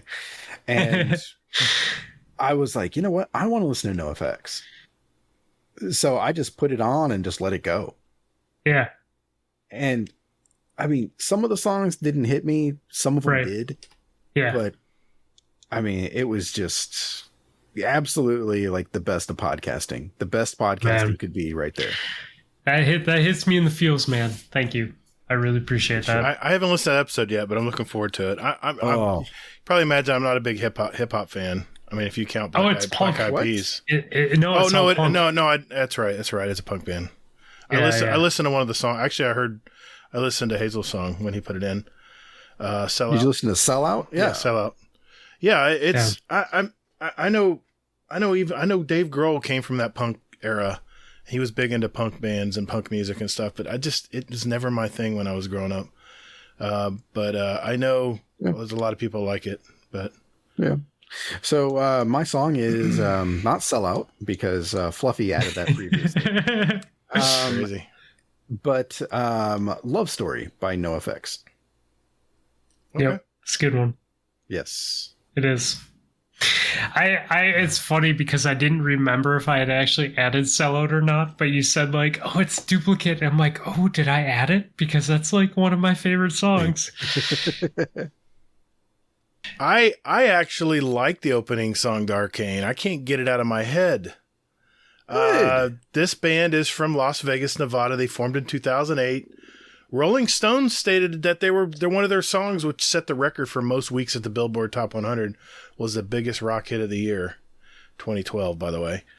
The band has sold over 75 million records worldwide, and it's like I said, it's the opening song to the Netflix's animated series Arcane, which it just sticks in my head. I know some people don't like this song, but I really like this song, and it's Enemy from the rock supergroup Imagine Dragons. I don't know. I like that group, and I don't think I put an Imagine Dragons song in our podcast playlist. So there it is. I think your wife did though. But yeah, she loves Imagine Dragons. Yeah, my wife does too. It was very early in our podcasting years. I remember it was right before the State of Destiny when Luke Smith had his State of the Destiny. You know, remember he's talking about that? Oh, when we first started podcasting, that's the first thing we talked about. Me, you, and Easy. All right, my second pick. I have to credit Agent H, one of our music ambassadors in our Discord. This is an American rock band. They formed in 2012 in Frankenmuth, Michigan. They're in a very eclectic band. Their sound is very eclectic. It's a lot of rock blues kind of feel. I kind of get Robert Plant vibes from this lead singer. The band name, I don't know if you knew this, was based on the name of a local resident in their hometown of Michigan. The song I chose is off their brand new album, called The Battle at Garden's Gate, and it's Heat Above. It's the two brothers and other friends that make up the band Greta Van Fleet. Amazing sound. And there was actually a few songs I could have picked from here, but this was the one that kind of sticks in my head. So, yeah, check them out. Really cool sound. Actually, someone did put a song in here, The Barbarians, from that same album. Yeah, I think that was Easy. Easy Gaming? Or No. Easy? Easy? Okay. Cool. The OG Easy. Man, I miss Easy songs. Man, Easy DTP Easy. Easy has great taste in music, man. There's some songs that he introduced me to some really cool groups. Anyway, I had to give credit to Agent H there because he put that new album in there. I was like, man, this whole album is just fire. It's really good. Anyway. What I really appreciate about H is he also lets me know when like new punk and ska bands come out with new albums. Oh, he's always posting stuff. He's always posting stuff. I like it. And, I appreciate it. He likes metal. He likes very hard metal, but which I don't like all metal. It gets too screamo. But there's some of it I do like, but he puts a lot of metal in there. But man, sometimes he puts I worked at a concert venue for a long time, so like I can hang with some metal, but death metal, like too much of it, I can't do it. It's a death metal. That's what, because I mean, he introduced me to Devin Townsend and Hazel's. Every time I even say that word, he flinches because I've added so many songs from him. But anyway, yeah, prog rock for the win. Anyway, hey, a couple announcements here before we go tonight.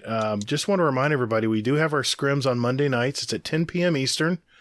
And like I said, we're toying with having maybe bring your group or have permanent teams that, maybe where we can mesh and get to know the players that you're gaming with, instead of a 1 hour, 1.5 hour session, maybe have a league or some kind of fixed teams. And, maybe at the end have a little mini tournament or something. I don't know. We're thinking about it. We're mulling it over. Yeah. Also on Wednesday nights as well. Yes, we do have an alternate night on Wednesday nights. I usually can't make it because I have my Gambit crew, but sometimes I'll make it. Sometimes if my Gambit crew doesn't happen, I'll jump in. It's always fun, man. I have a great time doing it. I do want to mention I'm still doing my 30-day challenge for my competitive playlist. I'm on day 20. How many days are we up to now? Like 60? I'm on day 20. But here's the thing. I don't do them back-to-back days. Since we have how long do we have till the end of the season? 74 days. We have a long time. So I can do 10 days within 74 days. I'm just taking my time doing it. It's a long season and there's a lot of stuff going on right now. So I'll post my daily, whenever I do day 21, I'll post it up in my YouTube channel. So check that out. And I just do 3 runs every day. That's it. And it's all live. It's all recorded live. If I get my ass beat, I get my ass beat. It's an experiment. So, And like I said, the blind run of the Grasp of Avarice dungeon, I did post that on the YouTube channel as well, so check that out. It was me, Hazel, and Night Demon made a special appearance. So you'll see him rubber banding all over the place with his UK connection. He is getting fiber. He's getting fiber, folks. He's getting fiber. I can't wait. Yeah, I'm super happy for him to get that fiber. Yeah, it's gonna be great. I might have to swap over. I was getting hate emails from Comcast this past November because I had issues with Game Pass and I had to download Forza Horizons like 7 times while I was troubleshooting. So that's like 120 gigs a pop. So I downloaded like 1,000 gigs of fucking Forza Horizons. They're like, you've exceeded your data limit. What? For the month. See, I don't understand this. I have a one price for life, unlimited data, and they don't slow it down either. It's silly. Like I pay for gig with Comcast and they do our security and everything. Right. But yeah, they were not happy with 2 people working from home and downloading Forza Horizons like 7-8 times. Well, I think what I'm finding out, at least in Florida, I don't know how it is up in Minnesota, but it's very territorial, man. The telecom businesses are what or most of the fiber businesses. Very competitive. If I have to swap, it's a newer neighborhood. I have gig options. Nice. Yep. Nice. You have Uverse there? AT&T? We have CenturyLink, which is like a DSL. That's what I got. No, Yeah. I have CenturyLink, and what's funny is they were burying the fiber lines, and they said it wasn't fiber because I think they told all the guys not to tell everybody it was fiber. And I'm looking how thick these damn lines are. I'm like, that's fucking fiber. Yeah. Said, okay, I'll see you in a year. It's not fiber, but you have a gig up and a gig down. No. I was with cable internet. I had the fastest they had, which was like 200, 150 to 200 down and like 30 up. I get like a gig up and a gig down now. It's crazy, man. Yeah. I have cable internet, so it's like a gig up and then really crappy down. Well, that's the way cable is because you're working off a hub. Yeah. You have to upload to the hub. The fiber is beautiful as long as you don't crack that line. So, anyway. Hey, guys, that's a wrap. Another episode in our collection. If you're new out there and, found out about our podcast here at the last minute, we have 124 episodes with gamers and interviews with gamers and all kinds of community members all over, almost 2 years now, Hazel. So take a look at those, especially, like I said, if you're just finding out about us. And Fluffy, man, what can I say? You're always a good time, man. Yeah, I've had a ton of fun. I'm part of Potato Thumbs podcast. I think like Hazel was saying, if you wanna dive in, like check out episode 225. We're on 229 now, but go back to that NoFX episode. Check it out. Check out the music episodes, man. Like, we talk about Destiny a lot. We talk about other things. Sometimes we talk about games. Sometimes we don't. But check it out. And I'll edit this out if it's whatever. But no, I've been lobbying to have an album I picked from a certain group that I love. It's gonna happen. It'll happen next year. It'll one day it'll happen. No, I'm all about music. And Chuck will go, Chuck will go, what is this garbage? No, I really love Foo Fighters. So we'll make it happen. All right, man. Don't worry about it. Sounds good. That's gonna be a fun episode. All right. Well, do you want to tell anybody else about anything else where they can reach you, Mr. FluffyFingersMD? No, good? Fuck you guys. We don't want to hear from you. All right, fine. Sounds good to me. Moving on. You good? Okay. Yeah, no, that's our stand. That's our stance. Potato Thumbs podcast, guys. If you don't know about these guys yet, come on. Where you been? Where you been? Yeah, if you don't know about us, like we don't want to hear from you. You better ask somebody. We have our own friends. Like, get out of here. Who are you? Think you're cool? Like, we're like the cool kids table. Like, we don't want anyone else to sit with us. We're not nice. We're not friendly. Like, really, our show is boring. Like, don't check us out at all. We have nothing interesting to offer you. Well, maybe Nips isn't. Yeah. Well, if you want to find out where you can find this, so crabby this week. if you want to find out where you can find this gentleman, just look for Double M Double D. Exactly. Oh, that was a good one. That was a good one, Gatr. What? Yeah. I mean, it's fun, but we love fun so much that I'll accept it. We love fun. That's Hazel, not confusing.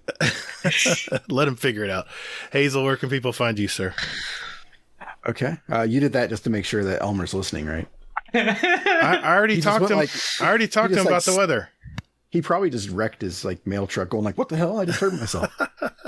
He's like, now I have to rewind it to fucking find out what he said. Are you listening, Mr. Fudd? I'm right here, man. Hey, don't go to that house. The German Shepherd's out today. Don't do it. All right, go ahead. I'm sorry, Hazel. I am Hazelnut. Hazel NT, anywhere and everywhere. Gotta love that branding. You can find me on Twitter at Todd the Gatr. Remember, that's Gatr. You can find me on Steam and PS5 as Gatr, all caps, Gatr. Don't forget those underscores. And I'm on YouTube, Gatr, Gatr, or Gatr-Guardian Downcast, where we actually post our episodes every week. So check us out. Hello, welcome to Scumdev's Corner. I've got a cold. I think in the UK it's called a super cold. I don't usually get them. I'm in work. It's Friday morning. I feel like absolute shite. So there won't be a Scumdev's Corner this week. I am too ill. I'm going to have to go home, dose up on paracetamols, and just play Destiny all day. So I will be back next week. Oh, my head hurts. Anyway, stay safe from the Omicrons. Oh, I am negative, by the way. But I'll see you next week, peeps. Fucking hell. Hey, everyone, do me a favor. Continue to be safe out there, and more importantly, take care of one another. Guardians are measured by their ability to come back from defeat. So stand. Fight!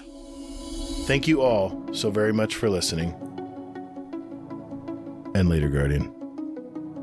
Get toddled.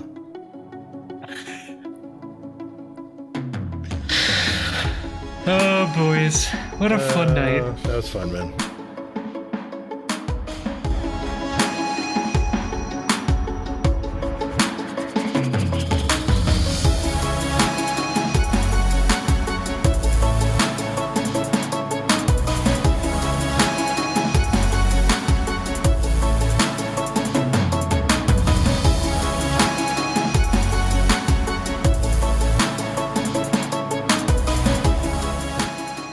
To Hazel. You know who you are. There are many Hazels on this planet, but there is only one. And I know you know that it's you. Because Hazel, it's not nice to be confronted with the truth, but the truth is, you're a scrub. And, I don't like saying this very often, but you have some serious scrub mentality. And I don't like scrubs with scrub mentality. So you know what, Hazel? Suck it. What's up, Scrub? How much did you fucking have to pay him for that? I was donating to Bungie Foundation anyway, and it said I could say anything. I'm like, I could say anything? Okay. I got it in a video too, by the way, buddy.